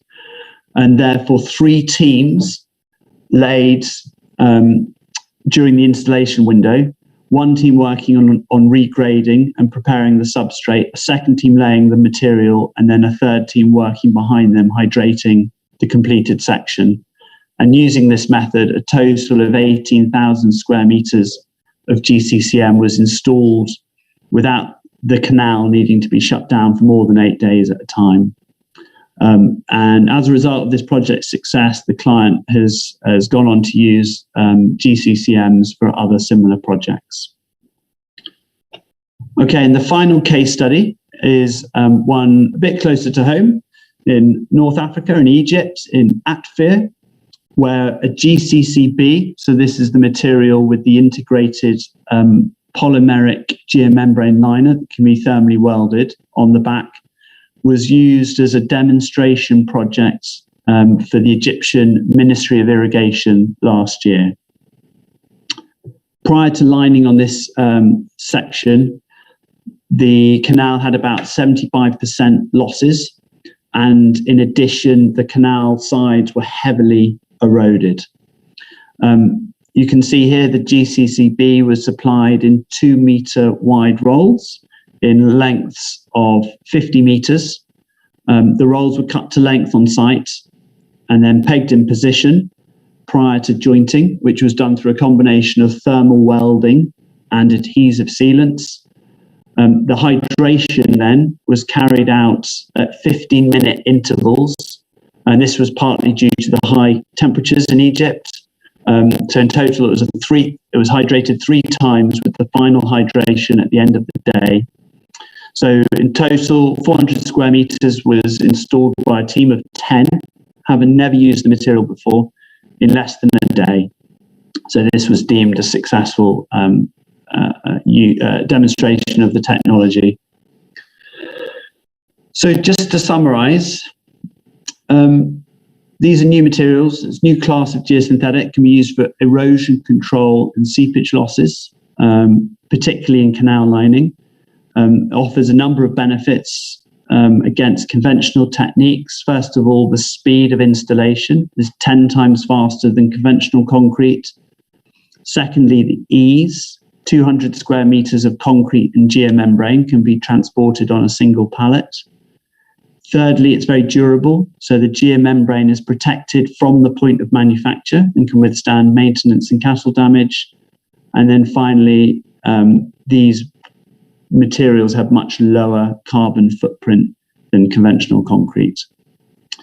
And I'd like to thank particularly JP Giroux and Hervé Pluskolek, who have been researching this for probably about 40 years, and a lot of the material technology has been developed based on the academic work that they've done.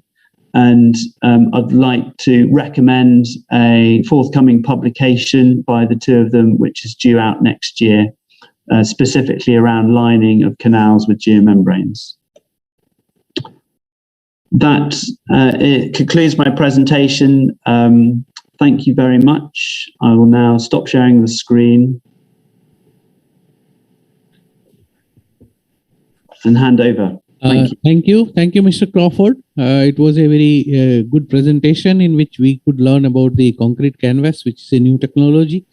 Now we have a we are supposed to have a tea break between 3:45. Yeah, but there is only one paper that is left in the presentation. So I think we can as well have the presentation and then break for the tea. With all your permission, I would invite Mr. Gonsalves to take up the presentation, application of remote sensing technology to improve gravity flow irrigation management. Thank you.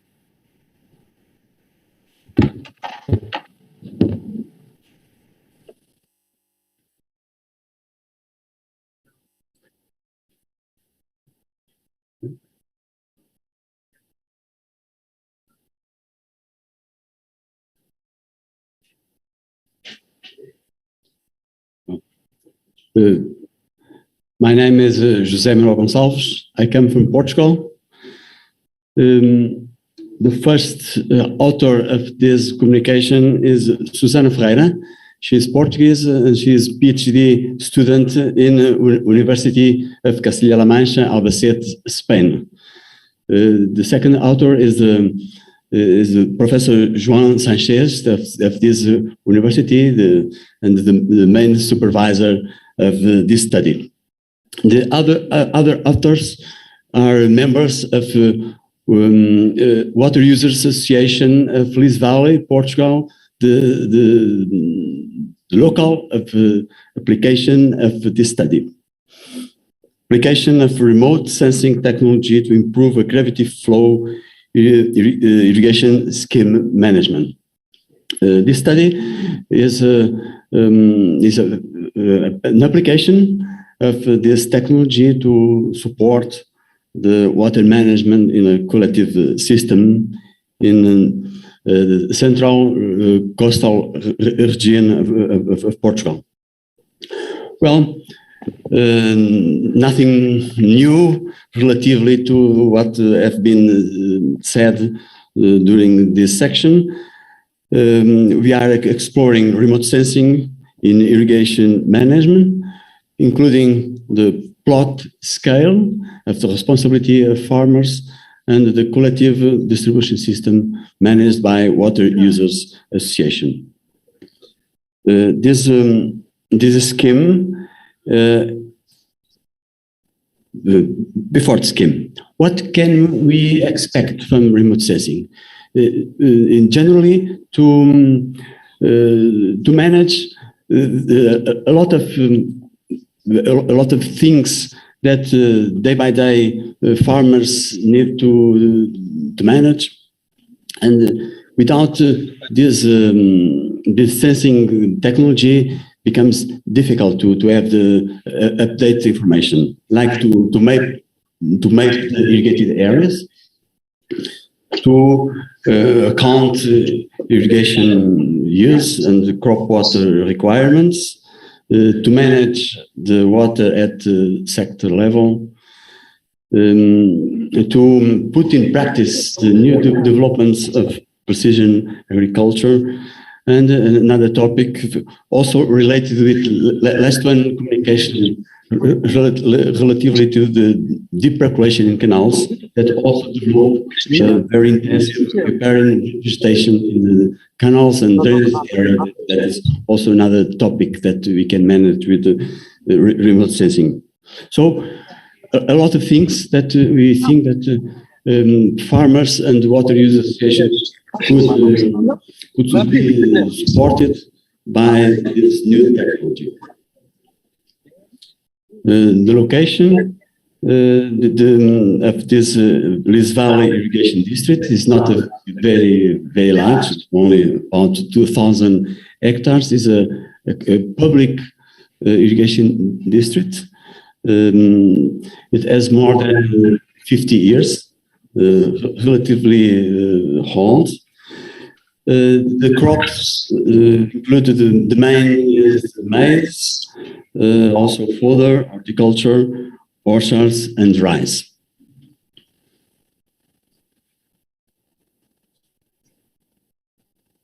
Well, about the technology.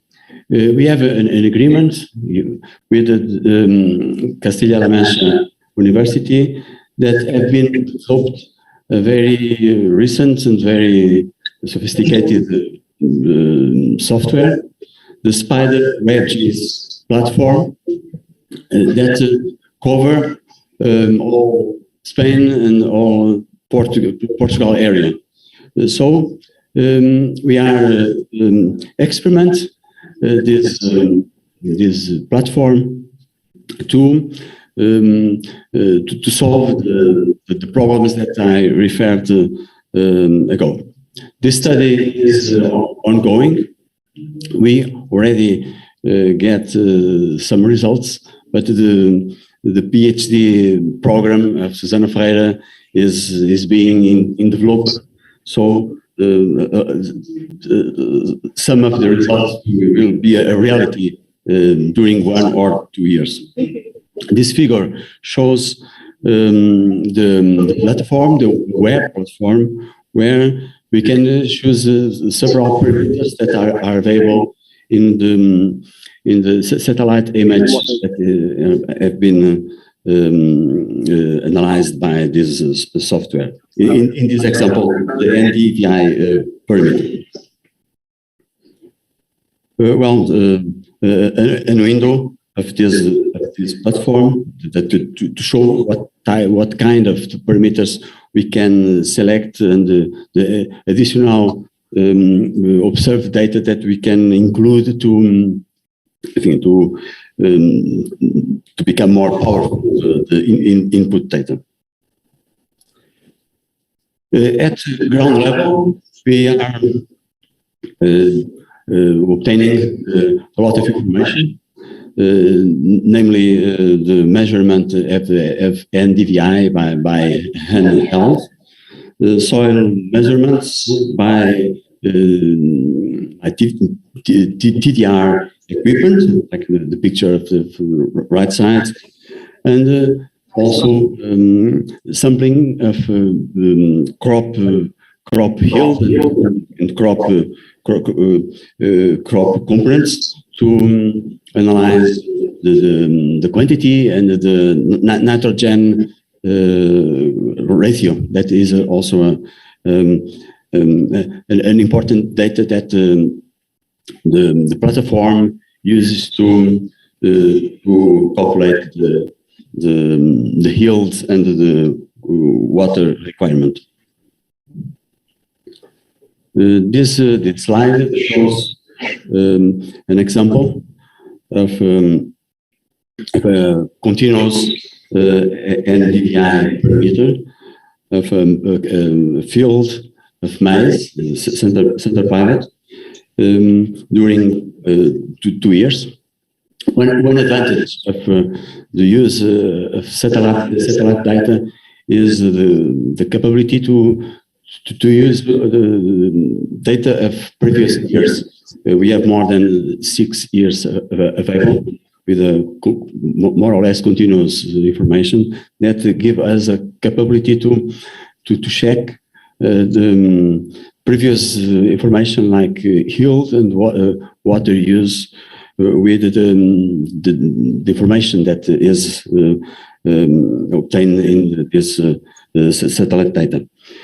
We can see in this picture the dates with the orange bar is the period of vegetative development, how the NDVI varies during the crop season, and we are crossing information with crop coefficients and the crop evapotranspiration to calibrate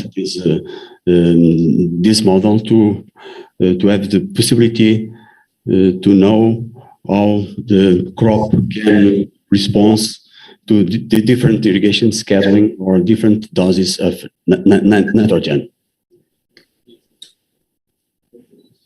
Well, in the conclusion, the study is yet in the middle phase. The enrichment of remote sensing application over large and diverse irrigation surface areas offers both public and private water managers a complementary tool to obtain information. And we want with this project to do it in practice in this irrigation scheme. The combination of remote sensing, imagery, and ancillary ground data, soil types, crop characteristics, meteorological data provides temporal and spatial information about the net irrigation requirements at on-farm level and about the water distributed and the conveyance system as managed by Water Users Association. And finally, the effective application of remote sensing and spatial information to support agricultural management and optimize the use of water and linked resources become challenges, but the task will be developed by this project in collaboration with farmers and the Water Users Association, and of course in collaboration with the Castilla-La Mancha University, that is a very important partner in this project. This project is supported by Ministry of Agriculture of Portugal. The project that is referred in the back of the slide. Well, thank you very much for your attention. Merci beaucoup.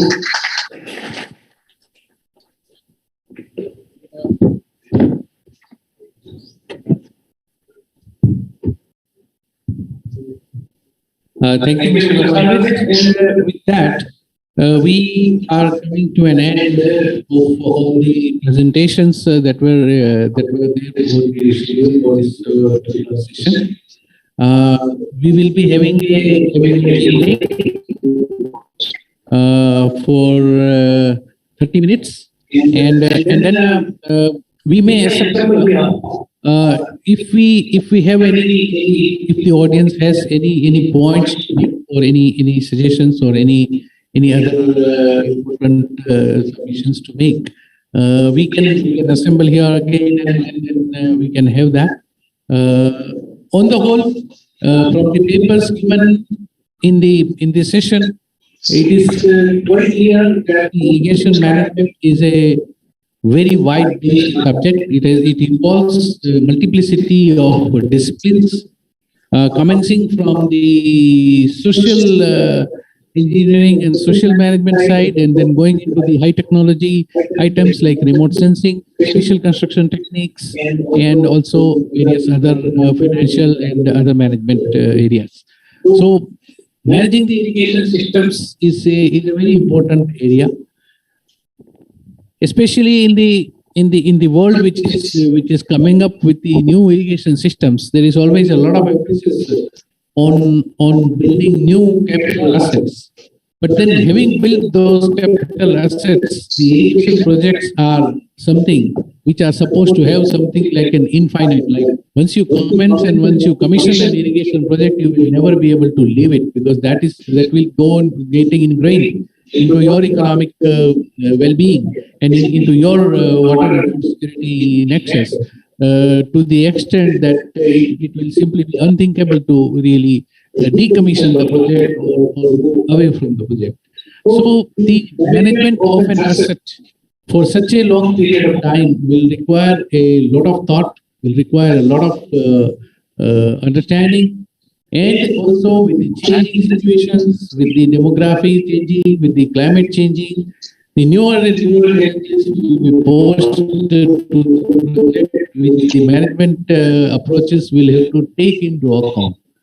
So, for this purpose, it is very much necessary that the irrigation community pay close attention to the management techniques that we are applying from the hardware point of view, that is the technologies and the approaches, and also from the software point of view, where we also involve not only the engineers and the scientists, but also the grassroots level water utilizer, the farmer, so that the ideal situation of a well-managed irrigation system is achieved.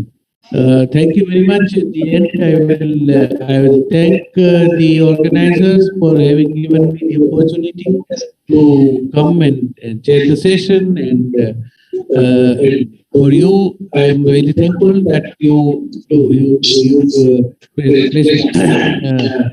listen to all the presentations, and all the presenters have made very excellent presentations. We look forward to having more and more inputs from you. Thank you very much.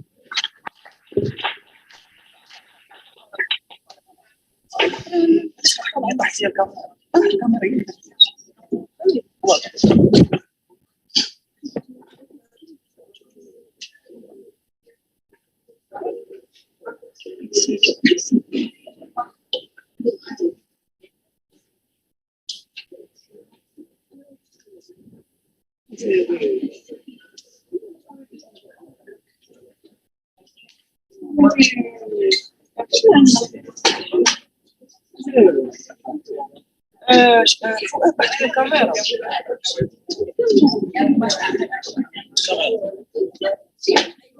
هذه طفات صافي هذه اللي حداك طفات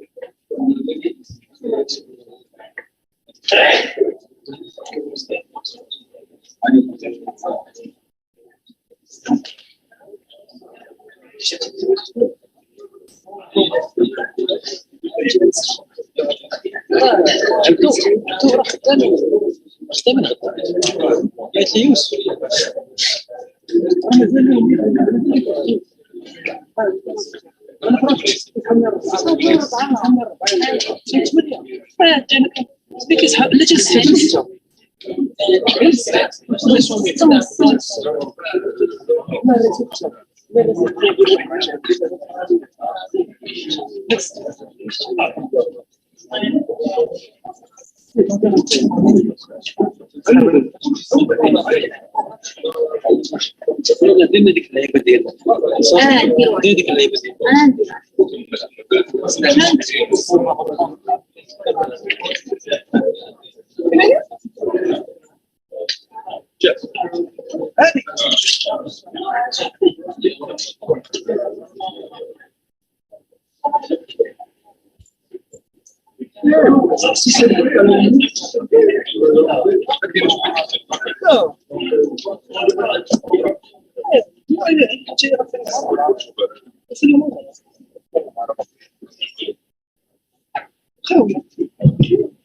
انا عندي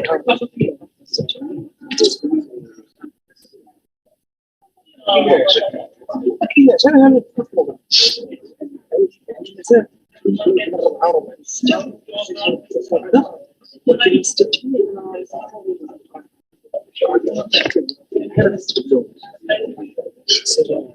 ديسكريبسيون بيت داخل تلقى فيها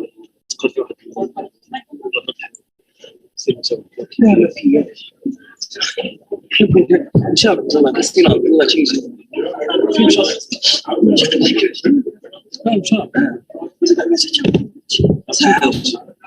سجل هذاك اللي هاي بس كمان عندك دور اشرح لي شوف you cannot read this video here. What? Can you have إلى extension. قريتي له فيديو ما قريتيش؟ لا الإكسبو. فيها باترون وكيبريشيز الفيديو كامل مي انت وخصني فورماطيها باش نديرها. هذه مع البرنامج. هذه مع البرنامج. كاين شي بيسات تدخل فيه ما فهمتش صراحه. انا عيطت على ابراهيم وقال هذه القضيه يقدر يذكر. لا هذه مع البرنامج جوج المرات. بس البرنامج بغى يصفقوا باش تقدر تجي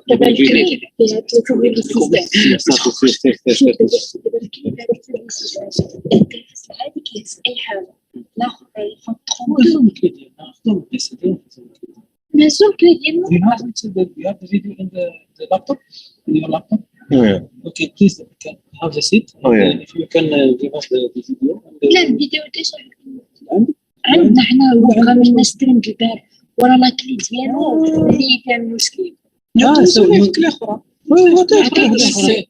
نعطيه ديالك صافي نعطيه مشكل you are in another device not your USB they fear that they need to format your USB in order to give you the video and you will lose all the information so they will use another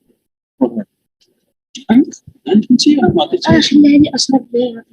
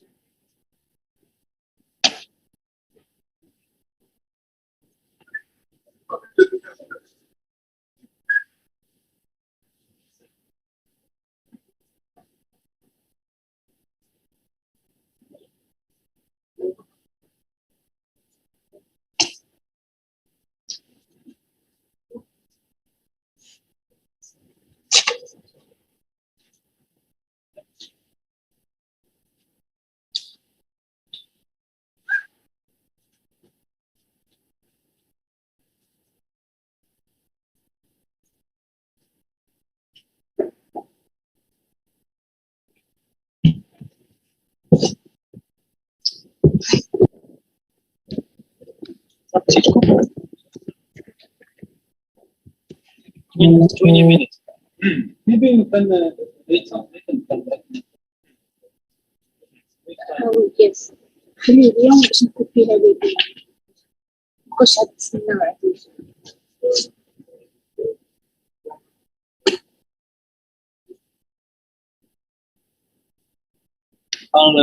Are copying the video from the PC to the USB stick, and after we bring it to okay. Maybe if you want to have a break and come back after, as you like, or you can wait here. So what do you prefer? I said I could read them. What? 5 minutes. We wait? Yeah, Wait here? only 5 minutes. Only 3 minutes more. 2 minutes more? Yeah, 2 minutes. 3 minutes. After 3 minutes, I go to read. Yeah, but we need 12 minutes to copy the video to him. No, I wait. So actually, yeah.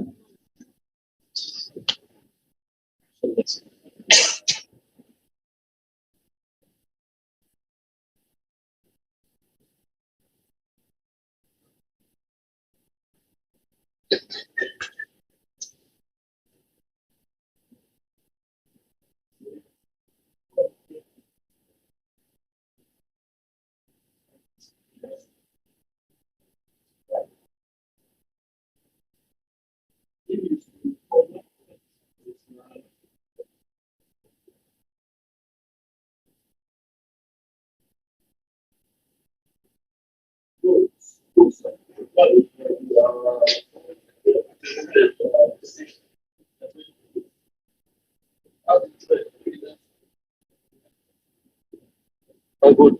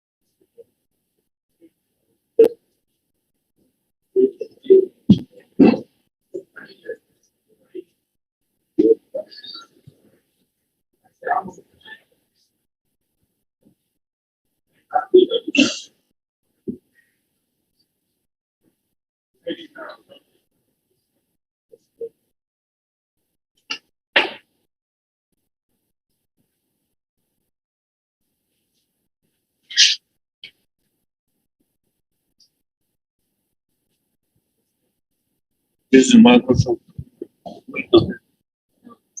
Okay.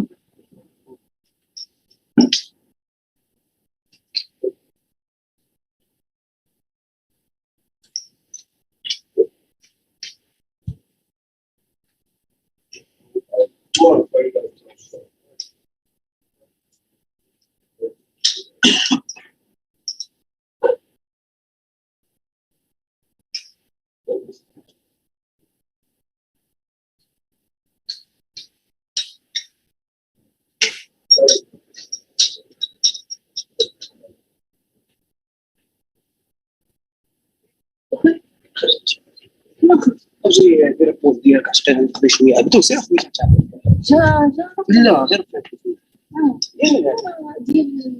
كتكوبي عندهم لا عطيه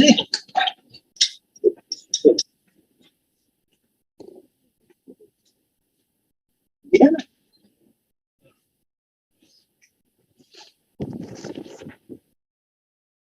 عندك البروغرام تما انا ولا البروغرام سيري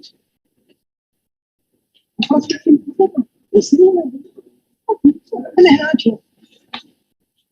هاجي خلي بالسوق ما كايناش كاع ندير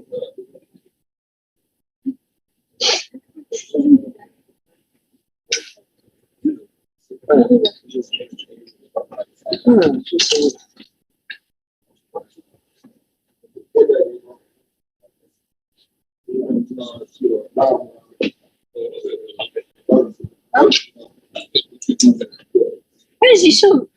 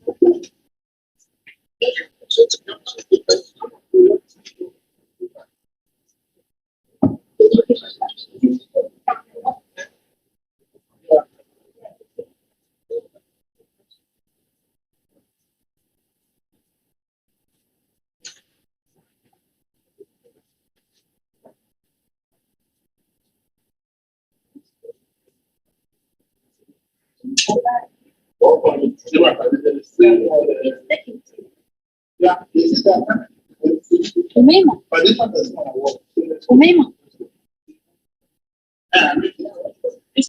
أميمة كنت أميمة It looks like for presentation.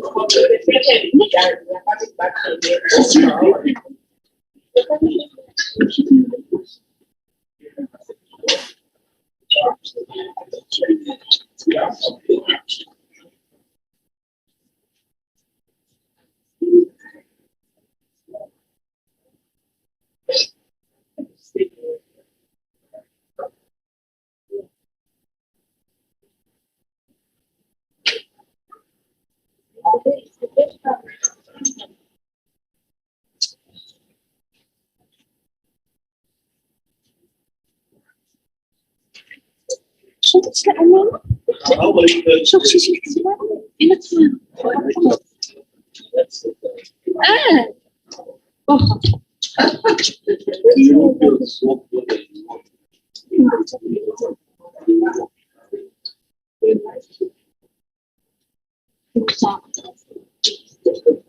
شكله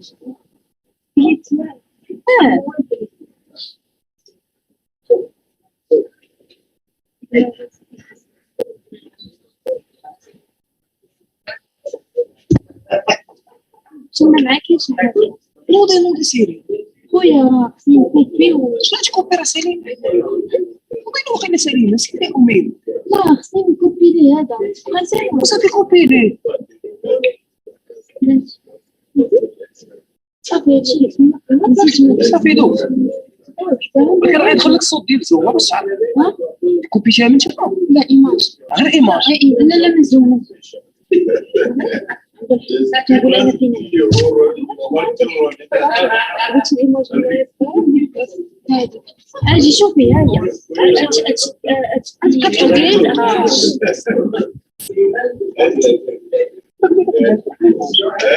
وي ما فهمتش The big guy in the group. I was telling you that there's a difference between running.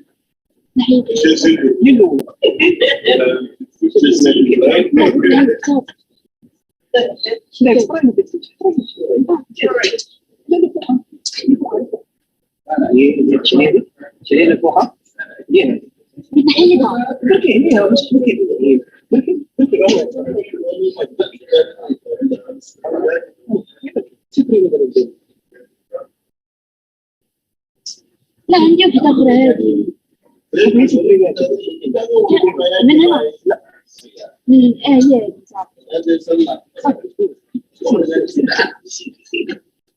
شكرا أجيب راك كنشوف هذه وهز الفيديو تاعي باش ما توصيوش بجوج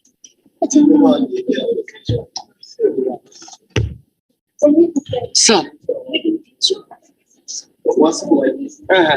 we copied two videos.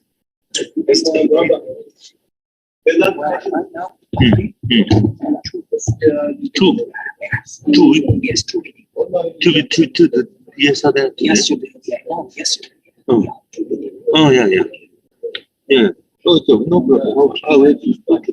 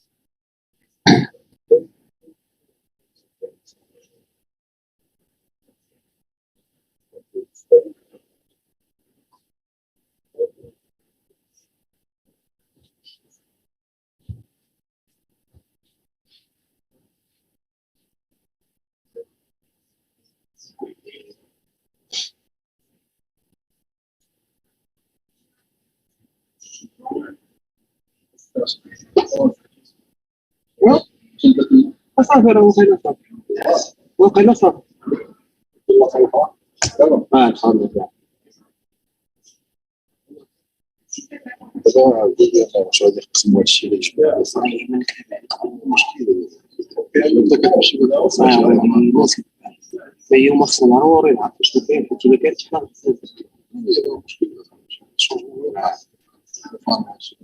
لا راه تسمح لي انا شفت معاهم شي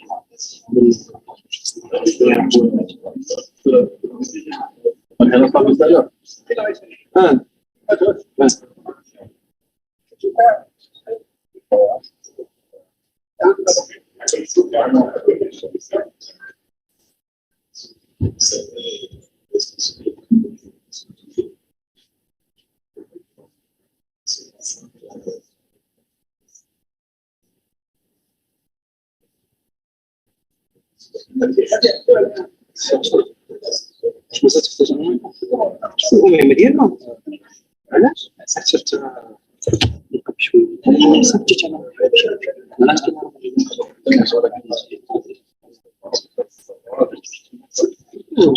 داخل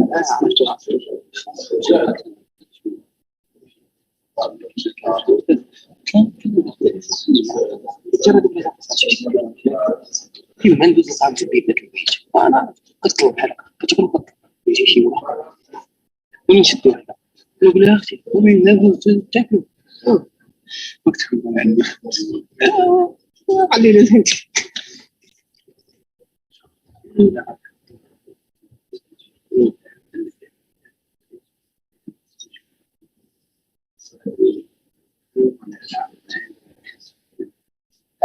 سلام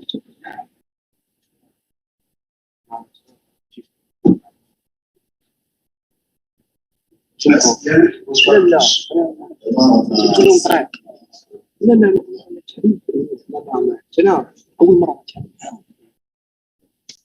والله obrigado ما هو كاين شي بروفيسور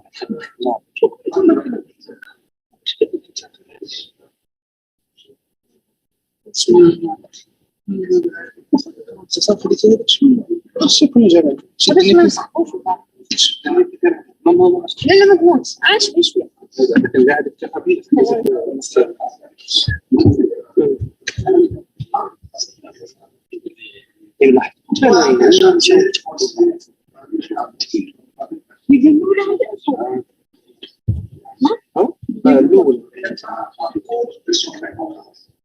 لا لا غلطنا في مرة تسمعوش وحنا يراسين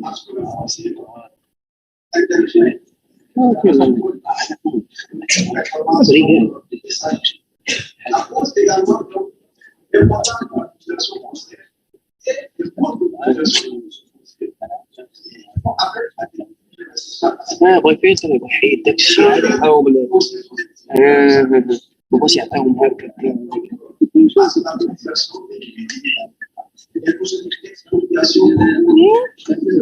وراه كيفيلتري وكيدير صافي لا غيسافر عادي عطيك حتى يخليك هو الاخر.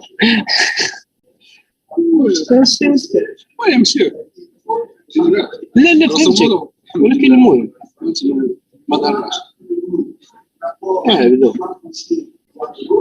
انا كليت ما تحرج الثمن عادي. ان شاء الله نخدموا ورا ما نفهموا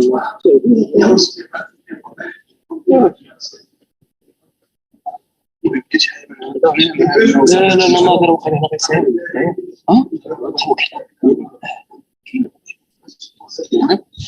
تخلي داكشي كيما هو، تخلي داكشي شوف دير البوز خلي هذا شكون هو بدر إلى لا ما يدير بوز يدير بوز وين إلى تبقى صايب لا يبقى خلي داكشي وتيبيستي تيبيستي ما خصكش تحبس تيبيستي راه غادي تبقى حتى 6 حتى هي هذاك الشيء تيسمعوا مزيان طرونكي دير لهم سميتو كاس ديال الكامل براسو لا كازو كيشوفوا كيهضروا واللي بغى يهضر تيهضروا بهذاك الميكرو تيهضروا في لاصه طلق الميكرو انت ديال البيسي خليك معايا. وانا البطاله ديال هما مكونيتين في كلهم في الزوين شتي شحال من واحد يكون يقول هذا هو يقول راه كلشي مكونيتين في الزوين اذا نورمالمون قال لك هذه الطريقه دابا يمشي يدير البوز ديالو يمشي يدير البوز ديالو الفوق تاع الفوق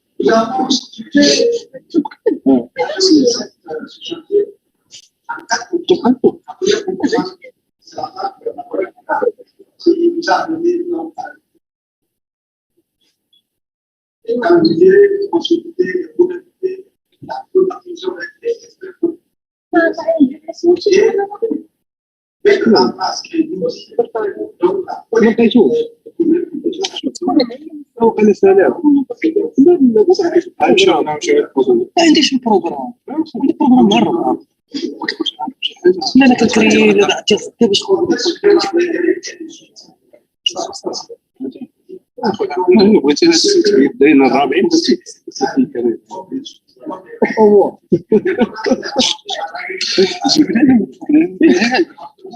واو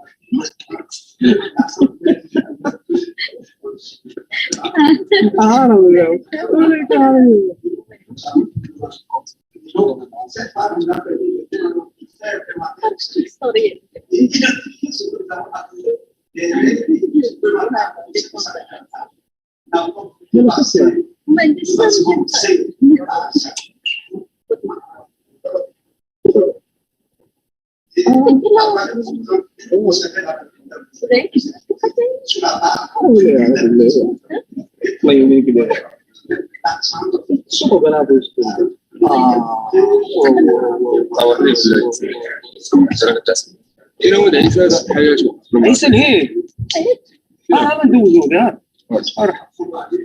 عيسى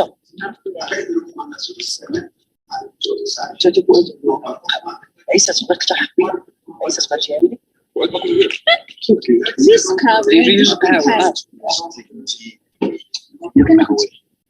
هو ديال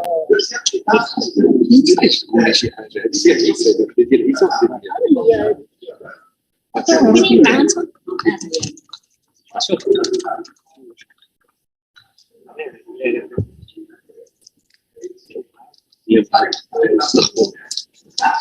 واش كذا راه هضرت مع الوليد شرحت ليه ماشي داك الصبر الله ديال الله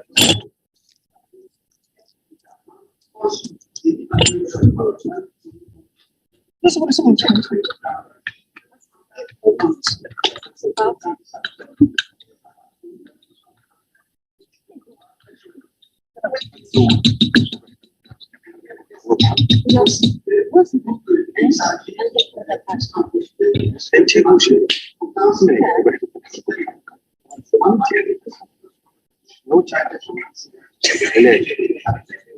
عارف علاش ماشي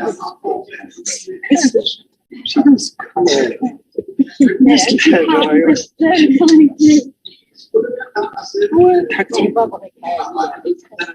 ما غاديش نهضر وما كاعش ما بقيتش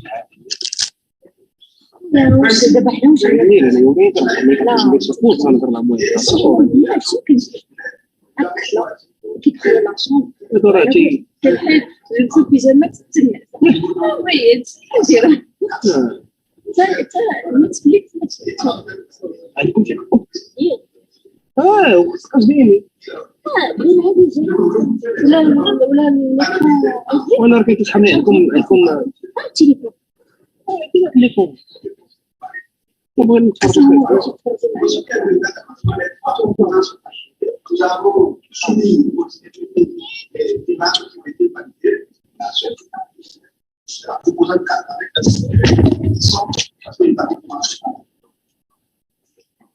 mais cela va préciser à ce cadre. Donc, nous avons regroupé parmi ces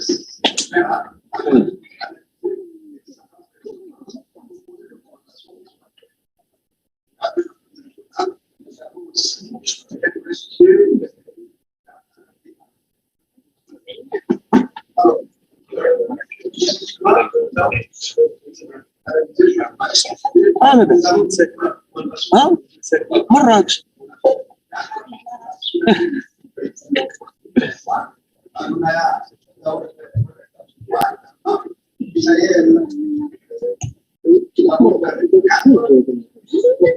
هذا مرة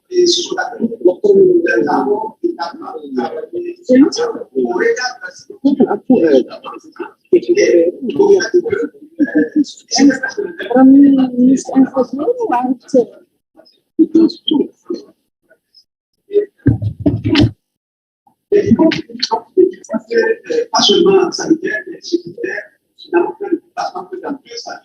Il s'agit donc de la salle avec accompagnement consultant automatique et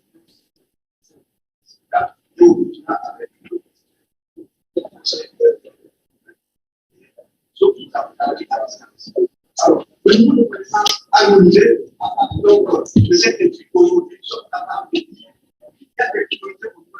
Il s'agit de ce qu'on sait pas de sciences foncières, à la réponse qui sont d'exploitation foncière. Ça y est, les journalistes, c'est la gestion. La gestion de l'information foncière. Au niveau de mettre l'accent sur les préparation. Également, nous avons constaté que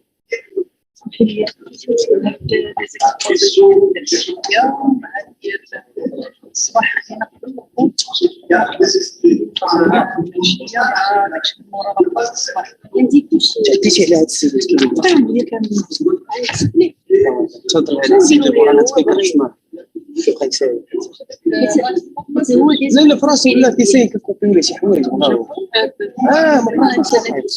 ما فراسي كنت كيبغي لك الانفورماسيون ديال النهار كامل بلوس نورجيستريهم ممكن ولو وقتنا عشرات